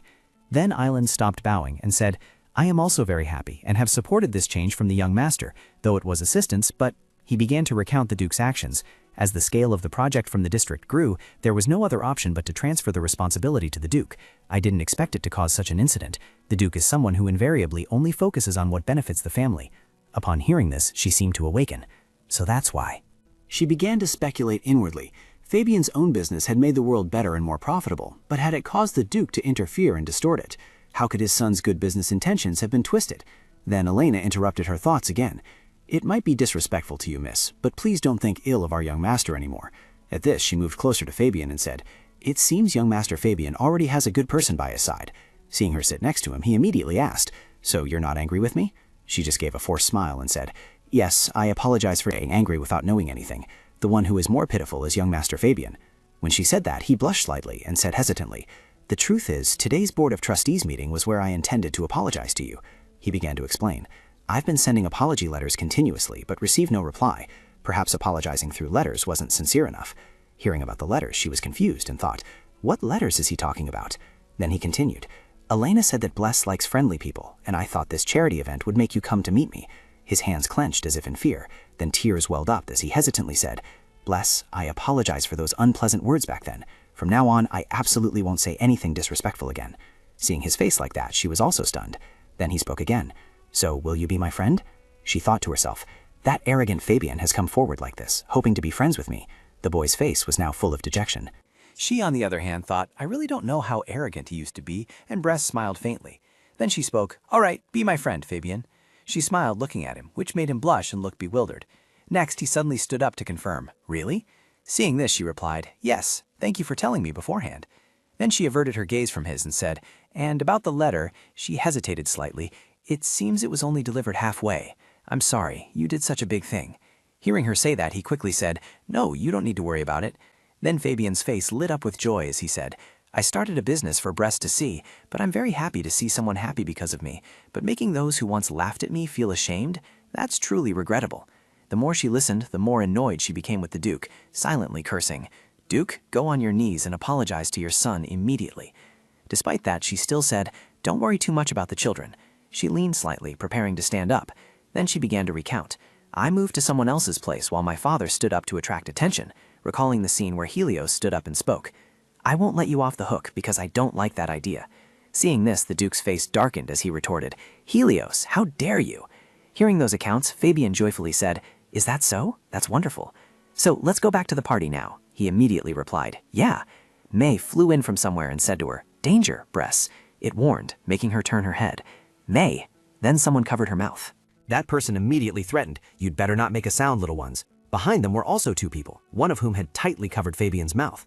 A glowing staff appeared, and the voice rang out again. Because of that person, you shall follow us. Her eyes began to lose focus, but she still had a thought. I must not lose consciousness. Elsewhere, Arius was being trained by Hessa. He looked towards her, lost in thought.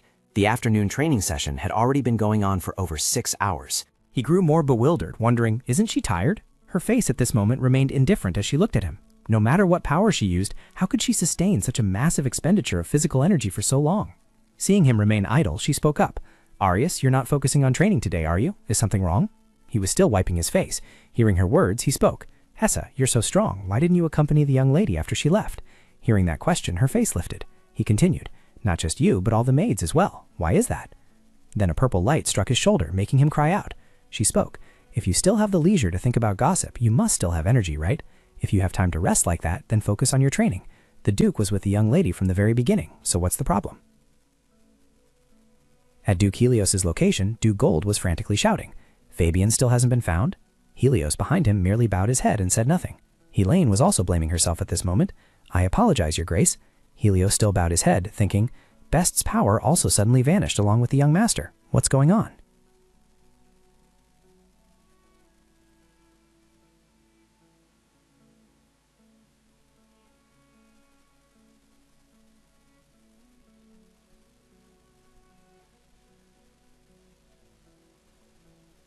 Then he asked again, did you notice anything different? To that question, he immediately replied, well, when the two of them were talking outside, I was waiting nearby. It was as if an illusory barrier had blocked them, and suddenly I couldn't see them anymore. Hearing that, Helios began to make a deduction, saying, they must have used an artifact that suppresses energy signatures. Hearing his query, he immediately replied, yes. Helios couldn't help but ponder upon hearing that answer. If they used magic to break through the protective magic I created, it means that person employed a third-tier spell. If it was merely a staged kidnapping to control the two dukes, it would be rather unusual. He pondered for a moment, then cast a glance towards Duke Gold, who was interrogating the guards. If so, it could also be a prank by someone who knows Brez is the child of prophecy. The reason didn't matter. He clenched his fist. Around his body, electric currents began to emanate. Please wait a moment, Bless. In a dark room, soft groans could be heard. Then a voice spoke. My head. Outside, moonlight was shining into that dark room. Next, she opened her eyes and looked around. The space was tightly enclosed by a barrier. Then she looked at her arms. Her limbs were tied. So I've been kidnapped? She glanced over at Fabian. He still hadn't woken up, which was good. It would be difficult for a child. The children of the two dukes had disappeared. They had probably already sent people to search for them. After that, she began to assess. If so, this was a race against time. She closed her eyes and asked, May? Hearing no reply, she was confused. Huh? In her mind, no May? Where did it go? Then a sound caught her attention. This sound? A scream echoed. Why on earth are you doing something I didn't ask for? I told you the opposite. A knife slowly flew towards her leg, yet it didn't stop. She should at least struggle. Then the sound continued. So you want to die with that person like this? She wondered to herself. That person? Outside the door, a man was arguing. Have you ever thought that if you keep moving around so freely, you'll catch that person's eye? The scream still echoed incessantly. Have you forgotten that that person cares deeply about the boy who overcame his own poison? Hearing that, she was very surprised. Poison? She began to speculate. Could the person they mentioned be Henrik? Another voice spoke up. Quiet down, the children will wake up. Hearing that, she thought, it seems they are coming this way. She quickly lay down and pretended to faint. Then a voice rang out. Why bring the Baron's child back too? Another voice rang out. First, just contact that person. Another asked, what if that person doesn't help us? Why else? We'll have to kill them and run away immediately. She sprang up immediately upon hearing those words and thought, waiting until father arrives is truly dangerous. It would be better to leave here first. She shook Fabian vigorously and said, Fabian, wake up quickly.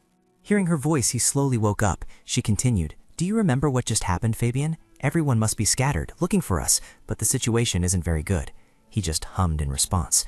Then she worriedly continued, even so, just trust me. You don't need to worry too much. She then asked, probing, understand, Fabian? He just nodded and said, I'll trust you. Looking at Fabian, she thought, he's calmer than I thought. I expected him to be panicking. Then she praised, good. First we need to cut these ropes with this. As soon as she finished speaking, a small dagger appeared behind her. The small dagger quickly cut Fabian's ropes, and he in turn quickly cut hers, as she couldn't see behind her to cut them herself. The ropes were quickly undone. All right, he observed and said, if we want to get out of here, we have to break the magic first. Hearing this, her face stiffened as she wondered, how so? Then he pointed towards the magic circle and said, it seems that's what's preventing us from escaping. She agreed with him. Yes, that's right. We have to destroy that thing. Fabian, you're smart. Hearing her words, he stopped blushing and stammered, that was nothing? Next, she turned her head and wondered, but why do you call me sister? Hearing her question, he was puzzled. Huh? Aren't you Sister Blair much older than me? Hearing that, she was a little embarrassed. That's true, but since we've decided to be friends, let's talk more casually. He quickly replied, I am being casual. She could only helplessly say, is that so? If that's the case, then he asked again, anyway, this thing is very difficult to destroy. That's very difficult magic for a normal witch or wizard. Moreover, this is quite advanced magic. Hearing her say that, Fabian immediately worriedly asked, then what should we do? We can't escape? No, it'll be fine, just trust me. She began to use her mind. As for ancient-style magic, she pointed and adjusted, smiling as she thought, I learned it from my father. We can't go far. Find them now. A shout echoed across the land. She and Fabian were sitting on the ground, speaking softly to each other. Are you all right? Yes, I'm just a little dizzy. Everyone will definitely come looking for us, so don't worry. Then she began to assess her surroundings anxiously. I said that because I was afraid Fabian would worry, but I didn't expect things to get so messed up like this. I had been so confident in the lessons I learned from my father. An hour ago, May had said to her, Bress, ancient magic must be handled delicately. If there's even a small gap in the magic barrier, that magic can be destroyed. At that time, she had confidently pointed her hand, controlling the magic with the thought, it can be destroyed. Then she thought if she wanted to create a void by gradually adding energy, she needed to concentrate her mind. Bless then condensed magic, but kept thinking, this takes more energy than I thought. A light flashed. All right. She wiped away her sweat and complained, much more tiring than I thought. Behind her, Fabian asked, are you okay, sis? Hearing that, she smiled and said, I'm fine. We can go out now. His face showed worry. Then he whispered, you're bleeding from your nose, sis. Hearing that made her freeze. Oh, really? And she quickly explained, it's just because I used too much energy, don't worry. Hearing that, he just nodded. Then, with a sad face, he said, I suddenly feel, speaking of magic, are you working too hard, sis? His face looked like he was about to cry, which made her quickly interject, no, I'm really fine. Then she walked closer to him and said, if we want to leave here, there's no other way but to break it. She gently patted his shoulder. It's not your fault, Fabian. Anyway, let's get out quickly. He softly replied with a sound. Both quickly ran outside. She began to recall that circle, that thing. She looked up and thought, as I saw back then, the magic that blocks energy, it seems to have been created here too. She began to speculate. My father was late for that reason too. A red light surrounded this house. Then she quickly stepped out, thinking, but if that could escape? A voice rang out. Where are these kids going? Hearing the voice surprised both of them. Then the voice rang out again. There's definitely a barrier, so how did they get out? Next, he jumped down and said, what? All right then. He landed safely and continued, that person isn't answering, so they've probably abandoned us. Then he extended his hand towards her and said, so you kids might as well die here. She reached for the dagger in her pocket. It glowed pink, then quickly stabbed him, making him cry out. After that, she yelled, run now. The other voice rang out again. They're running away. Catch them. She whispered to Fabian, what's with that expression? I'm really fine. She was panting at this moment, thinking, I don't have the strength to move right now. It seems the problem is breaking the magic used too much energy. She looked at Fabian and thought to herself, the reason we've been able to avoid detection until now is probably thanks to Gold's luck. His face seemed to glow as he whispered, You're really okay, right? She thought to herself. But even that has its limits. At this moment, May spoke up. Blaze, May is here. Hearing this, she immediately asked, May, where on earth have you been? May replied, May was brought here. She realized and asked, What did you say? How could... A footstep appeared. His fierce face appeared before the two of them and said, Found you. You're done for. Hearing that voice terrified the two of them. Then he yelled, Give up now. They were surrounded on all sides. We're surrounded. She pulled Fabian closer to her, hugging him tightly, and thought, No, this year's birthday is ruined too. Then a light appeared, surrounding her. Breath's eyes widened. What is this? Faint groans echoed. Help! Help me! She looked at the energy source and thought to herself, This energy source. A scream rang out. Duke Robian saw the person in front of him. She happily thought, Father, you're here, and then called out, Blaze! His face showed clear worry. Then he slowly walked towards her and said, Are you all right? Are you hurt? She was overjoyed to see him, but Fabian held her back tightly. He embraced her and said, Thank goodness, everything is all right. She clutched the hem of his clothes, thinking, I knew you would come, Father, so I wasn't scared at all. Her eyes welled up with tears as she looked at him. Then she tearfully said, Father, I'm scared. I'm so scared. Seeing her like that, he calmly comforted her. It's all right. I'm sorry I'm late. Watching the two of them embrace with such affection made Fabian standing there feel out of place. A shout rang out, Fabian! Making him turn his head. Duke Gold rushed towards him and said, Oh, Fabian, my son is safe and sound.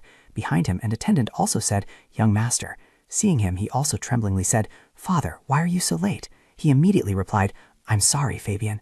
Looking at the scene before her, she secretly thought, Fabian seems to have endured fear all this time. At this moment, the Duke spoke, Blaze. His face was sorrowful. It's time to go home now. Hearing this, she cheerfully replied, Yes. And so the sponsorship council for Duke Gold's charity project, along with our kidnapping, came to an abrupt end. The kidnappers at the scene were expected to be brought to trial, handled by the Emperor. A day before the trial, they took their own lives. As evidence and witnesses could not be secured, the trial was cancelled. She looked at Duke Helios's face and thought, Father's expression suggests that the Imperial family isn't too pleased about this. It seems things with the Emperor didn't go smoothly. He fed her a bite and said, You look rather displeased. Hearing this, she puffed out her cheeks. I'm just imitating Father's expression. Hearing her, he put down his fork and hesitantly asked, Am I like that? Then she remembered something. The other person's shout. Have you forgotten that he was very concerned about the boy who overcame his own poison? At that time, she had bought poison. Now recalling it, she began to speculate. Seeing the kidnappers say that person was concerned about the poison, it seems Heinrich might be involved, so I don't feel comfortable ignoring this. She ate a piece of cake, still deep in thought. Perhaps I should entrust this to Gray. Seeing her eat the cake with a troubled expression, he also spoke up. The Imperial family is also displeased. He continued, Duke Gold's reaction is not pleasant at all. Hearing this, she asked, In what way? He said seriously, It's not just that the meticulously prepared sponsorship council went awry, but also that the young master's kidnapping was met with too much silence. They say they will continue to maintain the charity.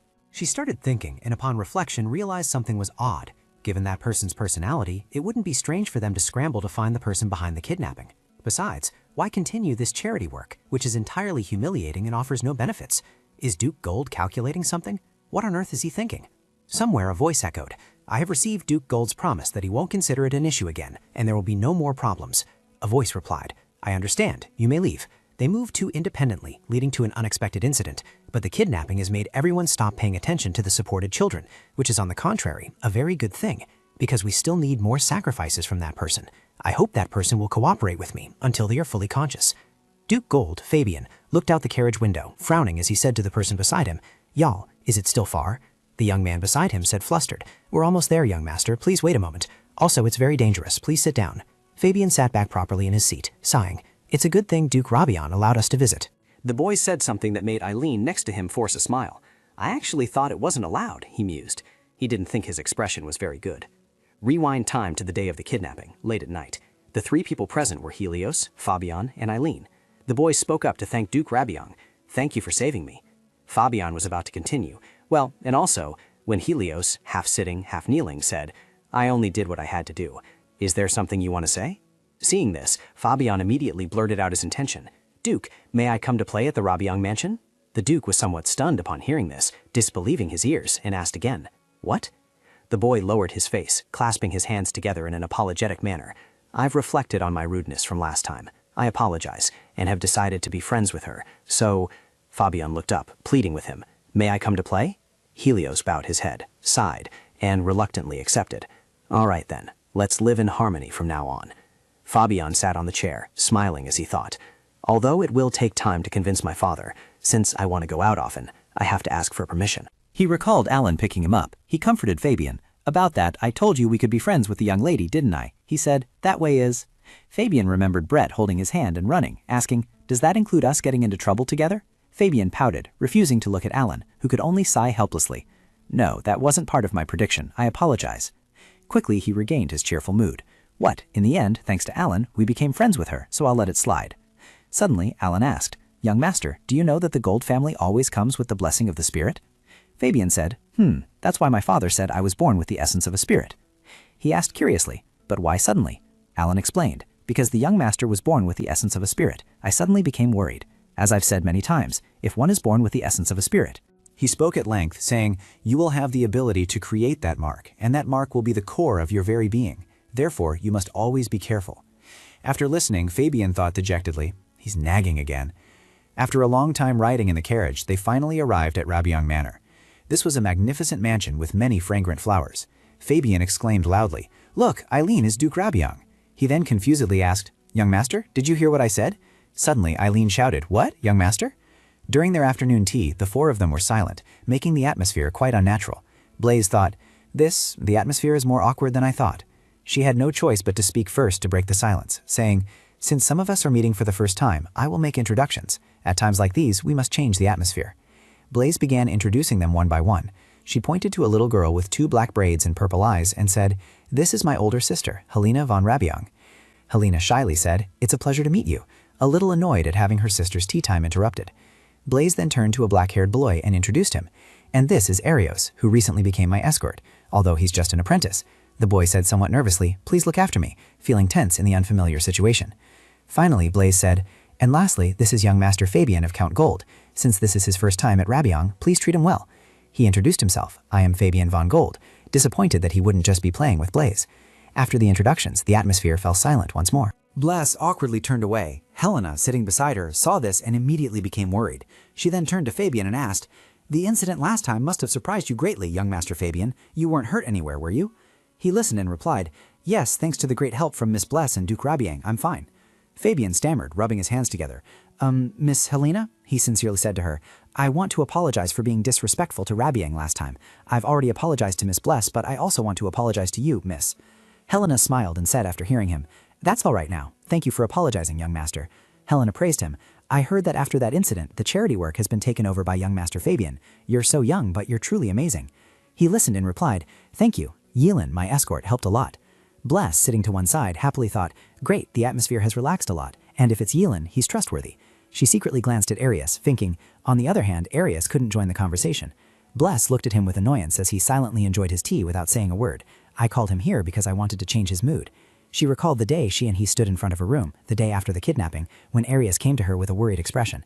Bless asked Arius, after hearing about me, you were very surprised and came to find me, weren't you, Arius? She tried to force a smile and said, but you see, I'm fine now. This must have worried you. A voice replied, not at all. He faced Bress and said, surprising her, it's been a long time since I've worried about someone like this, so I'm a little surprised myself. I'm glad you weren't hurt at all, miss.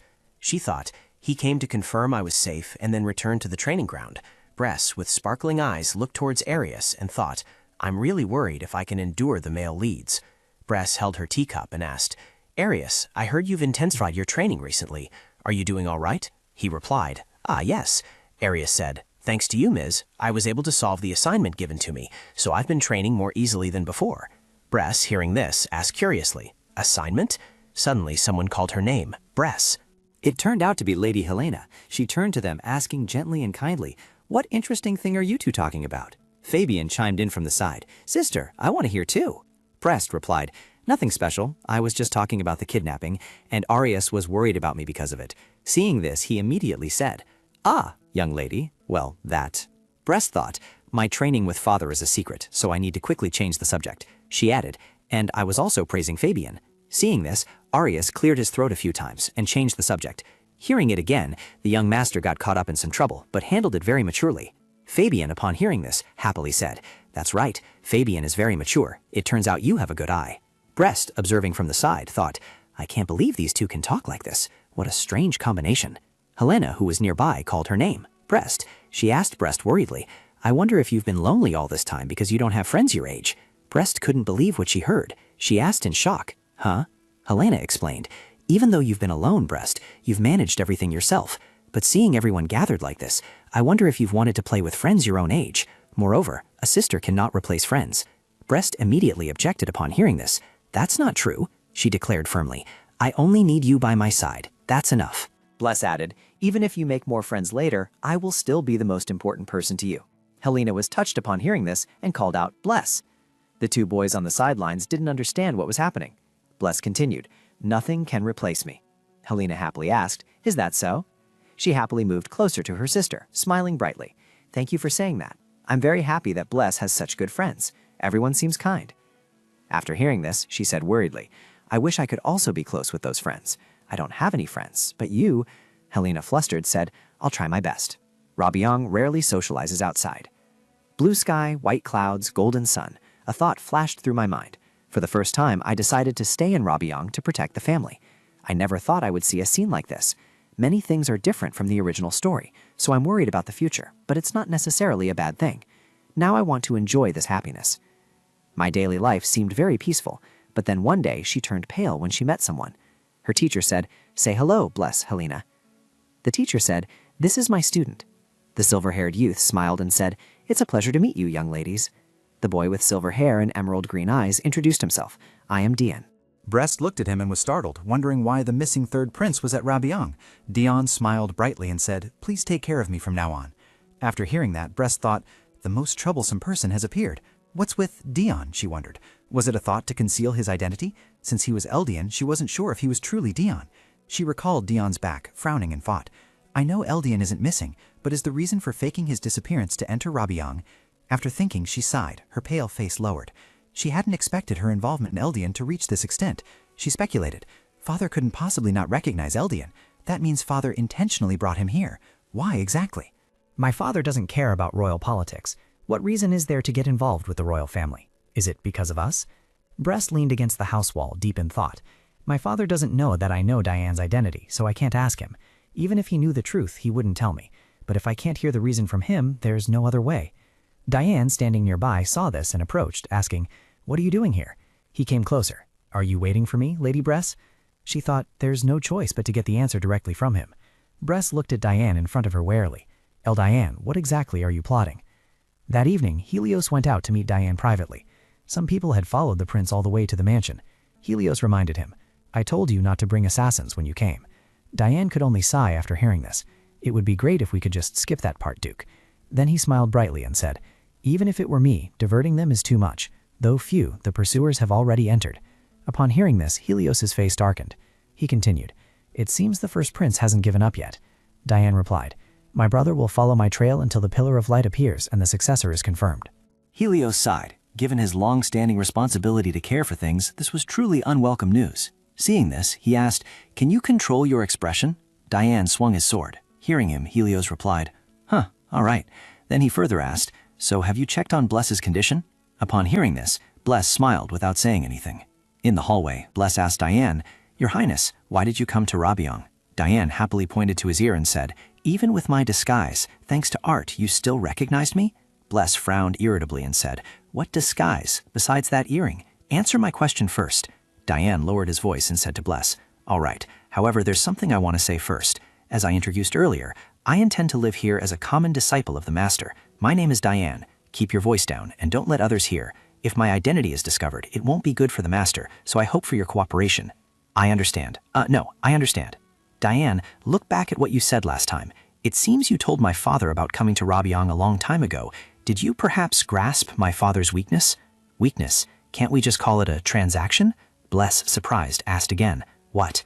Diane smiled and waved his hand in refusal. I have no intention of revealing what kind of transaction it was. Hearing this, Bless could only let out a helpless huff. He then curiously asked, on another note, previously, due to a major incident, the Master was very worried. Is her physical condition stable? Bless could only give a wry smile and replied, "Well, as you can see." Diane gave a mysterious smile, his expression darkening as he said, "How fortunate." According to the information I've received, the kidnapped young master and young lady have removed the magic and escaped. It has been publicly revealed that the young master of the Gold family knows nothing about magic. Perhaps it was because this child had dispelled the magic. At that time I thought so, but truly the more I learned about this child, the more wondrous they seemed. He smiled faintly, recalling the old scene when he met her. Later there would be something valuable worth keeping an eye on. For personal reasons I had come to Rabiang. He amicably extended his hand towards Bless, which quite surprised her. Before she could react, he said, "Let's get along well from now on." Bless, seeing this, faltered and broke into a sweat, but eventually she assertively decided to tell Dion, "All right." After he finished speaking, he smiled, his eyebrows slightly curved, and said to Helios, "That child seems overly cautious. Is it the Duke's influence?" Helios waved his hand dismissively, refuting, "Your Highness, no noble is truly at ease around the esteemed royal family." He replied, "That seems natural." Under the moonlight that clearly lit up the night, Dion said with interest, "Whatever the case, I am certain that the dragon blood within me still holds sway over that child. You can see my true form through that influence, and the reverse will also be true." He hesitated, recalling her image as a child. There was only one concern. Previously, the power of the Prest family could be appeased by my blood, Dion said, crossing his arms over his chest, facing Helios. But now, even that seems to be its limit. Helios heard this and felt a little puzzled by those words. The image of Prest appeared with long white hair. This means the child's power will surpass that of dragon blood. If so, the power of that child's family will soon skyrocket, and the child's body will be overwhelmed when bearing it. Hearing this, he could only remain silent and listen as the young man continued to explain. Although the child's mother is Duke S, even with Hyric, that power cannot be underestimated. It is a power that we can consider an heir to S. You have a wonderful daughter. Diane smiled faintly and said, "So what about this?" He faced Helios and asked, "That child is using another power it possesses." After speaking, Dean turned away with a wry smile. That Transcendent ability is called Purification, so it can pacify the forces of the two families. Hearing this, Helios wondered, "You already knew about that?" Hearing this, he turned back and said, "It would be a mistake to underestimate my information." Just then, His Majesty said he would raise that child to fight the Demon King. Until now, the tiresome power conflict of the dragons could still be prevented. Taking this opportunity, they will also learn the method of purification. Dean chuckled with amusement at him. "I will cooperate in exchange for concealing my identity in Rabiang." Hearing this, Helios breathed a sigh of relief. "Thank you for those words, Your Grace." As he spoke, Helios reached out and drew his sword. Then the matter of Bress is settled. From now on, we will also test how many magic swords the prince can handle. The sword in Dean's hand glowed fiery red, surrounded by red auras. A rather eye-catching purple gem was embedded in its hilt.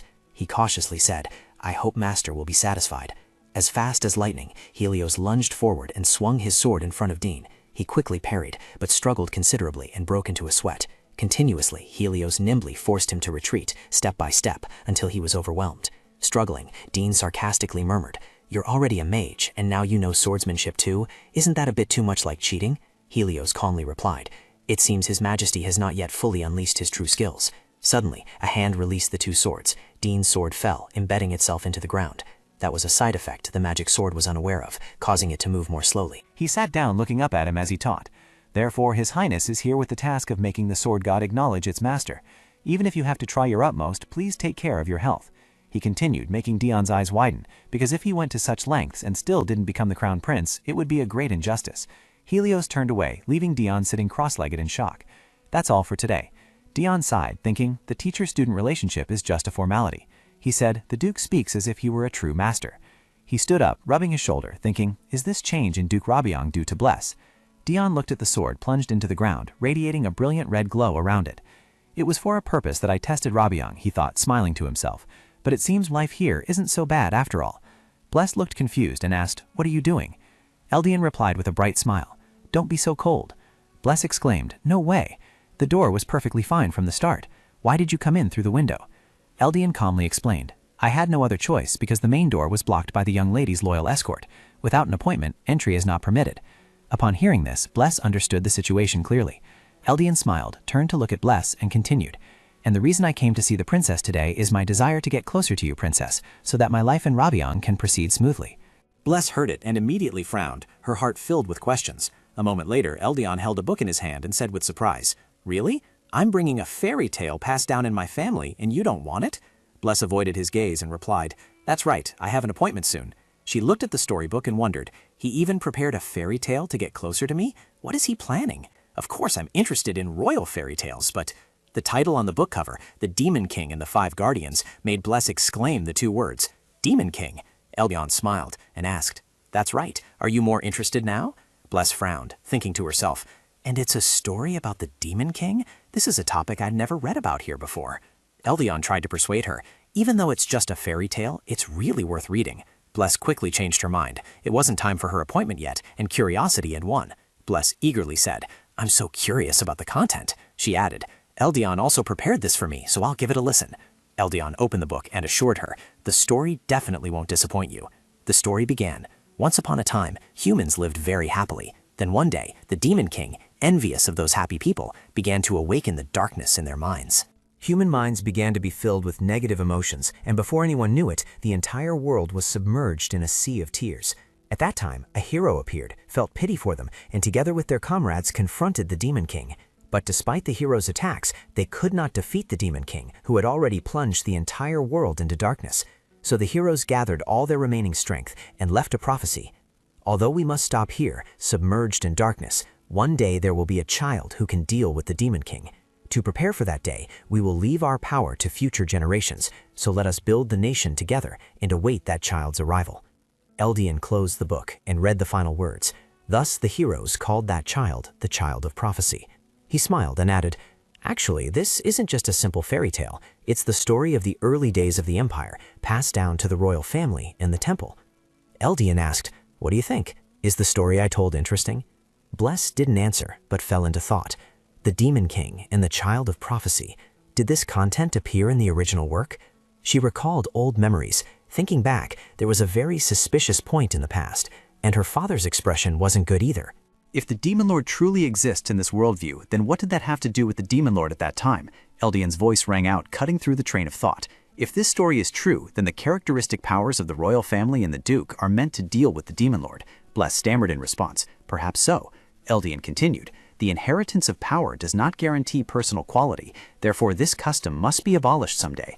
The name Eldian appeared in Bless's mind, full of questions. Eldian tilted her head. Therefore, I hope this fairy tale is true, so I can deal with both the Demon Lord and the Prophet's child as soon as possible, because I want to rule such a country. Bless called out Eldian's name thoughtfully. She looked at him and thought to herself, the royal palace is the most brutal place in the War of Succession, and hearing it from Eldian, who survived there, made her feel a deeper sincerity. Suddenly, a servant's voice echoed in, My lady, young Master Fabian. Before the servant could finish, Fabian cheerfully ran in. Sister, he asked. Sister, how have you been lately?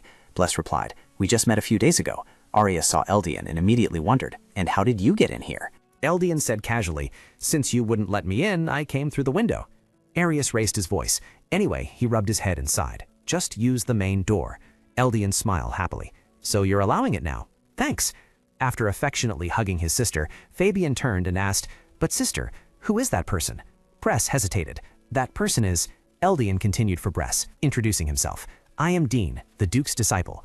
Fabian was surprised. Duke Rabia has a disciple? Bress rubbed her head helplessly. Finally, all the male leads have met at my house. Bress reminded him. You'll be meeting frequently at Rabia in the coming days, so please get along, Fabian. Fabian flinched. If you say so, then there's no other way, is there? A familiar voice echoed in. Well then, my work here is done. Helena opened the door and stepped in. Oh my, everyone's gathered here? Bress ran to her, whining. Sister!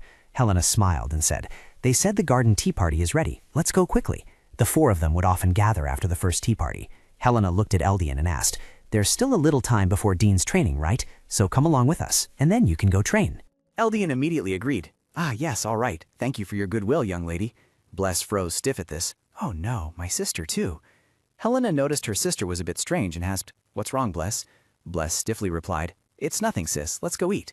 It's great if everyone goes together. Eldian smiled, then thought with a smile on his face, It seems she doesn't like me taking up a seat. Bless pouted and thought to herself, The downfall of Rabian is when my sister falls for Eldian, and that would be an opportunity to torment Bella. Therefore, it will be a bit unsettling when the two of them get close, but since this situation has been created, I'll have to keep a close eye on things while in Rabian.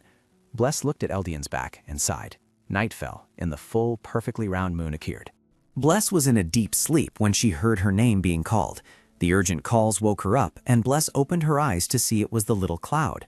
May said breathlessly, Bless, there's someone scary. Bless rubbed her eyes and asked again, "What? Where?" Bless threw off her blanket and got out of bed. She told herself it couldn't be an intruder, because not everyone could break through her father's protective barrier. Who could it possibly be, after all? Bless opened the door and said, "May, lead the way." Outside, Bless stopped short. She wondered, is that the training ground? Why is everything so chaotic? Bless sensed something, and this energy source was somewhere over there. Bless turned her head towards the source of the energy. A familiar figure gradually appeared, making Bless wonder if it was Eldian. Suddenly, that person raised their sword and shot high into the air towards Bless. The cloud screamed, "Danger, Bless!" May quickly protected Bless, and Eldian was pushed back. Bless was grateful, thanking May. Bless covered her face to avoid being seen. It was Eldian holding a strange sword. His eyes showed a murderous glint, and his face was as cold as ice, making Bless wonder, is that Eldian? No, it can't be. Why is he so strange? Although she didn't fully understand Eldian, for him to be hiding and rabbying and then foolishly attack a princess like herself made no sense. A thought suddenly flashed through Bless's mind. Is something returning? May immediately warned, "Bless, that's the terrifying one." She looked at the red aura covering the sword Eldian held and fell into thought. On second thought, the sword's power seemed to be enveloping Eldian, as if controlling him. She suddenly remembered, wait, if it's a sword that can control its owner, could it be that sword? A demon sword? A demon sword grants immense power to its owner, but it possesses an independent spirit and is a sword that drives its owner mad. If it isn't acknowledged for what it is, it's also the sword that transformed the originally weak Eldian in the original story into a prince. According to the original story, Eldian used the sword freely, but why is it suddenly malfunctioning like this? Could it be that before being acknowledged as its master, Eldian suddenly lunged, startling Bless? Uh-oh, here we go again. This situation was more dangerous than she thought, when suddenly someone appeared. She was stopped by a protective barrier, and Bless immediately realized, this magic, could it be? She immediately called out, "Father!" Helios said, "Bless, go over there," and she obediently replied, "Yes, Father." She worried, "But Father, Eldian now." Helios interrupted her. "That's right. As you can see, His Highness's true self has influenced the sword. But if you control them with your energy, everything will immediately return to normal." Bless asked again, "Thanks to Cloud?" "That's right. A superpowered individual possesses a special ability to purify predetermined power, and the form of that energy is how that power manifests." Hearing this, Bless wondered, so Cloud plays such a role? Helios encouraged, "So give it a try." Bless looked at her father and thought, even though the demon sword is wreaking havoc, Father's attitude is very calm. It was if Father already knew this would happen. Bless couldn't help but ask, "Father, did you know Eldian would become like this?" "That's right. His Highness artificially activated the demon sword for practice." Bless was astonished. "Yes, why would he do that?" Helios reassured her. "It's as if he's truly living in Rabiang, so don't worry too much. Now focus on expanding your energy." Bless thought to herself, "I don't know how the two of them communicate through their abilities, but this is a great opportunity to awaken Cloud's power." Bless turned and asked, "Can you do it, Cloud?" Cloud replied, I'm a little scared, but if Bless wants it, Cloud will do it." Bless clenched her hands and said, "Father, I'm ready." Helios praised, "Excellent. The form of this energy will also be based on the form of your energy. It will begin by searching for the energy within you, just as it is within the clouds. Since it's the first time, it will require a lot of mental strength. I will support you, so just approach it calmly." Bless closed her eyes and hummed an affirmation. She relaxed herself and gradually felt the power, the energy within her, along with a cloud-like life force, still unseen, focusing a little more. Little Cloud jumped up and called, "Bless, over here, over here." "Found it, Cloud?" she asked. "Are you signaling me to follow?" Little Cloud pointed to a source of energy and said, "It's here. Just place your hand on it and awaken it." Bless raised her hand and asked again, "Like this?" Little Cloud hummed an affirmation. Bless thought to herself, "All right, easier than I thought." Something caught Bless's attention and she wondered, "What is that? It looks like a door." Suddenly, the energy source emitted a dazzling light, forcing Bless to shield her eyes with her hand. Breath succeeded. Her energy flowed into Eldian. It neutralized the sword's control. Eldian regained consciousness. Helios asked with concern, "Breath, are you all right?" Breath immediately replied, "Yes." She thought to herself, "I've only used it once, but I'm much more tired than I expected, even with Father's support. Anyway, it seems to have been properly purified." Eldian returned to normal, forcing a smile as he said, "Compared to the first time it was opened, this is excellent." Seeing Eldian stumble, Breath anxiously cried out, "Eldian!" Helios caught Eldian and reassured her, "He's just fainted for a moment." Breath worried, "Could it be because it hasn't been properly adjusted yet?" Helios dismissed it. "It's not your fault. Although it's said that the power was reluctantly released, losing his entire self was because the demon sword didn't recognize its master. His Highness will handle the entire sword through his training. You don't need to worry about it. Breath pondered. Until now, I haven't thoroughly considered Eldian's position. That's because, to me, Eldian will be the one to destroy Reborn. Seeing Eldian exhausted in front of her, but with this appearance, the more she learned about Eldian, the more uncomfortable she felt inside. Helios interrupted her thoughts. Anyway, for your first attempt, you've done excellently, Breath. Although you possess incredible innate power, the judgment to wield it is entirely your responsibility. And I believe you don't need to follow in the footsteps of previous generations and get into trouble with the royal family. Instead, you must build a relationship together to forge the next era. Breath smiled and replied to her father, "Yes, I think so too." She thought to herself, "Father was right. Now that I know Eldian isn't a bad person, perhaps his likelihood of confronting Reborn will decrease later." Breath's voice was full of excitement. "I will train diligently with Eldian." Not long after, in his study, Helios was organizing papers and thinking about what had just happened. The power of the superpowered individual has been unlocked, so all that remains is mastery, and training with the prince will be very helpful. Helena suddenly opened the door and entered, calling out, "Father, it's me." Helios, surprised, called out Helena's name. He asked, "It's so late. Is something wrong? Did you have a nightmare?" Helena pouted. "Father, really? How old do you think I am?" Helios laughed loudly. "To me, you're still a child." Helena was silent for a moment, then spoke. "Father," she suddenly asked, "is Breath the inheritor of Reborn's power?" Seeing his silence, she continued, "Actually, earlier I saw Breath in the training area with Eldian, who was unconscious, and there was some kind of light. What kind of power were they using?" Helios wanted to explain Helena about that, but he was interrupted. "Suppose Bless's power isn't from Reborn. You also know you can't inherit Reborn's power." She recalled Bree's words. "If one is Reborn's successor, then naturally they can use healing magic." Helena continued, "If the family's power hasn't manifested by this age, it can be considered hopeless. Father, I also want to become the head of Reborn, because I want to become a barrier that can protect both you and Bless. Anyway, I came to see you today to say that even if I don't inherit the power, I'll be fine, so you don't need to worry. Besides, you also said I have enough qualities of a mage, unlike..." Helios spoke up. "Helena, the next generation of Reborn will not be decided by power or lack thereof. A cool head will make bold decisions for the family, reputation can guide the elders, and a keen eye can read records to keep the family stable. There are many other important things besides the family's power to lead a family like this.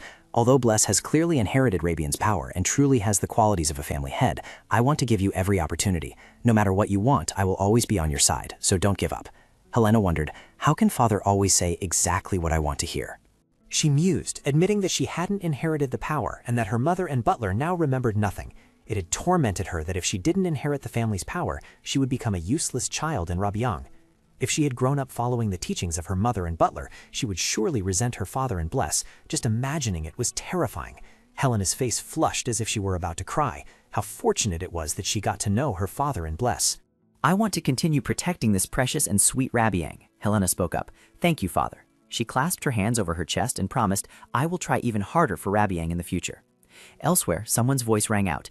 "Eldian is still alive." Riso, drinking tea with someone else, continued, "That's proof that the Pillar of Light hasn't appeared yet. I'm also worried that the place where he disappeared seems to be Rabiang territory." He speculated. "Assuming the worst-case scenario, what if Eldian decides to join forces with Duke Rabiang to increase his power?"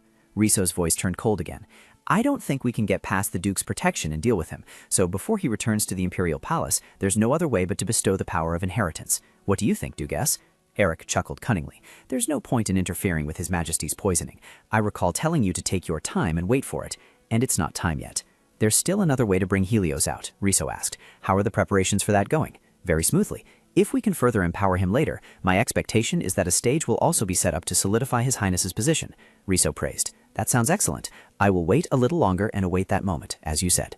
Back to the present, in the classroom, Countess Lante stopped and announced, "We'll stop here for today." She smiled and added, "I was a little worried because Bless asked for a favor, but Arius did very well." Arius quickly replied, "Thank you." It turned out Arius had attended the class with Bless. His voice seemed flustered, whereas I wondered if I should enjoy this. Bress immediately comforted him in a serious tone. "Don't worry about that anymore, Arios. As a princess, this is only a small token of my gratitude." Bress thought to herself, training Arios had been tough, but since he had escorted her, she could do this much more. And also, she admitted to herself that it was her selfishness. She hoped Arios choosing Drabian wouldn't lead to any drawbacks. Arios smiled and replied, "Yes, I understand." Lante chuckled behind her hand and said, "It's good to see you two so close. I also greatly anticipate Arios' development." Arios gratefully replied, "Thank you. I will work even harder." Lante bid them farewell and left. "Well then, I'll be going now." Bress replied, "Thank you. Farewell, madam." Seeing Eldian using a disguise that only Bress seemed to notice, Lante immediately asked, What is this, Diane? Eldian bowed to the madam and asked in return. Has the lesson concluded? He opened the door and stepped inside. I have something to say. Bress turned to Arios. My father has given permission to meet Diane, so you don't need to worry. Hearing this, Arios turned and left. Then I will wait outside. After Arios left, Bress immediately rushed to Eldian and asked, I heard it's been decided that training will resume today. Are you all right now? Eldian reassured her. It's not to the extent that the lady needs to worry. I was unconscious longer than I thought, but there's nothing abnormal with my body. Bress looked at the sword on Eldian's hip and thought to herself, on the surface, perhaps so, but the demon sword's influence makes his spirit feel vulnerable. In reality, my father thinks Eldian hasn't fully recovered, and since then, they haven't been able to train together even once. Bress looked at Eldian smiling in front of her, unsure if it was genuine or just a pretense of normalcy. Eldian then spoke, asking, About that, the child outside. I heard they're studying with the young lady now, aren't they? That's right, it hasn't been long.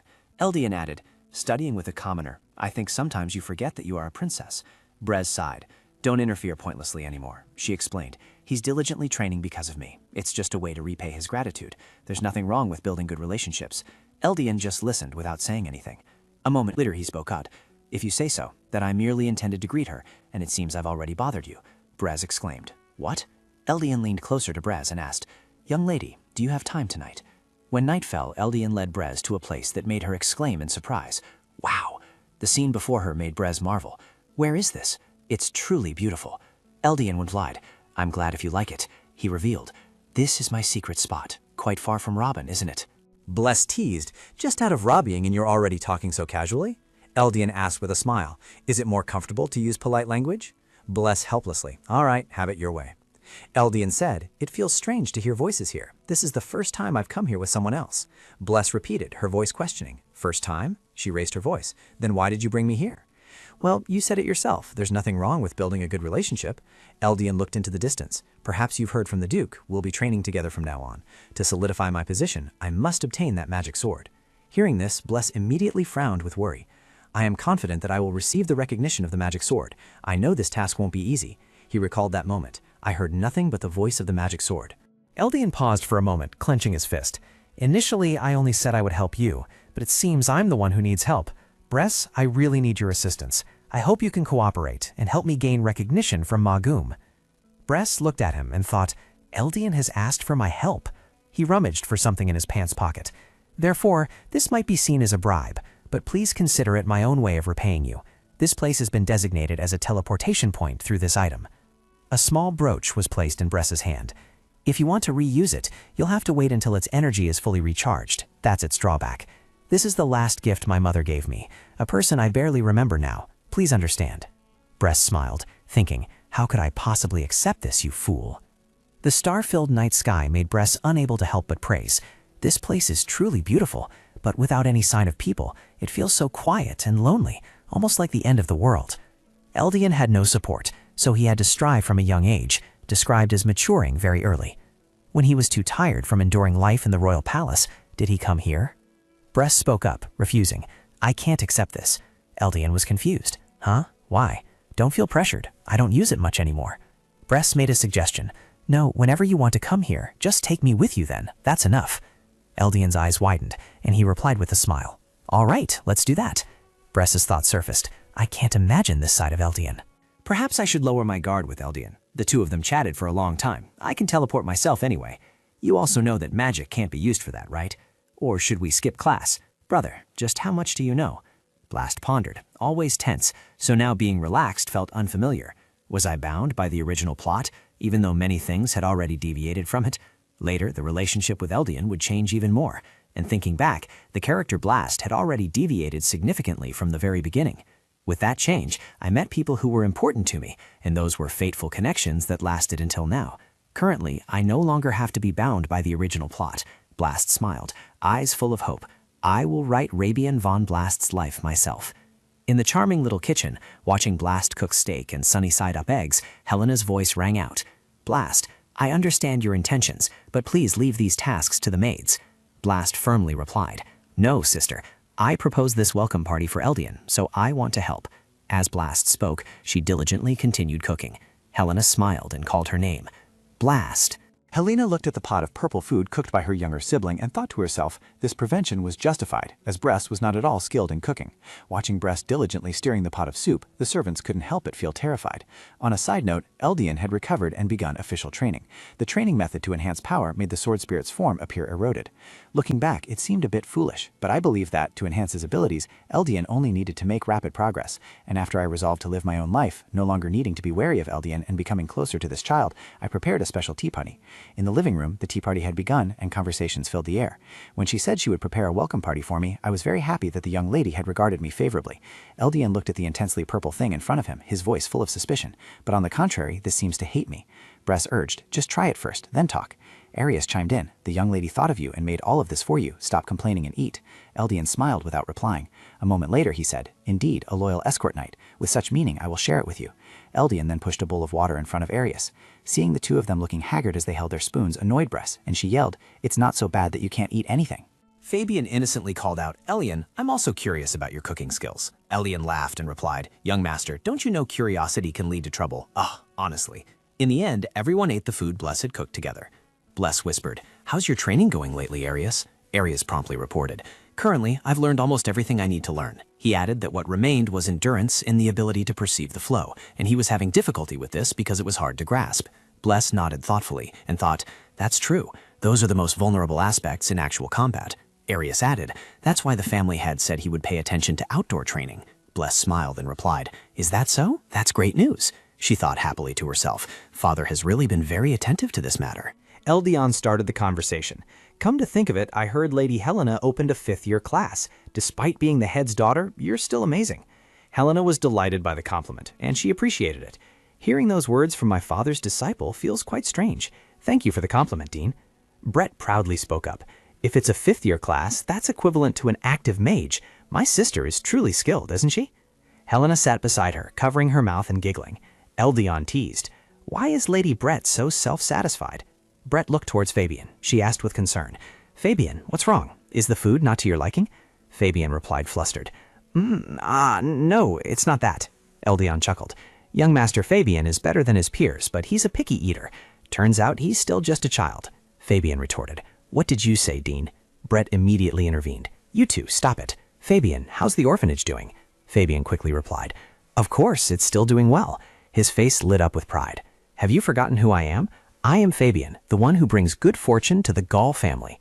Fabian said smugly, many people support it, and many children have been adopted, all thanks to me. Brett smiled and praised. That's truly wonderful, Fabian. Fabian also mentioned that those children sent him letters every time they leave. If he collected all the letters he's received, they would probably fill a whole box by now. Brett exclaimed in surprise. Really? She also found Fabian adorable when he was happy. Brett looked at everyone and thought to herself, what does it matter if it's different from the original story? Everyone is so happy like this. I hope that peace will continue like this in the future. Eldian also smiled happily. Time flew by, and Arios diligently practiced. Bless and Fabian were playing together. Helena, meanwhile, was busy cultivating her knowledge. 3 years passed. One peaceful afternoon, Bless was dozing off by the window. In her sleep, she seemed to have wandered into some space. In front of her was a magic circle, and Bless wondered, where am I? A question echoed, is this the sacrifice? Suddenly, a voice replied, that's right. The person stood near the circle, their voice filled with excitement. Oh, Supreme Being, it won't be long until I meet you. At that time, please, let this humble one borrow your power. Bless was confused. What is he doing? Someone's voice replied, excellent. Herrick reached out his hand to receive the black aura. Power, I can feel the immense power has arrived. Bless thought puzzled. I can't clearly hear what Herrick is saying. Herrick's eyes gradually changed from purple to turquoise. Helios will soon trample over your drabang.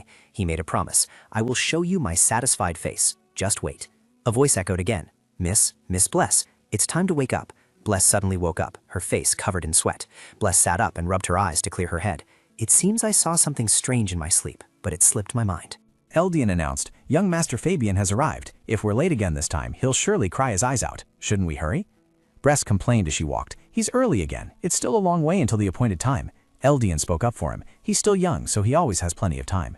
Bress voiced her concern. Fabian is still so young. Isn't this pushing him too hard? She recalled. We've been together for 3 years now. Eldian had been recognized by the magic sword recently, and I had become proficient in wielding supernatural abilities. Little Cloud, trailing behind, asked, Bress, did you have a nightmare?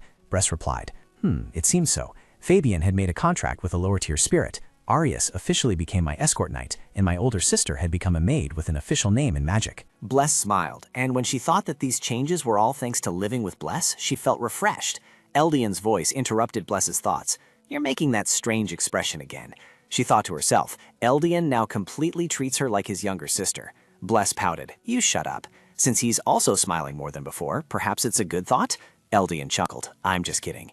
Bless wondered, what was that dream just now? Fabian ran over and called out "sister" twice.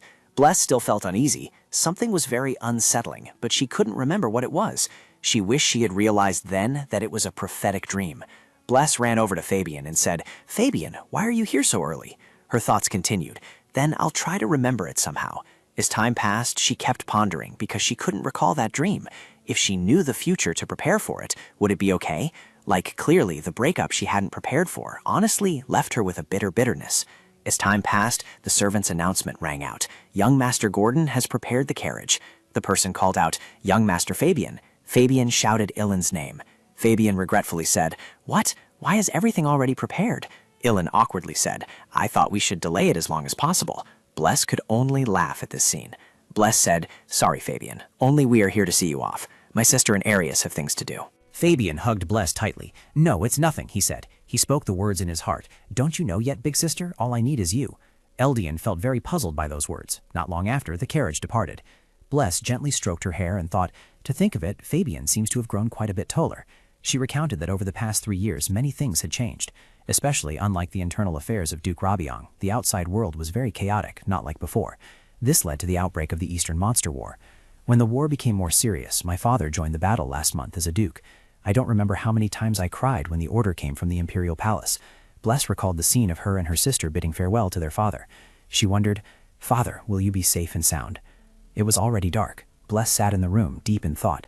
Surely nothing bad will happen, right? Eldian went to open the door for patrol and discovered her. He called out puzzled, "Princess, princess." Bless immediately asked, "Eldian, what brings you here?" Eldian explained, "I looked into the master's room because I saw light coming out. Princess, why aren't you in your room and what do you do here?" Bress said in a faint voice, "I'm just worried if my father is okay." Eldian silently approached Bress. He comforted her. "Master will return safely. He is the Empire's top-tier mage, so a monster battle will be nothing to him." Bress's worry seemed to lessen, and she said to Eldian, "Thank you for saying that." Bress thought to herself, "What is this? Can he really comfort me like that?" Suddenly, Eldian added, "But having excessive power can sometimes become toxic. What if the Duke isn't capable enough?" Bress immediately looked bewildered and confused. If that were the case, even if he were summoned, he wouldn't have to bear heavy responsibilities. Given the current situation, it could take 1 year or 10 years. Bress said in a confused voice, "Wait, aren't you supposed to be comforting me?" Eldian smiled brightly. "Well, I'm just stating what's there." Bress immediately thought, "What? Even so, I'm still troubled. If we follow the rules, isn't it time to leave Rabiong?" Bress said irritably, "You should also go to the battlefield to help my father." Eldian spoke up, "I've clearly felt it through this war." Bress looked up, paying attention. Eldian smiled warmly. He continued, "If I want to protect my people, I need power. If I had the authority to decide this war, I wouldn't let Master go to the battlefield." Dress looked up, deep in thought. Thinking back, Eldian had entered Rubiong to tame the magic sword, but I don't think he said this was just for training. Besides training, was there also the matter of relying on his father?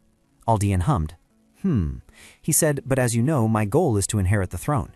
Dress heard Eldian's words and thought, seeing him speak so frankly, did he mean to speak as Eldian himself? Eldian smiled and asked, "So I have a proposal. Would you like to hear it?" Dress hummed in response, "All right, if you want to say it, I'll listen."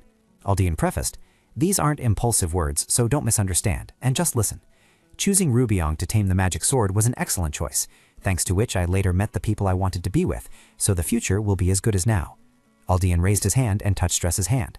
"How wonderful it would be if I could be with Rubiong. So my point is, would you like to get engaged to me?" Dress's eyes widened in surprise. She wondered, what is he saying now? What is he saying again? A few days later, Rubiong training ground. A voice rang out interrupting Arios' training. "Arios, that was a cleaner finish." It was Hysa. "Shadow magic easily leaves traces, so handling it is very important. Therefore, don't be complacent now just because you did well."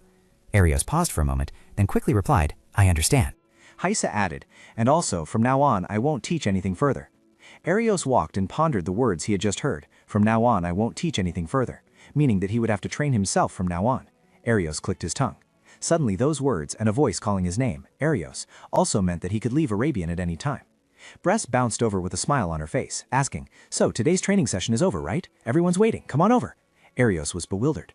Bress asked curiously, what's wrong? He used his spatial teleportation ability and replied, "No, it's nothing." Arios reached out and took Bress's hand. "Then let's go." In a flash, the two of them arrived at their destination. Bress thought in bewilderment, so shadow creation magic can also be used this way. The sound of Bress and Arios' names being called echoed towards them. Helena waved, signaling, "Over here." Beside her, Eldian was also waiting. Bress happily ran over, "Ah, sis." But upon seeing someone else sitting next to her, she immediately put on an embarrassed expression. Dian sat there, smiling brightly at her. The four of them gathered around a round table. Bress comforted herself. Come to think of it, of course Dian would be here. Rez couldn't look Eldian straight in the eye. After the engagement proposal the other day, just looking at his face made her feel awkward, so she kept avoiding him for a while. Eldian spoke up to start a conversation. "Young Master Gold has just arrived. What kept him so late?" Helena also found it strange. "Oh my, that's right, he always comes early," she thought. Rez heard that and immediately wondered. Thinking back, this was the first time Fabian had been so late. She worried. Could something have happened? Meanwhile, at Duke Gold's mansion. Fabian peeked from behind the door and thought, the atmosphere was certainly unusual. He watched the two people arguing in front of him and wondered, what were they talking about? And why such an attitude in broad daylight? His father said in a serious tone, "Understood? Don't go to Rabiang today."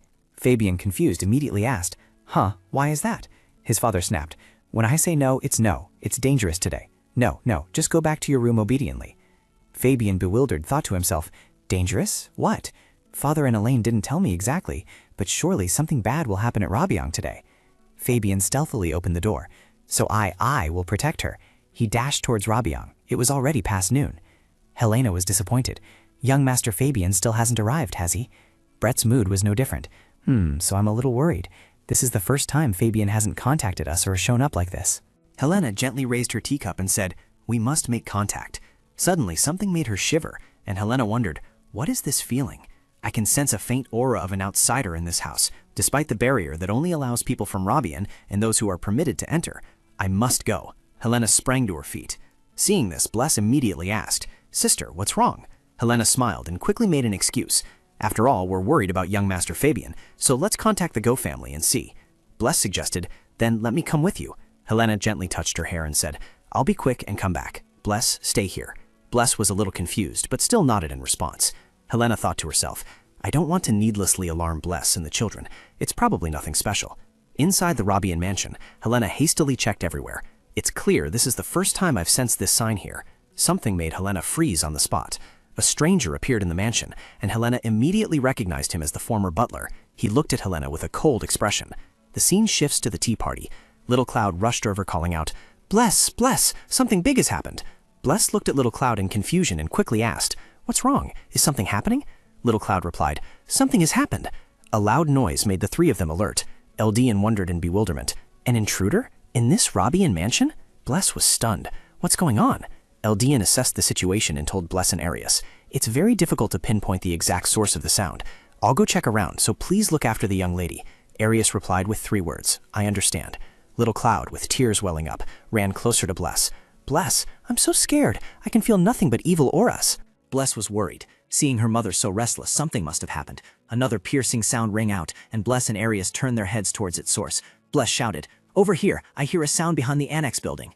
The scene of Helena collapsing to the ground unfolded. A look of panic was evident on Bless's face. Bless cried out, "Sister!" Helena looked exhausted.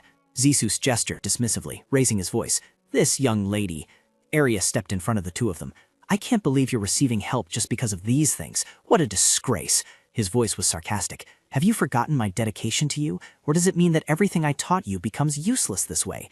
Helena asked irritably, "What are you talking about?" She snapped, "What have I ever received from you? If anything, it's just a childhood wound. My being able to get here isn't thanks to you. My father and Bless showed me the path I must take as Rabiang." Zisus chuckled dryly. He scoffed, "I've dedicated myself to you for a long time, yet you only remember that cruel father and that contemptible younger sister?" Bress glanced at him, wondering, puzzled. Why exactly? Why is this person appearing in Rabian? I heard the butler just got out of prison, so why would someone who just escaped Rabian return? How could he have passed through Father's barrier? Bress then recalled, wait a minute, in the original story, Helena grew close to Hyric under the Duchess's influence. That means someone connected young Helena with Hyric. If the butler played that role in the original story, then Hyric is likely the mastermind this time. The image of Hyric's cunning smile flashed through Bress's mind. A frantic scream rang out. My lady, 2 dogs are charging. My lady, look out! Arias quickly stopped the beasts. Bress quickly thought, oh my goodness, now for whatever reason I have to go back. What's important is to ensure safety in this situation. She helped her sister up. First, they must avoid it, as Eros said, and bring the knights here. Little May immediately called out, Bless, this is Arias. The image of Arias being tightly gripped by the neck by Zezius appeared. Bless was extremely panicked. He strangled Arias and said, anyway, it seems it's still too early to deal with me. Bless screamed, Arias, and ran towards him. Bless was in a dilemma. She wondered, even Arias couldn't overcome this. What should I do? She looked at the 3 approaching wolves. If she tried to escape with both of them, it would be impossible, so she had to think of a way to suppress them. What should I do? Suddenly, her father's teachings came to Bless's mind. Overmind possesses a special power to eliminate decaying power, and the characteristic of energy is the way that power is expressed. Bless mused. At that time, Father clearly said so, and what I'm facing now are monsters. Can't we eliminate them with Overmind's power? Bless called out, May, help me, I need your power. I will unleash all my power and overwhelm the butler. Little May asked incredulously, huh? All of it? Is that okay? Bless urged, there's no other way now, please help me. Bless encouraged herself, all right, it'll be fine, I can do it. Bless clasped her hands and concentrated her power to save everyone. A surge of energy coursed through her body, and blinding light shone down onto the ground. Jesus covered his face with his hand, thinking to himself, I'm surprised you still have the strength to show off a little trick. Although this is a source of energy I've never felt until now, it's not special energy, so calm down. Bless's light affected the wolves. Jesus was surprised. The monsters were weakening. He only now realized, could this be the power? A beam of light shot straight up into the sky. Jesus' power gradually disappeared. Bless knelt down on the ground and sighed in relief. Thank goodness. Her eyes slowly closed as she felt the evil aura vanish, but she figured it was probably because she had used too much energy. So sleepy, she thought. Seeing Bless fall asleep on the ground, Manhwa immediately called out to Bless several times. Elsewhere in the mansion, Eldian had finished dealing with the remaining magical beasts. He wiped his sweat and said, These are forcibly summoned monsters. I don't see the summoner, so I'll just head back to the children. Suddenly, a voice rang out. Third Prince. Someone was approaching him. Eldian immediately recognized this person. It was Bless's maid. He thought, I thought she was different from the others. It turns out she can be so calm in this situation. Eldian started to say, but the maid quickly interrupted. Please follow me, Your Highness. I will lead you to young lady. The mystical night fell, and the mansion gradually sank into a deep sleep and silence. Fabian ran desperately, searching for something himself. He suddenly stopped, breathing heavily, and exclaimed in surprise, Bless! Helena was holding Bless in her arms, equally surprised, and said in shock, Young Master Fabian! Fabian ran closer. He anxiously asked, Is everyone all right? What exactly happened? Helena looked bewildered. Young Master, why are you?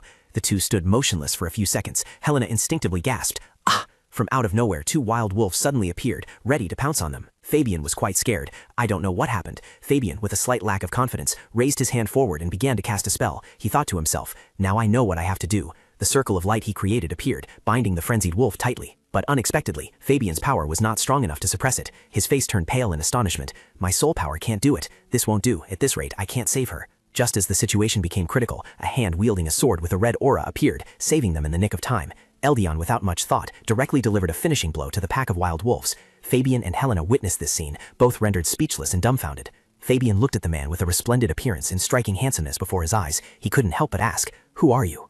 I wondered if you weren't coming today. Turns out you're just late, young Master Gold.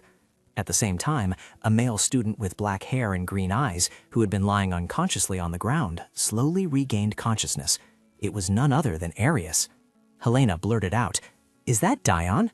Fabian, standing nearby, looked bewildered. Huh? He quickly sifted through his past memories, pondering, Is this guy Dion? Although I can clearly sense the same aura. But the Dion I know is an enemy with red hair, and he always wears peculiar earrings. Is that ceremonial earring a costume item?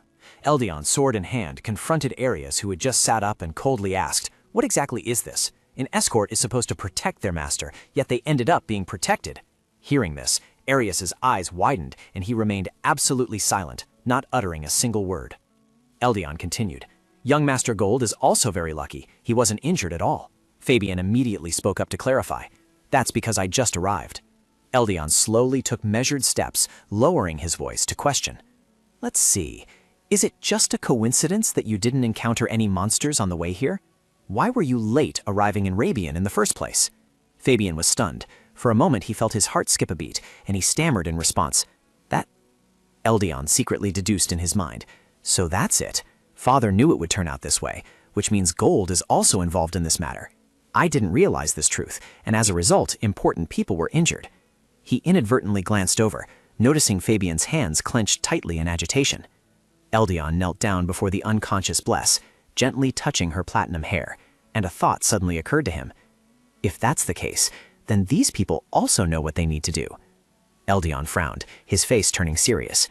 After all, working so hard like that, she still hasn't mastered the power of over myself. A maid approached. Eldian looked up and asked her, "How is Bless doing?" She respectfully replied, "She's fine." Lady S gently lifted Bless with one arm, her eyes mild as she slowly said, "She might just be overly tired from suddenly using too much power. Otherwise, there's nothing else unusual." Eldian could finally breathe a sigh of relief. "That's good then." He mused to himself, though there's still nothing suspicious. Eldian seriously admonished, "Why did you go off somewhere until now? You could have prevented this situation earlier."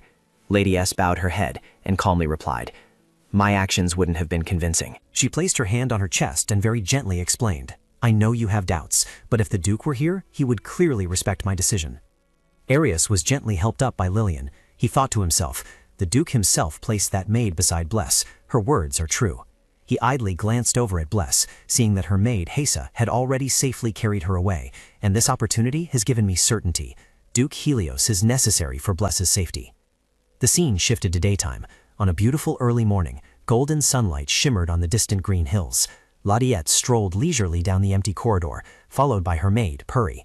She carefully instructed Puri to temporarily close the workshop and prevent yesterday's incident from leaking out. Puri immediately obeyed and replied, "Yes, I understand."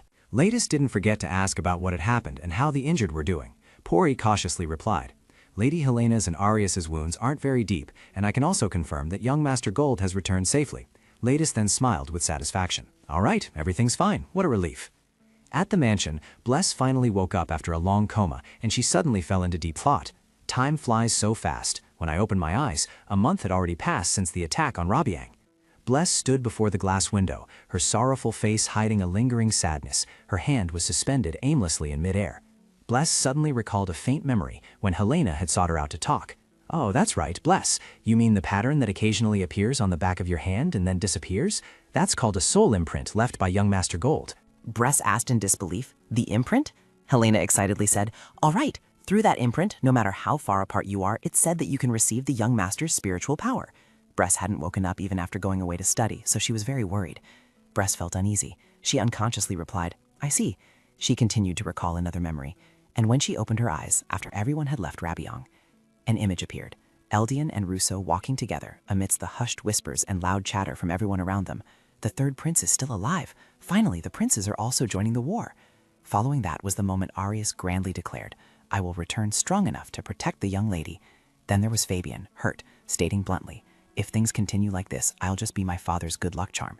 Bress returned to reality. She pursed her lips, her gloomy eyes thinking, "Finally, everyone is finding their own path according to the original story.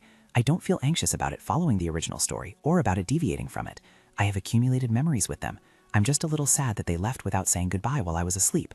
A maid suddenly entered and respectfully said, "Excuse me, Lady Bress." Bress turned her head, asking distractedly, The maid announced, "Outside, the master has returned." Bress quickly gathered her skirt and ran like the wind down to the courtyard. Following her, Helena was also overjoyed and excited. She and Helena both rushed into Helios's arms, crying tears of joy. "Father!" Helena, with tears welling up, clutched his sleeve and asked, "Father, what happened? Has the war not yet?" Helios honestly replied, "That's right, it's more stable than before, but it's not over yet.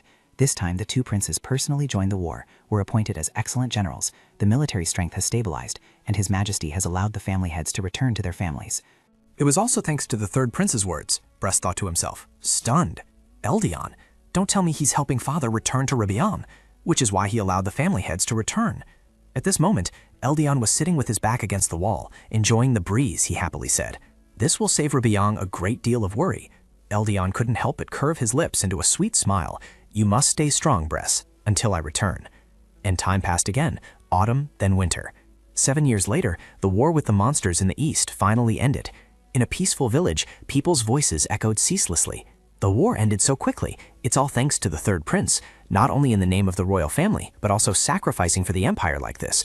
But from what I've heard, compared to the third prince, the first prince. Breath was now 18 years old. She walked along the street, and hearing the chatter around her, she couldn't help but fall into contemplation. Everywhere she went, she heard stories about Eldion's active involvement.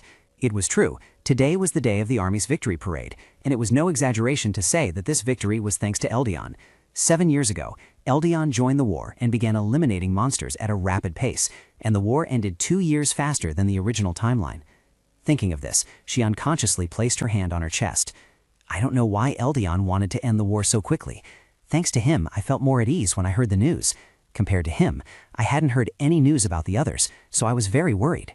Breath clenched her hands, pursed her lips, and her eyes, full of expectation, thought to herself, aren't they being unreasonable? Leaving without a word, not even a letter? A distant conversation inadvertently caught Breath's attention. The man with an eye patch grumbled. The mercenary boy was worried that as time passed, the monsters would be different from before, but fortunately, the war has ended. Someone immediately asked, different how? The man with the eye patch continued, that's right, I heard someone was controlling the monsters that appeared. Breath's eyes widened in surprise. A thought suddenly solidified in her mind. Different from monsters before? A gentle breeze blew past, and Breath turned her gaze towards the loud music in the distance. She wondered, what is this? The parade procession appeared one after another, trumpeters, drummers, and flag wavers creating a lively and exciting spectacle, the victory parade. Breath squeezed her way through the cheering, joyful crowd. She naively exclaimed, ah! A fleeting thought crossed her mind. I deliberately came here when I heard he would be participating in the victory parade. Bless saw Eldin smirk, radiating vigor as he rode past her. She secretly breathed a sigh of relief, glad to see him healthy. Eldin! She herself couldn't help but laugh along with him. She thought a very long time had passed, and the person standing before Eldin was Riso. Bless suddenly became dazed, thinking to herself, how did Riso survive and return? If according to the original plot, Riso, he should have died in the Eastern Monster War. The war ending 2 years early also made me suspicious, but that's nothing compared to Riso returning alive. I had decided not to be bound by the original story anymore, but this is a different matter. The prince who was supposed to die survived, which could lead to a war of succession that would negatively affect Reborn. It's as if I'm in a completely different world from the original story. Breast suddenly felt an unusual unease in her heart. No, perhaps the meaning of the novel's content had changed from the very beginning. From the start, Breast possessed powers I was unaware of. Over the past 7 years, through her father's training, the first doors I saw when using power were the room containing S's power. And with Reborn, I realized the power of purification, the only thing that could exert pressure on the body. I was very surprised to learn that Breast, merely a supporting character, possessed this power. It's a pity that she could only handle the power of purification, but now I'm grateful that the number of people who can protect Reborn has increased. No matter what variables arise, it's fine. I will use the cards I have to ensure a happy ending. The setting has changed since the prologue. Irene suddenly appeared from behind Breast, gently asking, Princess. Breast turned her head hesitantly. Oh, that voice, Irene. Seeing that it was indeed Breast, Irene was overjoyed. He happily said, it truly is the princess. Blaise was incredibly excited, a bright smile gracing her face. It had been so long, and Island hadn't changed at all. Island replied amiably, is that so? I thought you'd be sharper by now. Blaise's eyes widened, her mind racing with nervous thoughts. Island was here like this, and Fabian too. After a moment of thought, Blaise's cheeks flushed red again. She squeezed her eyes shut, trying to suppress her intense emotions. No, calm down. If I act like this, I'll be like someone who just waits for a person who left without a word, pretending to be cool and doing nothing. Island interrupted her train of thought. When I meet the princess, there are many things I want to explain, but Blaise was puzzled. Huh? Explain what? Island rested his chin in his hand, answering vaguely. First, I need to talk to my sister. His words made her quite curious, and she thought to herself, sister? Island slowly asked, Princess, do you know the elf Beal Law? Blaise was startled, asking herself, why is he suddenly talking about Beal Law? She cautiously said, Island, you know Beal Law too? Island smiled. Ah yes, actually, she is my sister. Blaise was led from one surprise to another, thinking cautiously, what is he saying now? Island continued, I heard that the princess gave me a clue to meet my sister. He recalled Blaise saying at the time, the blue village in the Red Mountains, next to the climbing vines. There you will find a clue about the person Beal Law is looking for. Breast looked at Eldon in surprise. That's right, so the younger sibling Biella is looking for, he immediately continued. Yes, that person is me, Illin. Bress couldn't help but exclaim, so this is a half-elf. She was completely shocked. Huh? But after witnessing Illin mimic Biella's exact movements, she vaguely thought to herself, half believing, half doubting. Wait, now that I think about it, these two really do look alike. Illin lowered his eyes. He began to explain in a low voice. I left a trail indicating I would go to Gold Street in that place, and my sister found me using that trail. Just as I was wandering around the elf forest with the young master, there was a rumor among the elves that my whereabouts had been easily discovered. Bress sweetly praised. Well done, Illin, he sincerely said. I just want to thank the lady. The two sat down on a nearby flower bed. Bress was still confused, so she asked Illin, but what is the elf forest? Isn't Fabian studying abroad? He patiently explained. Although it said he's studying abroad to graduate from Gold Street, in reality, the young master's goal is to strengthen his soul power. The forest of pure-blood elves can be found, and we went there with my sister's help. The young master trained there alone. Bress finally understood everything, dumbfounded. So Fabian was in the elven forest for 7 years? Island frowned, a little hesitant to speak. Yes, that's right. And from now on, this is the main part. Princess, about that. A familiar voice suddenly echoed from afar. Sister, let me explain the rest. Bress turned her head back in surprise. A glimmer of hope sparked in her mind. Only one person calls me sister. Could it be? Fabian had now become a tall, more mature young man, his features also more refined. He gently said, Long time no see, sister. Bress was startled, falling into a state of contemplation. Huh? He clearly looked very much like Fabian. She stood up, walked closer to Fabian and blurted out, Is that Fabian? Upon receiving the answer, Bress exclaimed excitedly, Huh? Has that much time really passed? Fabian smiled, his eyes crinkling, and replied, Yep, so now I'm older than you. Bress found it a bit hard to believe, but she pushed that thought aside, worriedly chiding Fabian. No matter what, such an action is too reckless. What if there are problems during the growth process? He gently reassured her. It's not just simply skipping through time. Both body and mind grow together, so it's fine. Of course, no one, not even the forest spirits, understands my choice. Bress asked naively, Spirits? She pondered. Even if it wasn't like that, the book about humans was too short, so he had made an incomprehensible choice. Fabian's eyes were filled with deep affection, and he said firmly, But I don't regret it, because now I can protect someone. A moment later, he feigned grievance, his eyes welling up with tears as he pouted at Bress. Is there a chance you won't like me because I'm not small and cute anymore? She immediately denied it. Of course. What? That's not it at all. Fabian smiled brightly and happily. That's a relief then? He eagerly asked, By the way, sis, how do I look? Am I cool? Bress thought to herself proudly. He's truly unstoppable. His body might be big, but Fabian is still Fabian. Fabian suddenly stood up and said, But sis, it seems I'm the first person you met, right? Bless naively replied, I guess so. Fabian chuckled delightedly. I see. He suddenly took Bless's hand. Then, Fabian knelt down in front of her, tenderly taking her small hand. He sincerely said, I want to receive that prize. Fabian looked up, gazing deep into Bless's eyes, his eyes sparkling with hope, and gently curved his lips into a smile. I want to be the first to dance with you at the victory party. It was already late afternoon. Fabian cautiously inquired, Are you truly fine if you don't need me to escort you back to the Duke's mansion? Bless got off the carriage and politely replied, I'm fine. I went out without an escort, so I wish to return discreetly. Fabian reluctantly accepted. Then there's no other way. He also gently and intentionally reminded her, Instead, don't forget your previous promise to me. You have to dance the first dance with me, remember? Bless gently said, All right, I absolutely won't forget. Fabian suddenly leaned close and gently bumped his forehead against hers, murmuring vaguely, Then I'll be waiting. With that done, Fabian got into the carriage and said goodbye to Bless. Be careful on your way. He left her standing there, dazed and clutching her forehead like a lost soul, blankly watching the carriage slowly depart, not understanding what had just happened. Bless quickly regained her composure. She thought to herself, That startled me. Bress, seething with resentment, turned and stepped into the house, finding herself lost in thought. Fabian, you've become quite a sly one over time. A sudden figure abruptly appeared before Bress. She stared blankly, her curious eyes wide. Who's at the door?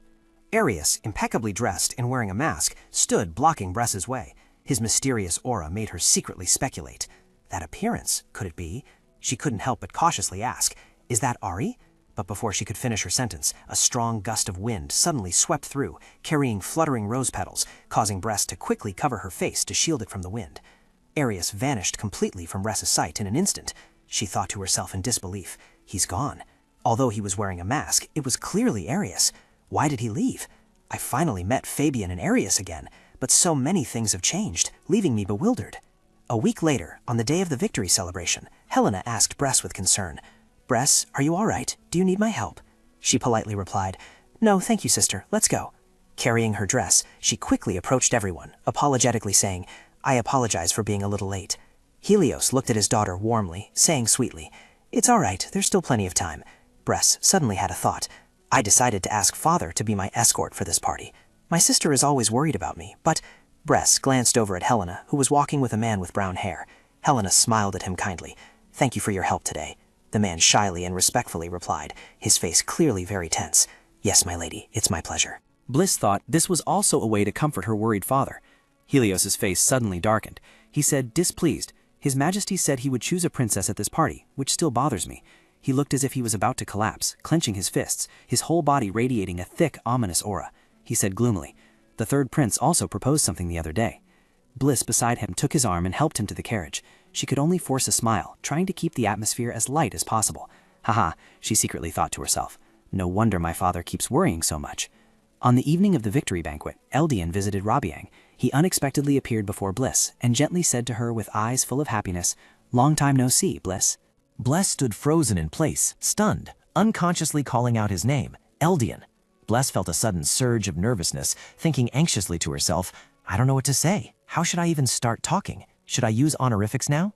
To Bless's surprise, Eldian lightly touched her cheek with his finger, playfully chuckling. Meanwhile, she rubbed her cheek, her face flushing crimson with embarrassment as she exclaimed, "What are you doing all of a sudden?" Eldian said indulgently, "You seem too stiff, so I did that to ease the tension." Bless retorted indignantly, "No, I'm not tense at all." Eldian said gently, "Perhaps it's because I miss these small things when I'm on the battlefield. That's why I'm like this." Bless was taken aback. She looked at him, her heart suddenly filled with many thoughts about Eldian. She crossed her arms over her chest and glared at him. "Don't try to change the subject with that." He laughed heartily. "Ha ha, you caught me." She immediately said, "I just thought there's no way you'd remember things like that." He narrowed his eyes. "I still remember conversations like that. Over there, I was always under stress." Hearing Eldian say that, Bless felt a pang of sympathy. Eldian must have gone through many hardships over the past 7 years, so she wanted to confirm if it was all right to joke around like this now. She said gently, "You've been through a lot. Welcome back." Eldian flinched slightly, then unconsciously broke into a satisfied smile. I'm back. Earlier, during the meal, Helios, without mincing words, directly asked Eldian, "Your Highness, if you had informed us of your visit beforehand, we wouldn't have received you so unceremoniously. Why are you in such a rush?" He lowered his gaze, radiating confidence. "I want to hear the answer as soon as possible. 7 years ago, I proposed an engagement to the second princess." His words stunned Helena, and Helios, sitting beside her, was also incredibly uncomfortable. Bless's mind felt like it was about to explode as she shot a glare at Eldian, thinking to herself, what are we going to do if he brings that up now? Father will be utterly bewildered. He continued to speak very casually. "Well, it seems you weren't aware of my proposal." Bless screamed internally. "I never thought that proposal was sincere from the start." Helios calmly said, "Your Highness, I thought 7 years ago was too early to talk about a proposal." Eldian hinted, "Actually, I wanted to hear the answer 7 years ago, but I'm here for another reason." Helios asked, "What is the other reason?" He seriously replied, "I heard His Majesty would be looking for a princess at this victory banquet. Therefore, I tried to get engaged to Lady Bless, who is like-minded with me." Helios, puzzled, asked, "What do you mean by like-minded?" He rested his hand on the table and calmly said, "Like Bless, I also want Rabiang to be safe, because I need Rabiang to control Risov and Staff. So, for our mutual benefit, I hope you can make a wise decision." Returning to reality, Bless had now entered the grand, splendidly decorated hall. She thought miserably to herself, "Through the conversation with Eldian at today's banquet, Eldian intends to propose to me. Firstly, it was my agreement with Eldian's words that led to this situation. Actually, I don't know if this is the right choice." A solemn voice rang out. "His Majesty's representative is entering." Bless snapped back to reality. She wondered, a representative? A thought suddenly arose in her mind. His Majesty cannot attend this important victory banquet. Has something happened? Footsteps grew clearer and the man entered. He politely and gently spoke. "Hello." Assuming the role of the Emperor's representative, Arius wore a mask. He stood on high and announced clearly, "I am Count Arius von Giesel, and on behalf of His Majesty, I announce the commencement of the banquet." Bless was taken by surprise. She stood dumbfounded. Arius. People around them began to buzz with whispers about that special appearance. That person was Count Giselle from the rumors. How could he have caught His Majesty's eye in such a short time? Bless looked up following Arius. She pondered. It seems he's doing very well, so I'm relieved. But why didn't he come to see me? She couldn't help but blurt out the question for her confusion. Why exactly? Fabian suddenly approached Bless from behind, unnoticed. He curiously asked, "Isn't that Count Arius?" She recognized Fabian and exclaimed, "Fabian!" He smiled brightly, warmly saying, "Hello, sister. I've come to claim this promise. Looking at the atmosphere, it seems I've arrived at just the right time, huh?" Fabian lifted Bless's hand, gripping it tightly. In an instant, he embraced her waist, skillfully leading her into a waltz to the melodious music, asking with concern, "You're wondering why he deliberately didn't show up, aren't you? But I'm not sure why either." She replied in a low voice, "I don't know about that either. I'm worried if it's some kind of awkward situation." Fabian sincerely said, "If you're worried, I'll investigate it privately." Bless quickly said, "I'll just accept your kindness. It's been a long time since I returned to gold, so I guess there's a lot to do." He replied indifferently, "Because of you, to that extent." Before he could finish his sentence, the conversations of other guests unintentionally overwhelmed him. "Oh my, isn't that the young master of the Gold family? How is he still as stunning as a gem? But I heard young Master Gold is still underage. He doesn't look his age. Duke Gold became like that, and perhaps he wants to appear more mature to lead the family." Fabian completely ignored the words and made a suggestion to Bless. "Let's go over there and take a look, sis." Although she didn't quite understand what was happening, she still nodded in agreement. "All right." Fabian's face slowly darkened, his gaze filled with a chilling intensity. It was unclear what he was plotting. He suddenly uttered a cunning lie. "Indeed, sis, Duke Gold should be more cautious." Bless's eyes went wide with utter bewilderment. "Huh?" She stopped dancing and questioned Fabian, a mix of suspicion and doubt. "What are you saying? You are a Gold." He chuckled. "Naturally, excluding myself." "Ah, Y is also okay." Fabian recalled and seriously explained. "As you know, my family was also connected to the incident 7 years ago involving Rabian. It seems my father allied himself with undesirable powers. Recently, I don't know if it's because of that, but I'm addicted to drugs and can't go out. In this situation, I'm worried that force will harm my sister through Gord." Bress pondered thoughtfully. "Wait, is Duke Gord poisoned?" She blurted out, "Fabian, are you okay?" Fabian's eyes curved into a cheerful smile as he reassured her. I'm fine." He reached out and took Bress's hand, saying kindly, "Do you understand? My sister said no matter what, don't let your guard down around Duke Gord." Bress was drawn by a strange sound, and she immediately turned her head to look. "Ah!" Fabian also looked back. Finally, today's main characters have begun. A grand introductory voice rang out. First Prince Riso Sienna Aria, Third Prince Eldian Sienna Reese, and Lady Rabia entered. Bless squeezed her eyes shut, desperately wanting to escape the truth before her. Helplessly, she thought to herself, "Finally, this moment has arrived." Suddenly, feeling overwhelmed with tension, someone's voice abruptly cut through her thoughts. Who was that young lady accompanying the first prince? Could she be his fiancée? Only then did Bless notice a woman with fiery red hair walking beside Riso. She wondered, her head revealing a beautiful face. Bless's astonishment grew even more. "It's Bella?" Riso politely spoke first. "Allow me to introduce you. This is..." He led Bella closer to Bless and friendly introduced her. "My soon-to-be fiancée, Bella von Robbie." Whispers immediately erupted throughout the banquet hall. The daughter of Count Robbie is the first prince's fiancée? Then the rumors about the successor princess? Bless hadn't expected this. She thought to herself, they're engaged? How? She flinched, looking fearfully towards where Bella stood. Wait a minute, what's next to Bella? Bless realized that there seemed to be another faint, human-like silhouette beside Bella. Bless raised an eyebrow, vaguely sensing a misconception. Although it was a bit dangerous, it brought a familiar feeling. She had seen it somewhere before. Eldian walked up to Ritsu and Bella, saying very naturally, "I had no idea there was someone promised to you. If I had known, I would have sent you a gift already. When I saw the two of you walk in together, I suddenly felt regret. I should have walked in with my lover too." Ritsu's face darkened, and he looked visibly annoyed. "Eldian, what do you mean by lover?" Eldian merely smirked after hearing that, and suddenly glanced towards Bless, signaling her. She broke out in a cold sweat, secretly swallowed, and tried to calm herself down to stay composed. "Ah, is he going in that direction?" Bless took a deep breath to regain her composure, then confidently and proudly stepped forward. Eldian, seizing the opportunity, took Bless's hand and gently said, "Allow me to introduce you to my lovely lover, the second daughter of Duke Rabian's house, Bless von Rabian." Ritsu, Bella, and everyone attending the party were utterly shocked. As for Fabian, he silently watched Bless, not uttering a single word. In contrast, the gossiping crowd began to speak up one after another, discussing animatedly. This time it's Duke Rabian's young lady? But is there really a relationship that would make them lovers? It's unclear. The two of them rarely appear at social events. But what's surprising is that it's not the eldest daughter, Helena. At the same time, Helena, standing far away, witnessed everything. She asked Helios in a low voice, "My role is to support Bless, isn't it?" He looked at her and hesitantly replied, "Helena." Helena immediately spoke up. "In reality, she's not yet mature and already has a fiancé. Furthermore, I'm worried that the person she's confronting is His Royal Highness the Prince," she firmly told him. "But if this is what Bless wants to do, then I'm ready to support her." Helios placed a hand on Helena's shoulder, agreeing. "Yes, that's right. Even a father like me sees it that way. A dark flame suddenly flared up behind him, and he said angrily, "That's why I've been keeping an eye on this for a long time." Helena was a little startled. "Oh," Helios said seriously, "if Blast shows any dislike, she will be immediately taken out." Helena could only force a smile, thinking to herself, as expected, father doesn't like this engagement either. The scene shifts to Blast, who is currently dancing with Eldian to soft music before many watchful eyes. Everyone couldn't help but wholeheartedly praise the two. Oh my, silver hair and blue hair, they look so beautiful together. Eldon grinned, his eyes crinkling, and said happily, "Did you hear that? They said we make a good couple." Bress awkwardly replied, Yes." Eldon suddenly said warmly, "Bress, thank you." She was momentarily dumbfounded. "Huh?" He gently lowered his gaze to look at her. "Although I acted abruptly, you accepted." While dancing, Eldon didn't forget to tease Bress. "You're very surprised, aren't you?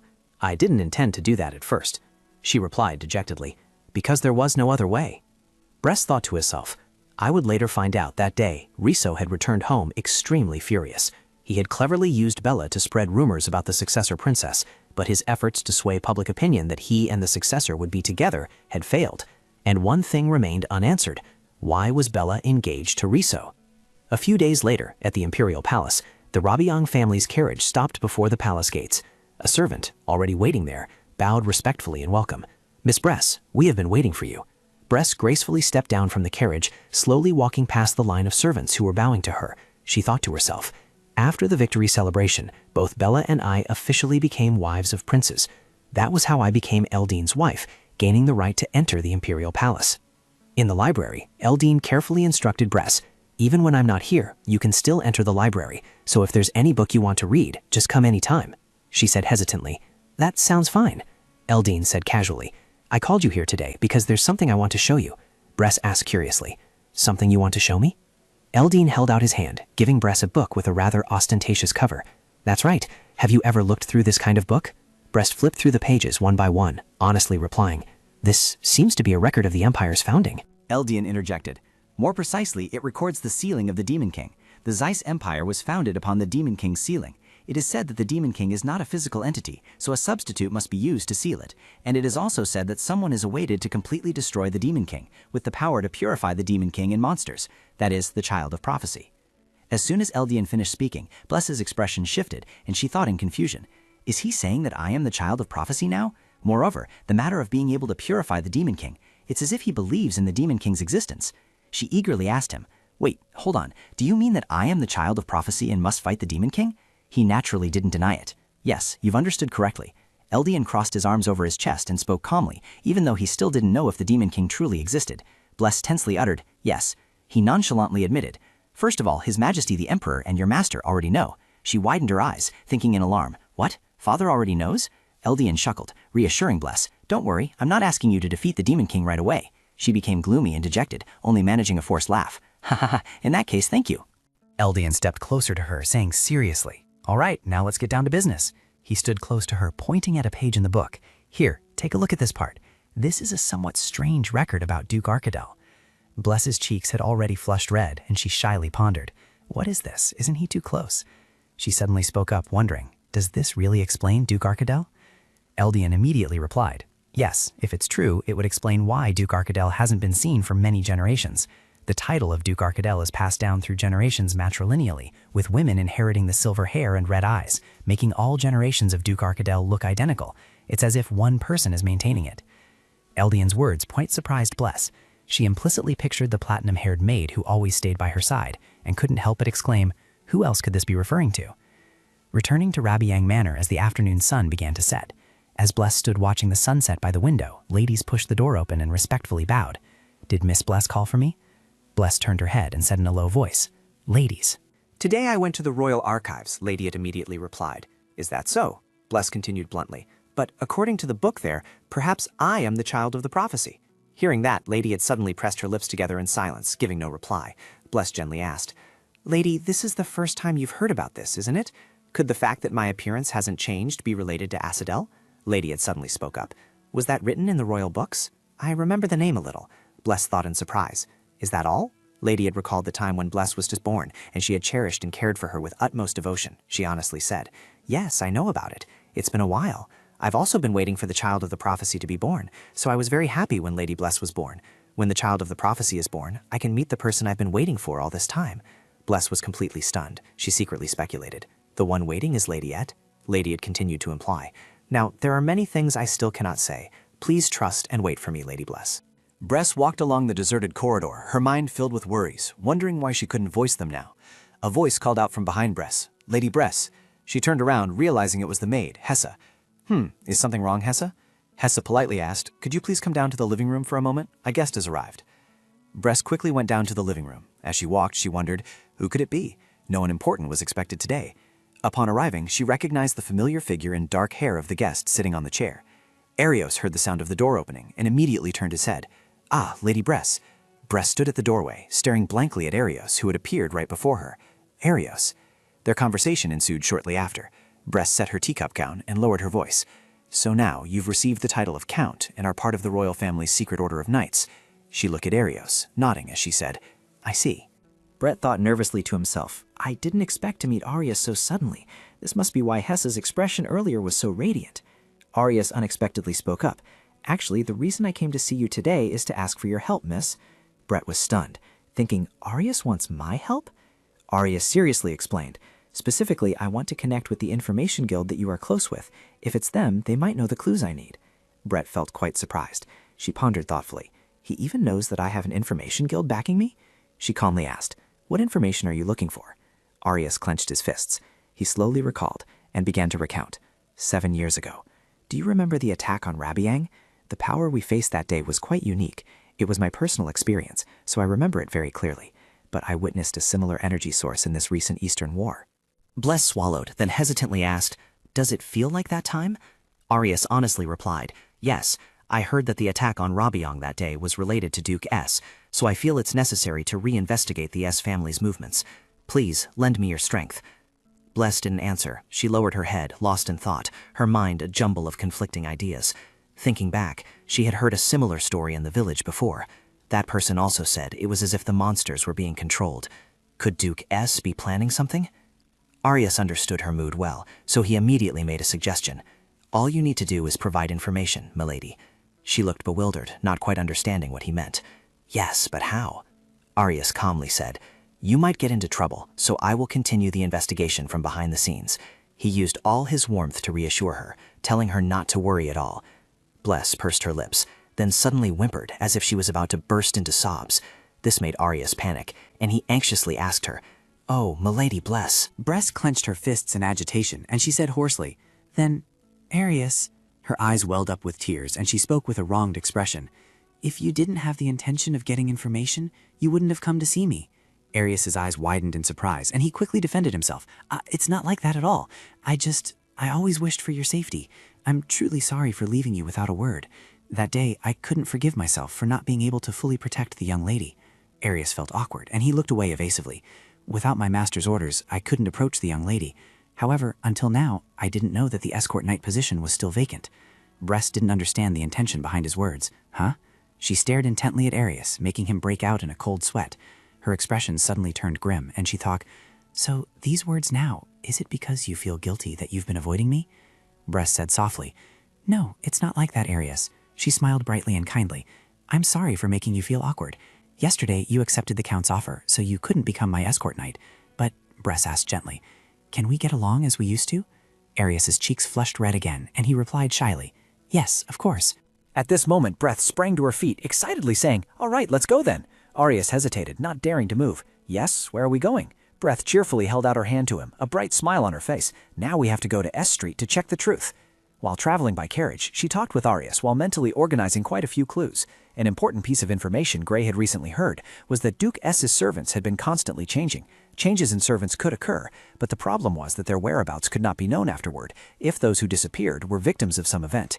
Wanting to quickly save people, she hurried to S Street, and on the carriage ride she shared the information she knew with Arius. In addition, information about the Demon King's records was also included, which seemed hard to believe at first, but he immediately accepted it. Arius raised an eyebrow, skeptically asking, the Demon King? I wonder if he can be resurrected. The carriage carrying the two stopped at their destination. Breth got out of the carriage first. She thought to herself, that's right, I also found it hard to believe at first. and when they arrived at Igas, the two silently walked towards the gloomy mansion under the fading twilight. Bress discovered that besides them, there were also nearby cavalrymen with dangerously glowing red eyes. She cautiously thought, "Oh my god, I can't believe they're appearing so brazenly. These soldiers aren't objects, but it's clear that something is controlling them with demonic power, so it's definitely S." A strange voice suddenly rang out, cutting off Bress's train of thought. "Over there, come over there." She widened her eyes, stunned for a few seconds. What was that voice? She had definitely heard it somewhere before. Arius stepped forward, blocking Bress. He said firmly, "It's dangerous, my lady. Please step back. With signs like these, you no longer need to argue about identity and evidence." He narrowed his eyes, extremely cautious. "Now I will immediately summon the royal knights." Elsewhere, Helena suddenly came to her senses after a voice inquired, "Miss Helena." Helena hastily said, "Oh dear, I apologize. I was spaced out for a moment." The lady standing opposite politely smiled. "It's quite all right. Thank you for coming today. Well then, until next time, please travel safely." Helena immediately replied, "Yes, my lady. Please rest well." As the carriage slowly rolled away, Helena's heart grew heavier and more despondent. She lowered her gaze, falling into a state of contemplation. Lately, whenever I attend tea parties or social gatherings, I often encounter Countess Ravi's daughter. Having been announced as the first prince's fiancée, it's not surprising for her to be present at social events. It's just that something feels off. There's nothing left of the images I saw when I was little. Perhaps I'm overthinking it, but can a person really change that much? Lately, whenever I meet Lady Ravi, it feels as if I'm meeting a completely different person. Arius immediately summoned the knights from the royal palace. The investigation was carried out swiftly, and in reality, House S, there was more ruthless than expected. "Captain, please come here." Arius was aghast at the sight. "What I mean is, the people who died here bear a strong resemblance to the missing individuals. The strangely blackened and cold bodies are traces of experiments using poison on human bodies." Two soldiers called out, Duke Heinrich von S. Given such clear evidence, Heinrich's arrest did not take long. Ah! A hand lightly touched the top of the chess piece. What? Heinrich has been arrested? Riso, with a calm expression, looked down at the table, then clicked his tongue, ultimately still unsure how to approach the matter. Bella sat silently watching him, you fool, outside the magnificent castle. A carriage stopped outside and a white-haired man stepped down. "You've arrived," he smiled in greeting. "Your Royal Highness Eldian. Let's go. I'll show you to the children's room." "How are things, Duke? Any other issues after S's incident?" "No, nothing special in Ribian." The two walked down the corridor. "And Prince, it seems you've told Bless everything about the Child of Prophecy." Eldian replied, "Yes, I know what the Duke means." Helios listened to him in silence. "But on the contrary, I don't understand why Bless doesn't know about it," he replied, making Eldian smile with satisfaction. "When that child grows up, I will tell them everything." "So that's how it is." He reached for the doorknob, but now was not the time for that. The Demon King might have been resurrected. The three inside the room looked bewildered towards the door. Bless called out, "Father." He went to her and asked, "Bless, is your body all right?" "Yes, that's right. No more problems." Eldian, standing behind, happily spoke up. "Is that so? What a relief." He walked closer to Bless and told her, "Oh, let me tell you, when it's just us, we can talk freely like before." "Even if you didn't say so, I was already planning to do that." Arius stood aside, watching the two converse. "Oh, is that so?" Helios raised a hand to his mouth, feigning a cough. Now everyone is gathered here. Though he was angry, he didn't show it. Helena, seeing this, approached worriedly. "Bless, could you tell us in more detail once again what happened yesterday?" "Well, yes." Inside the splendid room, 5 people sat on chairs, conversing. "The thing is, Arius has called the knights to conduct an investigation. Father, what do you think of it?" "All right. In any case, it's not just simple dark magic." Bless asked Helios, a little worried, "So could it really be the Demon King's power?" "Unfortunately, it's highly likely." She clasped her hands tightly on her dress. "If that's the case, then the voice I heard back then. Actually, when I went to Ducas's mansion, I heard someone's voice. If that energy truly is the Demon King's power, then I think that voice also belongs to the Demon King. Did only I hear it because I am the child of prophecy and his enemy?" He replied to Bless, "I don't know. It's very difficult to give a definitive answer. Rabiung not only has enemies of the Demon King, but also those who have made a contract with the Demon King." Helena asked again, her face full of surprise. "A contractor?" Helios's expression remained unchanged. "That's right. It's not about sealing the Demon King's power, but about summoning the Demon King back to the world and using their own power. Bless is of Rabiung's bloodline, so we cannot discard the possibility that she might possess the qualities of a contractor." Helena, slightly confused, asked, "If that's the case, isn't it strange? Duke S isn't from the Rabiung family line, so how could he summon the Demon King?" Eldian then spoke, making the atmosphere turn eerie. "Bella von Ravi. She suddenly became the first prince's fiancée. Assuming there's a collaboration with S, that would make perfect sense, wouldn't it? Wasn't Count Ravi part of Duke Rabiung's plan?" Bread froze, his face slightly panicked. It's not that the basic conditions couldn't be met. Riso used strange power during the Eastern War, which is also suspicious. Of course, with just these words, we can't be certain about their alliance yet. Arius, who had been silent until now, also spoke up. No, Riso clearly obtained that power. It's a sensitive issue, so we only collected evidence and didn't report it to the royal family, but I clearly saw it at S's residence. A knight escorting Prince Riso was lying among a pile of corpses. Eldian calmly spoke again. Everything is as expected. To use such immense power, that malevolent power belongs to the Demon King.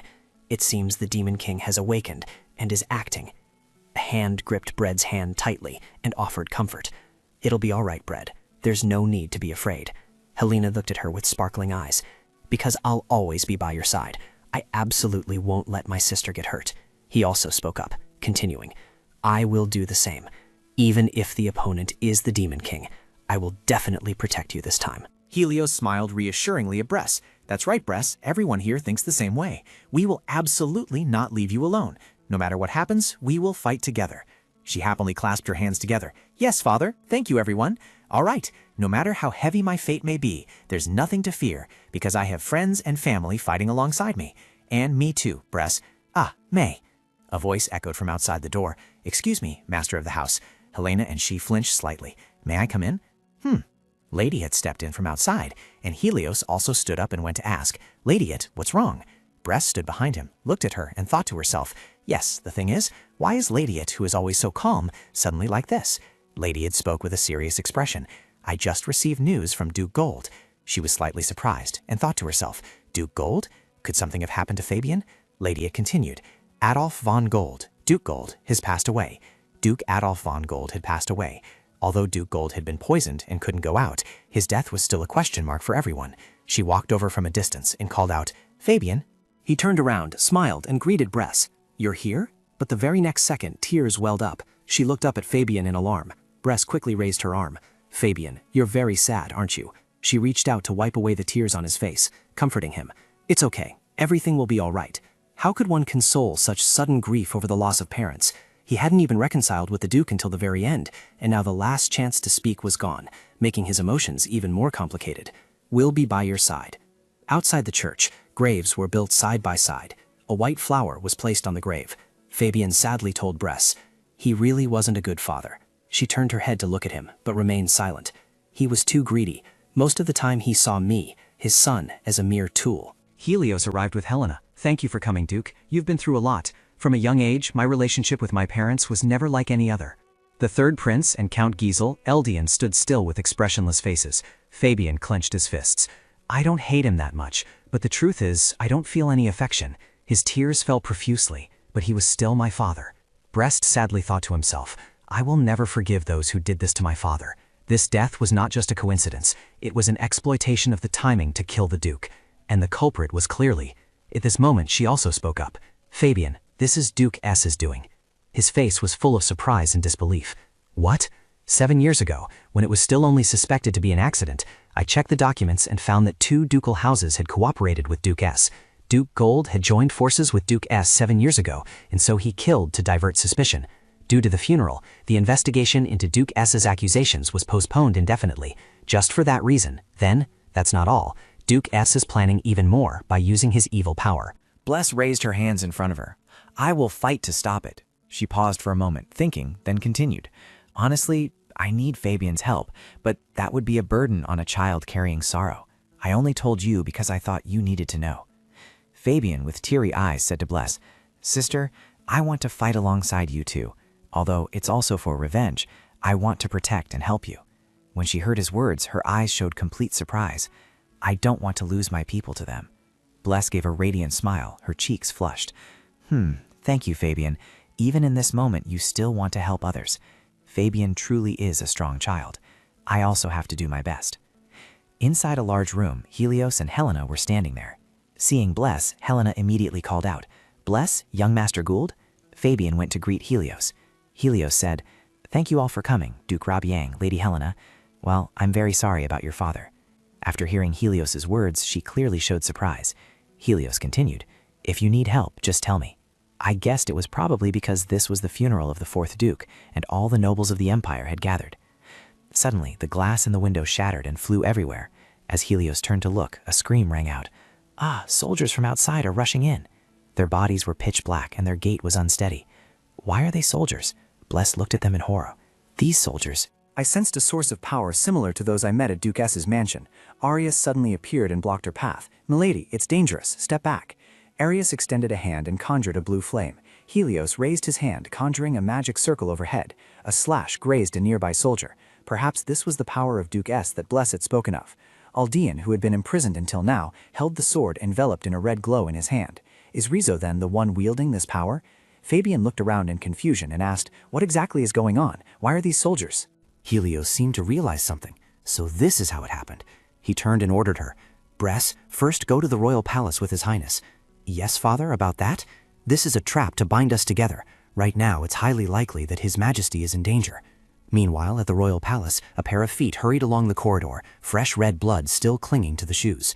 Riso, holding a blood-stained sword, entered the room, gripping the sword tightly in his hand. Lathus, lying on the bed, spoke. "You've arrived. What a strange turn of events." He smiled and replied to him, "Yes, Your Majesty, I have arrived." Riso's expression turned sinister. "Not the beloved third child, but this venomous firstborn? I have endured all humiliation for this moment, the power I gained by bowing to the mediocre Duke S. Now the throne is mine. The time has come." Lathus stood looking out the window. She smiled and said, "Too much time has passed." Pori also stood there with an emotionless expression. "We have also been apart for a very long time." Lathus smiled, her red eyes turning sinister. "It's time to face the end." Outside the castle, the sky was gloomy, shrouded in dark clouds. The two people's footsteps on the wooden floor created a clattering sound. Eldian and Bless walked in silence, a strange silence. She looked up and observed, "Why is there no one here?" He frowned, observing something. Eldian turned back and said to Bless, "It might be too late, but first I'll go to His Majesty." The space around her suddenly became gloomy. "I hope it's not too late." His hand reached for the door. "I don't sense any magic." Eldian opened the door and said to her, "Come in." Bless's face darkened as she called out, "Your Majesty." Lafaus lay motionless on the bed, his body livid. Your Majesty, please wake up." She rushed over, anxiously shaking him. "Can you hear me?" Lafaus's hands were mottled with purple marks. "What are these signs that look like poisoning?" He calmly observed his body. Eldian asked Bless, "What exactly is going on here?" He continued to ask, "What happened to the butler?" The first one to be poisoned was the butler. Eldian's face became serious. "It's Riso, isn't it?" Lathaus, lying on the bed, now smiled and spoke. "Ha! Are you really asking because you don't know? He is a child with excessive greed who crossed the line long ago. I knew that, but I didn't expect it to come to this. All right, that's my fault." Hearing his words, she teared up. "If things continue like this, who knows? Someone might actually ascend the throne."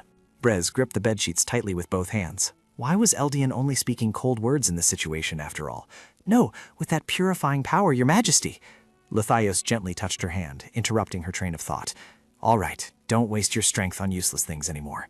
Brez, with tear-filled eyes, looked up at him. "Your Majesty." "I must speak quickly before it's too late." He turned to Eldian and said, "Eldian, you are the next emperor of this empire, the emperor who will carry on the next generation, and Rebiang's child can help the empire." With that, Lathios' hand slowly lowered. She flinched, and tears streamed down her cheeks. He just stood there silently, saying nothing. Brez cried out in a sorrowful tone, "Your Majesty." Eldin clenched his hands. "Your Majesty." Suddenly, golden butterflies appeared out of nowhere. He asked Bless, "Are those Prince Gold's spirits?" She reached out and gently touched his hands. "The spirits will be by Your Majesty's side. If we do this, even if the Imperial Palace collapses, Your Majesty will remain safe and sound." Eldin merely replied indifferently. "I see," he continued, making her turn her head in surprise. "Thank you, Bless. Thanks to you, I feel more at ease." As soon as he walked away, a glowing circle appeared beneath him. Now then, a blue light suddenly illuminated Eldin's body. Work must be done.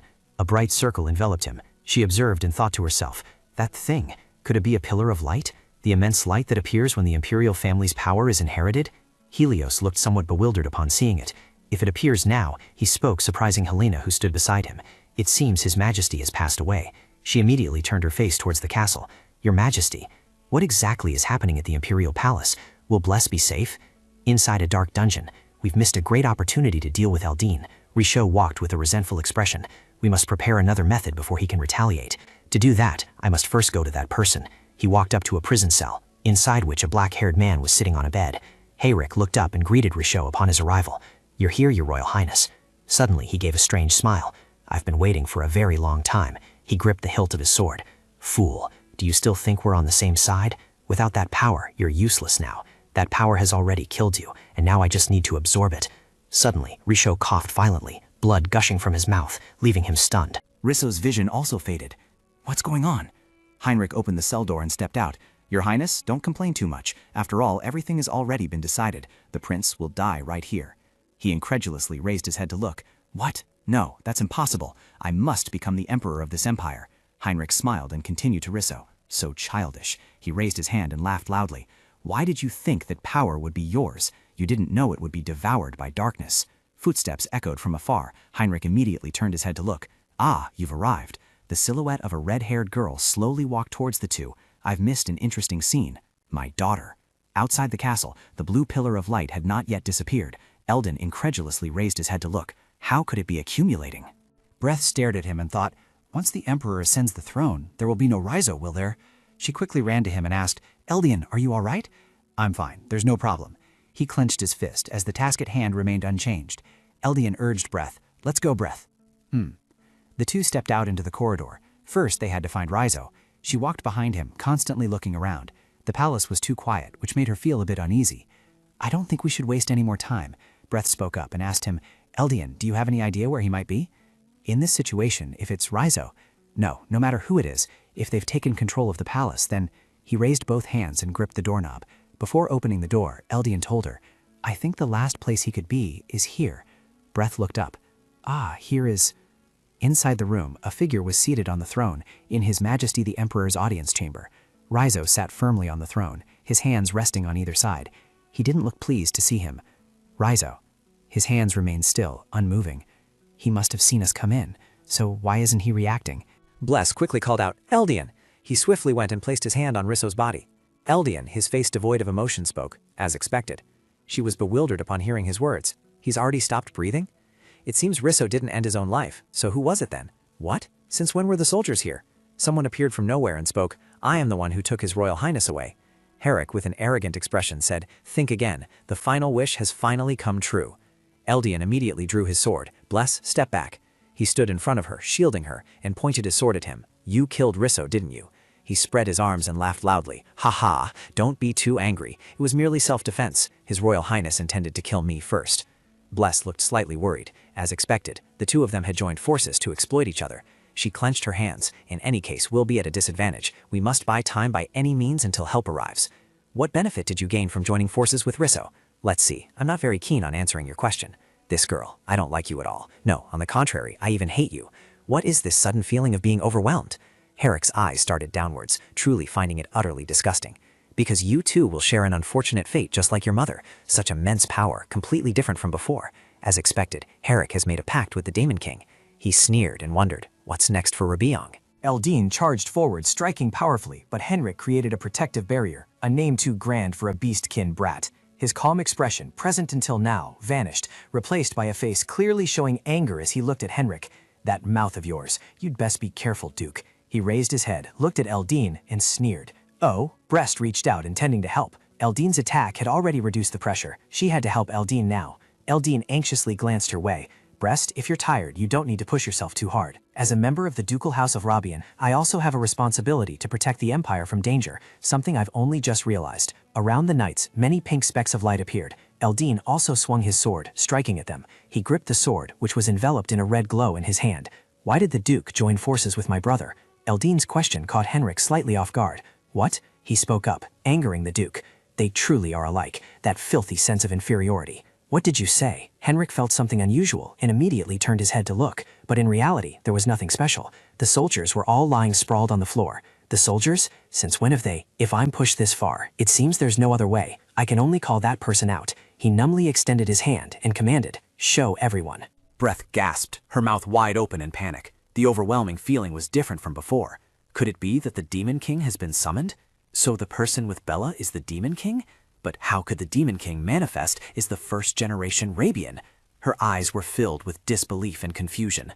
I don't know why he has a face like the first-generation Reborn, but resolving the current situation is the priority. Breath extended her hands, conjuring magic. If it's the Demon King's power, then it wouldn't be different from what we've purged until now.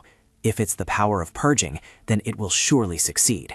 she exclaimed with even greater disbelief. How can this be? From now on, those shallow tricks, dark, gloomy tendrils of energy emanated around Hyrek. But don't worry too much. I won't do anything to take your lives immediately. He smirked. All right, I can't kill you now. Because now, instead of being false vessels, you shall become vessels containing the Demon King's power. Bless stared ahead in horror. I become a vessel for the Demon King's power? Eldian, slightly worried, still spoke to reassure her. You don't need to listen to Baron Hyrix. His face returned to a calm expression. It's very dangerous, so step back behind me. Hyrix extended both hands, his face excited. The Demon King is no longer far from here. Now that the vessel is ready, unlock its full power. Bless fell into deep thought. What should I do now? If he doesn't kill me, it doesn't necessarily mean I'll live completely. Like those soldiers, my soul will be stolen and my body possessed, right? How can I confront the Demon King? The power of purification can fight monsters, but why can't it fight the Demon King? Hyrex's energy is still being blocked. I need to find a way before the Demon King's power is fully awakened. Think calmly. Perhaps I haven't been using the power of purification correctly. A voice suddenly rang out. She was slightly surprised by the voice. It turned out to be Rabiang's child. It was the voice I had been hearing all this time. Bless's eyes suddenly became lifeless, and she unexpectedly followed the voice, walking. This way, go this way. Eldian saw it and frantically called out her name. Bless! A stream of black mist appeared, obscuring his vision. Hyrix suddenly bent low and laughed loudly. Ha ha ha. He wore a triumphant expression. It's over now. If you touch the complete bowl, then finally... A stream of blue light came from nowhere. Eldian unexpectedly turned his head to look. This magic. The silhouette of a person stepped in from outside. It won't go your way. Helios and Helena stepped in from outside. Duke Rabiang! Hyrix glared angrily, while the Duke remained calm. Helios! He stepped forward and instructed Helena. Helena, take Bless as far away as possible. Yes, father. She walked over and gently patted Bless's shoulder. Oh, it's you, sister. Bless, are you awake? Arius also quickly entered with soldiers. Now we can rest assured. Fabian reached out to catch his butterflies. Arius and young Master Gold, everyone has arrived. We are rescuing and protecting the people in the palace. The remaining soldiers have also been dealt with, so the palace is now safe. Meanwhile, everyone wanted to get to Bless, so I was scolded for trying to stop them. Even so, I'm still trustworthy, aren't I, Arius? Fabian? Helena continued to speak to reassure her. Duke S, don't worry either, because my father said he would stop him himself. Helios's face darkened as he called out, Helios! He immediately swung his hand out and shouted, It seems my prediction of the situation wasn't quite right, was it? Things are different now than before. You can't defeat me now. He also quickly put out his hand to block the attack. Humph. Hyrix laughed wildly. I can do it. The difference in power is very clear. I will win. On the other side, Helios raised his hand to create a magic circle. I am Helios. Let's see. I don't know what's so different. Even if you've gained that power, it doesn't mean you've swapped places with me. Helios was stunned when he heard him speak. Helios smiled and continued. You were never destined to become a duke from the start. Did you think I would never find out? I sensed the family's power gravitating towards your sister. I knew you would kill Chisa because of that inferiority complex and ambition. Merely stealing your sister's position wasn't enough. Helios advanced as he spoke. You also killed His Majesty and threatened the Empire. After learning the reason, I cannot forgive you. All of this, if not for your wicked ambition. The more he thought about it, the angrier he became, clenching his hands into fists. Helios remembered Sisara's image, and then this wouldn't have happened. Of course, even in the end, it was unbelievable. Sisara, so I will definitely. Hydric lowered his head. The power difference was clear, yet he still dared to be arrogant. He then loudly called out Bella's name. Bress, Helena, and Eldian looked bewildered when they heard Hydric call out. Is Bella there? She thought to herself in confusion. Bella? A red skirt fluttered past. Yes, your grace called for me? Bella suddenly appeared and smiled, saying to him, I've been right beside you the whole time, until you called. Hydric excitedly extended his hand. All right, so you're here. Come closer. Unleash the ultimate power. Bella smiled in response. If I do that, how can I be of help to your grace? Bless was stunned by their conversation. Is that okay? Of course it is. No, it's not. The Demon King's power is growing if it expands further right here. Suddenly, a spray of blood shot out, leaving the two girls bewildered. Even Helios, upon seeing it, couldn't help but be surprised. Heyrick suddenly spat out blood, small specks of it staining his collar. He held out his hand, looked at it, and asked, What is this? He collapsed to the floor, Bella standing opposite him, staring intently. Heyrick, confused, called her name. Bella? Just as he was about to ask, Bella cut him off. Why you, Duke? Although she didn't appear angry, her words carried a deep resentment. You abandoned me first. I heard everything you said just now. You said I wasn't the true vessel. You always said I was a special child. Bella placed a hand on her chest, her eyes welling up. Because I believed those words, I did everything that was asked of me. But in the end, I was the one abandoned. She clenched her hand tightly. You said you needed me. You said you would take care of me like a child. But the one you truly need is Bless. Bless von Ribiung. What exactly is that child? Tears streamed down Bella's cheeks. As for me now, everything has been arranged, hasn't it? She pointed towards Hayrick, who was collapsed on the floor. I no longer need the Duke either. Dark aura swirled around him. Now I will do as I please. Just die. Bella turned her head to look, about to say something. Bless clutched her shirt tightly when she heard her ask, Why are you looking at me like that? Do I look scary? Bella looked up at the sky and laughed loudly. What's so scary about that? She walked over to Hayrick. Then, I will now officially introduce myself. I am Bella von Ravi, the official contractor of the Demon King. A long-range attack flew towards the magic circle. Helios stepped forward, casting magic to block it. Helena advanced from behind, calling out to him, Father! Helios anxiously turned his head back to warn, Helena, don't rush out. I will deal with the Demon King's power. You all protect Bless. Eldian and Helena quickly positioned themselves on two sides to defend. Why? Bella stared blankly at Bless, who was being protected. She wondered silently to herself, how could that child be loved so much? It would be better not to know the truth. The day I became a contractor with the Demon King, I had seen the future of another timeline. 4 people stood side by side, and I was there. Bella smiled brightly, like the dawn, a child beloved by everyone. Back to reality. But how? How did that destiny change? He tried to block the attack with his sword, but now he's reached his limit. Eldian gripped his sword with difficulty, his consciousness slowly fading.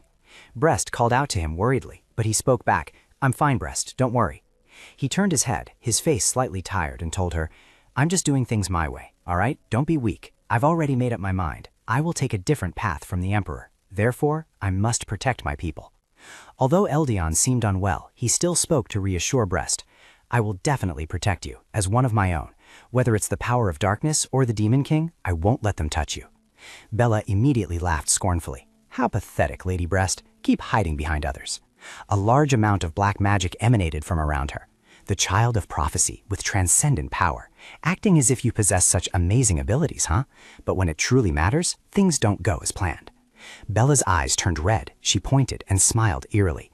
Just like this, it has to end. She then unleashed torrents of black magic, a power incomparable to what she had released until now. Brest stared at Bella in utter horror. Can it be stopped, just with our power? Suddenly, a golden butterfly appeared and blocked the attack. This? More people are stepping in, just as I said. Arius and Fabian approached. Even if the opponent is the Demon King, I will still watch over you. I'm here, sister. Eldon immediately approached the two. I've already had a tough time, and now more spectacular displays are coming? Anyway, with just your strength, you won't be able to stop it.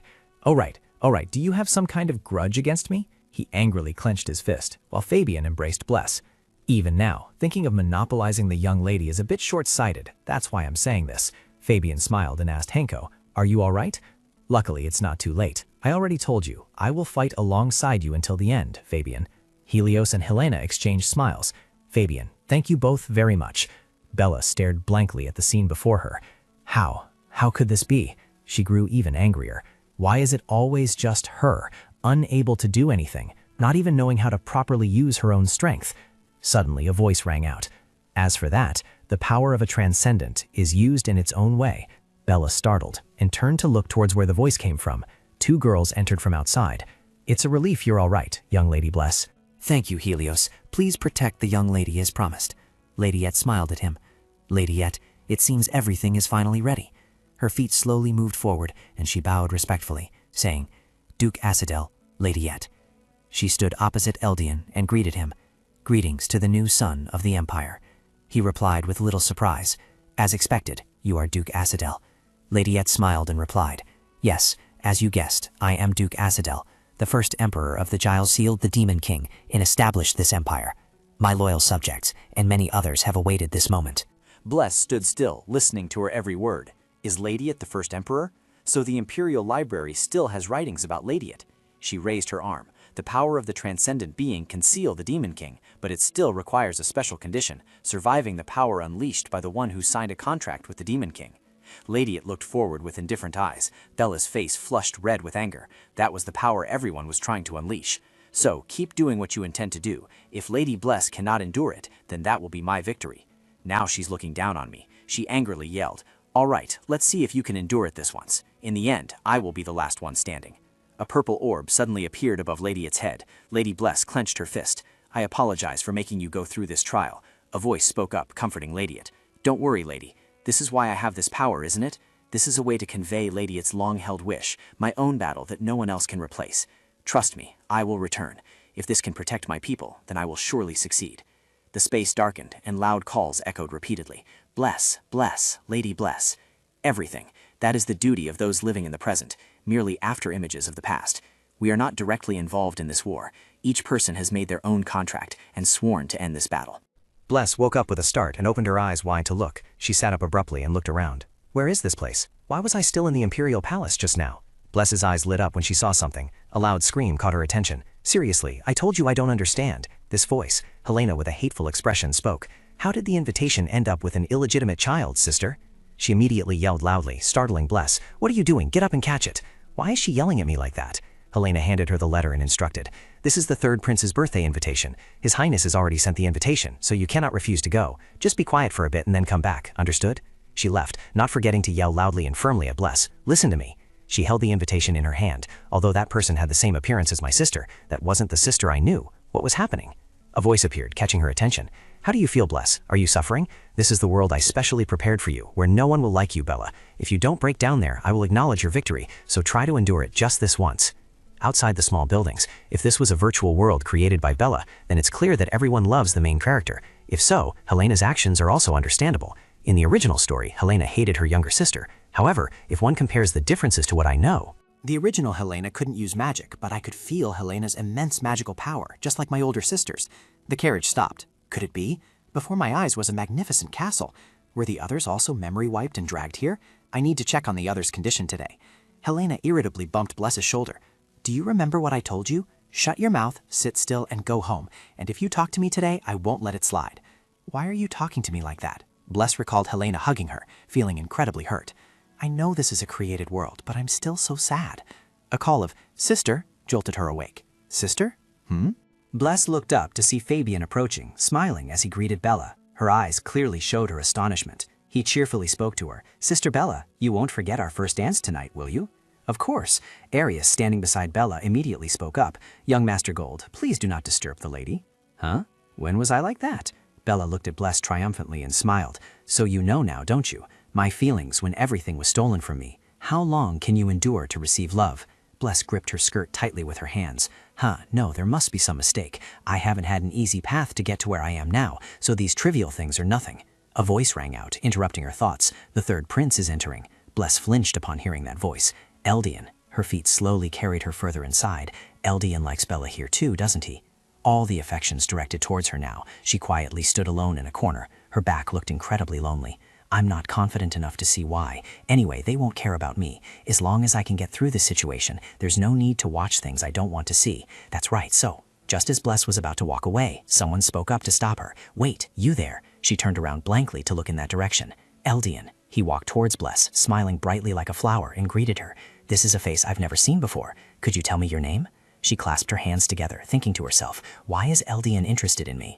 Everyone here has forgotten my existence. Even my sister hates me, so why is the prince treating me like this?" Elrian tilted his head and smiled at Bless, the young lady. She was a little nervous, then introduced herself.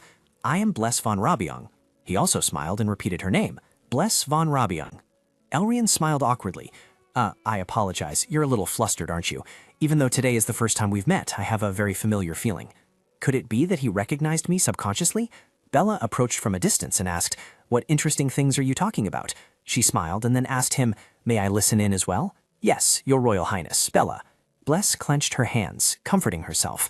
"All right, don't hope in vain." Bella smugly raised her head and smiled at her, thinking, Eldian talking to me isn't because he remembered me, but merely out of curiosity. This is the world Bella created in that way.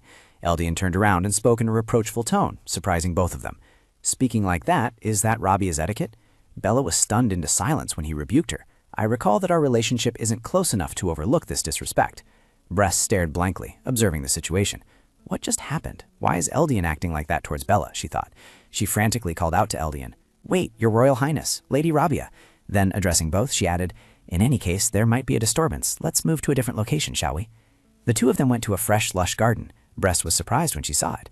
I came here with Eldian last time, she murmured. Eldian smiled and said to her, this is my secret place. When I want to be alone, I come here. I don't like places where many people go. Bress seemed a bit confused by Eldian's behavior. His attitude towards me still hasn't changed. Has Bella's power not reached him? He's the main character of the party. Is it all right for him to be absent like this? She wondered. Eldian then said, don't worry, as long as I show up at the end, it's fine. So that's how it is, Bress thought, understanding. Bress intently observed Eldian. This time alone with Eldian felt a bit awkward, but not inconvenient at all, quite the opposite, she mused. Seeing Eldian as the only one who hadn't changed in a place where everyone else had, I felt strangely comfortable, even though nothing had been resolved. He observed a flower, then called out to Bress, look at this flower. It's exactly the same color as your hair, lady. Oh, it really is. Eldian turned to her. This color isn't commonly seen. It's also very magical, truly identical. But is this your first time attending a royal party? Yes. So where exactly did we meet that I find you so familiar? I don't know. Eldian raised a hand to his chin. Oh, it's time to go back. What a pity. The scenery here would be even more beautiful when night falls. It's all right. I've seen it before. Bless raised a hand to touch her hair, which was blowing in the wind, then smiled brightly. So if there's a chance, please invite me again. Whether the situation was coincidental or not, even if it was just Eldian, it was fortunate that he still had some goodwill towards me. If everyone hated me, everything would be very difficult. No, to be honest, I felt lucky that it was an Eldian. When I heard that an Eldian would enter the banquet hall, strangely, my body froze. I mean, I thought I could endure it like previous incidents. Do I have some special feelings for Eldians? A strange gust of wind blew through the garden. Both immediately became vigilant. What is this? Bless's entire body suddenly floated up. Why did this suddenly happen? Space. As soon as the gust of wind ended, Bless was back inside the Imperial Palace. She observed her surroundings. Had she returned to the banquet hall? Bella then spoke. That's right. This is how it should be. Are all three of you currently standing behind me? Arya suddenly spoke. Only you are my savior, Bella. Fabian's cheeks flushed. I only ever have you, Bella. Eldian's face darkened, and he spoke awkwardly. I will always be by your side to protect you, Bella. She smiled contentedly. Bless observed and thought, I must eliminate that brainwashing. If so, what should I do? The outside world also has no effect, but will transcendent power work in the world Bella created? Bella tilted her head and looked at her. Regardless, I have already won, Bless. Suddenly, a red light appeared, startling her. Let's see what this is all about. What is it? What the hell? Eldian, with a gloomy face, spoke, Now I understand. These strange feelings I've never known before. The red light enveloped Bella's body. No, she struggled, trying to break free. No way, how is this happening? He placed the sword against Bella's neck. Her face became panicked. Your puppet show ends here, Bella von Ravi. Bella, in disbelief, said, No, that can't be happening. Why? How is this happening? I used the Demon King's power and struggled so much to get back what was stolen. Why isn't the world I created turning out the way I wanted to? She clutched her skirt and conjured magic. Black lights continuously emanated from Bella's body. Bella's energy was being amplified. If this continues, Eldian will be in danger. Eldian suddenly yelled loudly, Breath! He turned to her and said, I'll hold her back, so let's deal with this together. Eldian, what foolishness are you talking about? How can I both protect Eldian and stop Bella? There's absolutely no way. The Demon King's power obstructs, making it extremely difficult to access breath, the power of purification. If that's the case, Eldian won't get hurt, May.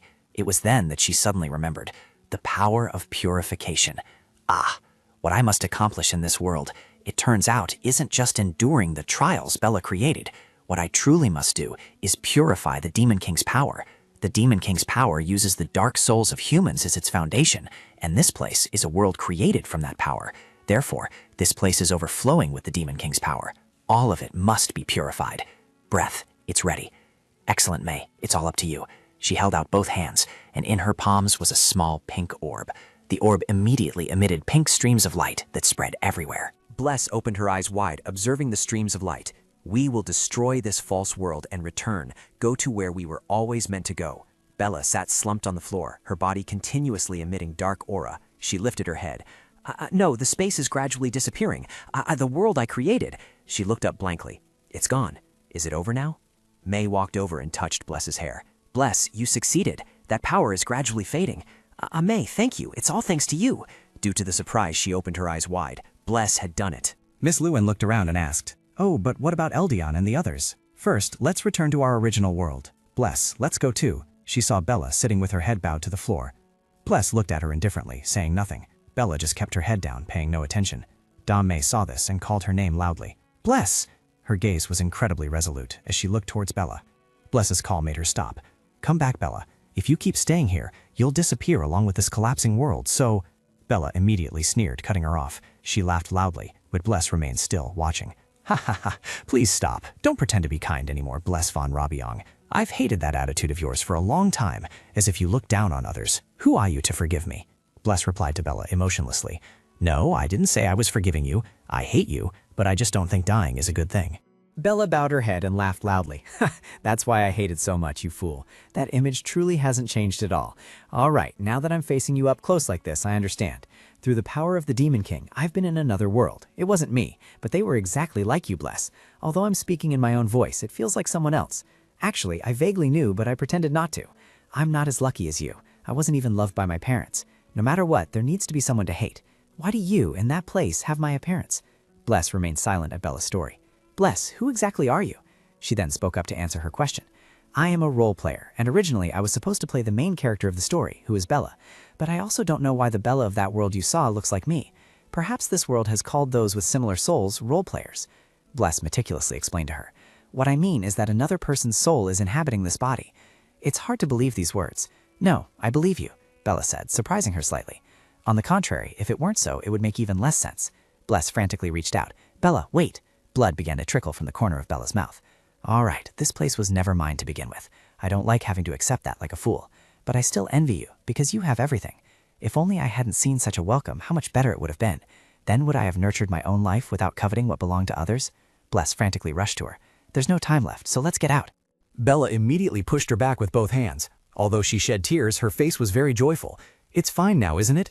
Only now do I feel relieved. But I won't come back. I want to end things with this world. Goodbye, Bress von Drobying. Back in the room, dazzling sunlight streamed through the glass window. Lady Ette stared in astonishment at the scene before her. Everyone else was also surprised, and some even had tears in their eyes. Lady Ette smiled and spoke. All right, it seems the young lady has succeeded. Lady Bress, you've worked hard all this time. Lady Ette, tears streaming down her face, placed a hand on her chest. Thank you truly, Lady Bress. A few days later at the Imperial House of Rice, a hand gently rested on the letters. All right, you've worked hard. Just leave them there. He spoke hesitantly. Yes, well, there's something, Your Majesty. It seems you're overworking yourself, so please rest. Eldian looked up. It's not that bad. And even if it were, there's no time to rest. There are too many matters to resolve. The events that have transpired recently must be made known throughout the entire empire. The nobles could not hide the chaos. The first prince, who died in a turmoil, was a story related to Duke S trying to break the seal of the Demon King, so it was a natural reaction. Duke Asadel disappeared, and S was also cut off from succession. Those 4 great dukes could no longer be called the 4 great dukes. No, that's no longer relevant. Immediately after Bless successfully purged the Demon King, the power of the household also completely disappeared. Don't mind our disappearance, the lady said with a smile.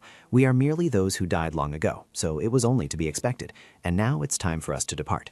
The inherent power of the royal family and the dukes will also vanish. As they vanish, so too will that power. I couldn't shake the thought that they had been playing with a pre-planned wager from the very beginning. All power was lost, even though the fact that the 4 great dukes had served the empire remained unchanged. The 2 ducal families, Robiang and Gold, still held this position. Prince Gold succeeded after the death of the late duke. He was officially bestowed the title of Duke Gold. Furthermore, the secret knight order led by Arius. You've been officially appointed as the Emperor's official knight. Yes, that's good. If it's those 2, they can be trusted. Eldian pressed the seal firmly onto the stack of documents. Hi, he order is aid. Take these completed documents for me. Yes, the aid immediately went out. Then I'll take my leave. Eldian sat looking out the window. Bress, I have safely ascended to the throne as Emperor. I am going through busy days for the stability of the Empire. I also want to rush to your side right now, but currently, as Emperor, I must complete the tasks assigned to me. It must be this way. One day, when you awaken from your deep sleep, I will show you a stable empire. He subtly smiled. Perhaps this was just an excuse. When I see you, who knows when you will wake up? I might not be able to do anything and will only want to be by your side. But that's not the image you want, is it? I will hold this position firmly and wait for you, so please wake up and return to me, Bress. In a romantic pink garden. It's so beautiful, but where exactly is this? Bress floated through the garden, the wind making her hair flutter. I don't want to leave this place. Just as she set her feet down, someone called out, Milady! Ladiet and another person stood behind her, calling out, Milady Bress! Ladiet smiled, looking at Bress. As soon as Bress turned to look, her eyes were already welling up with tears. Ladiet! Lottie had walked over and patted Bress's head. Oh my, why is our milady crying? Someone spoke up to ask, but Bless shook her head vigorously. Are you perhaps sad and angry with us? Lottis smiled at her. No, I'm not angry at all. Bless fell into contemplation. Perhaps I now know why I cannot leave this place. If I wake up here, I will know it's the end. Lottis, Hessa, Perry, Lillian, Bay, these people, now and forevermore. Lottis then spoke. I always feel grateful to and apologetic to the young lady. I know how difficult the young lady's previous life was, yet despite those circumstances, you never lost your sweet and pure heart. Because of this, the young lady was chosen as the soul who would be able to wield the power of purification. Due to my ambition, I did not tell you beforehand. I sought every means to eliminate the Demon King. I wanted to minimize any possible variables for that purpose. No one knew what would happen until the very last moment. But despite that, the young lady has... Bless's gaze fell upon the person standing next to Lottis. That person is, Lottis continued, fulfilled our wishes excellently. Thank you for helping us rest in peace. The Demon Lord's power has been purified and restored to its original state, and I apologize for burdening you with such a great responsibility, someone with such a gentle demeanor. It's a pity that I can only offer such a brief thank you. It's time to return now. Isn't there someone eagerly waiting for you? Bless clenched her hands. That's right, I know I have to go back too, but suddenly a voice called from behind her. Lady Bless! At the sound of the voice, Bless turned around to see Hessa, Tori, and Lillian standing there. Lady, is your body all right? Her eyes were welling up and the corners were red. Tori, Hessa, Lillian. Tori walked over and wiped Bless's tears. I thought you would have to leave before we could meet. Oh, were you waiting for us, lady? Please don't cry, Lady Bless. The ladies and the other person exchanged glances, nodded and smiled. The two of them held hands. Perhaps it was truly time to go now. The flow of time here is different from the outside. If they were to pass the starting point now, it would be too late. Brez rushed over. Ladith, wait, I haven't been able to convey the most important words yet. I still have something I absolutely must say. She placed her hand on her chest, her eyes welling up. And still, my Ladith, I was so happy. Although there were times I was tired, even so, I never resented anyone. Ladith also shed tears. Of all my lives, this is the one where I felt the happiest, so thank you for choosing me. Truly, our young lady always had such a pure and gentle soul. That's right, that's why she was chosen. My young lady, Brez von Rabiong. I sincerely wish you will always be happy from now on. Helios and Helena were overjoyed to see Brez wake up. Brez, are you awake? Brez. She sat up and hugged both of them tightly. Thank you so much, Lady Brez. Not long after I woke up, the Duke of Gorovia faced a major controversy. It was the elder sister who had inherited the throne of Rabiong, and also... Today is the day of Helena's temporary succession ceremony. Bless cheerfully welcomed the guests. Welcome, my lady. Thank you for attending. Oh, Lady Bless, it's a relief to see you're well. She thought to herself, it's a good thing my body recovered quickly. I almost had to ask someone else to take on the important role of welcoming guests. She pondered for a moment. After all, nearly all the invited guests had already arrived. A carriage approached her, then came to a complete stop. A voice rang out, "Watch out!" The person shielded her, and seeing the person in front of her, she exclaimed in surprise, "Fabian!" With a worried expression, he said, "What if you were even clumsier than you already are?"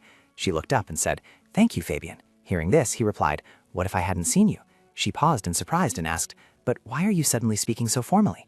Hearing her question, he smiled and said, "You're still a bit sweet, aren't you?" She replied, a little bewildered, "Well, it's true that I am, isn't it?" Then he closed his eyes, looking mysterious, and replied, "That," he continued, "you could say I'm practicing. I mean, so I can act like a duke anytime, anywhere." Her face flushed at his words and she let out a small sound. Fabian smiled cheerfully and said, "Now I'm no longer a young master, for I have become a duke to lead the family." She thought, I heard that while I was unconscious he inherited the position. If so, these honorifics are Fabian's own effort. She bowed her head and said, "From what you say, it seems you need practice." He still smiled in response. "Right? That's the path I chose after much thought. I'm not like that anymore, but the first time I saw him grow up, I realized that one couldn't remain a child forever, and I felt sad for no reason." She spoke up. "Just do as you please. That doesn't mean our relationship will change, does it?" When she said that, his face fell slightly. Then he smiled. "Yes, that's right." She turned away and said, "Oh dear, Fabian, let's leave the rest for later." Seeing her busy, he also said, "I understand. I'll go in first." He watched her leave and said, "Thank you. I'll see you later." He began to think, "The day you woke up, even though the other marks I had left on you were broken, my heart still yearned for you. I know your feelings are at the very least not like mine." He tilted his head, looking into the space in front of him, and continued to think, "Therefore, I want to cherish these feelings alone." He looked towards her, who was receiving guests, Bless von Rabia. He continued to think, "Thanks to you, my world has expanded. Therefore, I want to thank my first love. I hope you are always happy." In a certain corridor, she was clasping her hands, deep in thought. Then she flusteredly thought to herself, My sister is organizing the succession ceremony, so why do I feel more nervous? Someone approached from behind. That person spoke, Lady Bless. Hearing it made her turn her head, thinking, this voice is... She exclaimed, Arius! His face broke into a delighted smile. Then he extended his hand towards her and said, come, lady, I will escort you to the succession ceremony. Then he added, the Duke asked me to do it. Hearing this, she was stunned and thought, did father ask Arius? Thinking back, it seemed I had visited the Knights of Robiong a few times recently. Then she spoke, Abby, please check on Arius's new candidates. He continued, referring to the standard. Yes, but no one is qualified enough to escort the young lady. Hearing this, she smiled with amusement and said, not many soldiers can pass Arius's evaluation then. He merely smiled and said, now I am a knight of. Is that so? I only regret that I cannot personally escort the young lady. We are no longer Robiong as before. But in his heart, he wished he could kneel down and say, I always want to be by your side. Even as he said that, he also thought, I know there's already someone else in your heart. Seeing him like that, she immediately said, Arius. He took her hand and continued, even now, if the young lady is in danger, I will drop everything and rush to her immediately. Therefore, it's all right even if I'm not constantly by your side. He continued, please don't disregard these feelings. Then she spoke, Arius, you are now... Interrupting her, he interjected, I want to complete the unfulfilled role of an escort. Can I always keep the position of the young lady's escort? Seeing that he wouldn't let her speak, she could only sigh helplessly and think, Arius is still bothered by leaving me back then. It wasn't necessary for him to feel that way. She said helplessly, of course, Arius, it's always your place. At the succession ceremony for the ducal title, Helios spoke, Helena von Robiong, I will let you inherit Robiong. Saying this, he presented a crown and said, fulfill your duty as a protector of the empire. She bowed her head, accepted the crown and said, as the head of Robiong, I swear to do my utmost. He smiled and continued, from now on, help Robiong. This is the first time I've been born in this place. I never even dreamed this day would come. She recalled the original story. In the original story, Helena was a wicked girl who only bothered the protagonist and Bless, because in the end, she would be the one to destroy Robiong and Herrick. Recalling those tragedies, she pondered again. Helena, whose fate was like that, received congratulations from Rabian and matured a great deal. It was a truly novel feeling. A voice called out, Breast! She turned her head to look, then spoke, Eldian, I thought you were too busy to come. He approached and said, no matter what, I had to make time to come. He leaned his forehead against hers and continued, if it weren't a day like this, when would I ever get to see you? She said shyly, what if someone happens to see us? He said cheerfully, it's fine, we're about to have our official engagement ceremony, aren't we?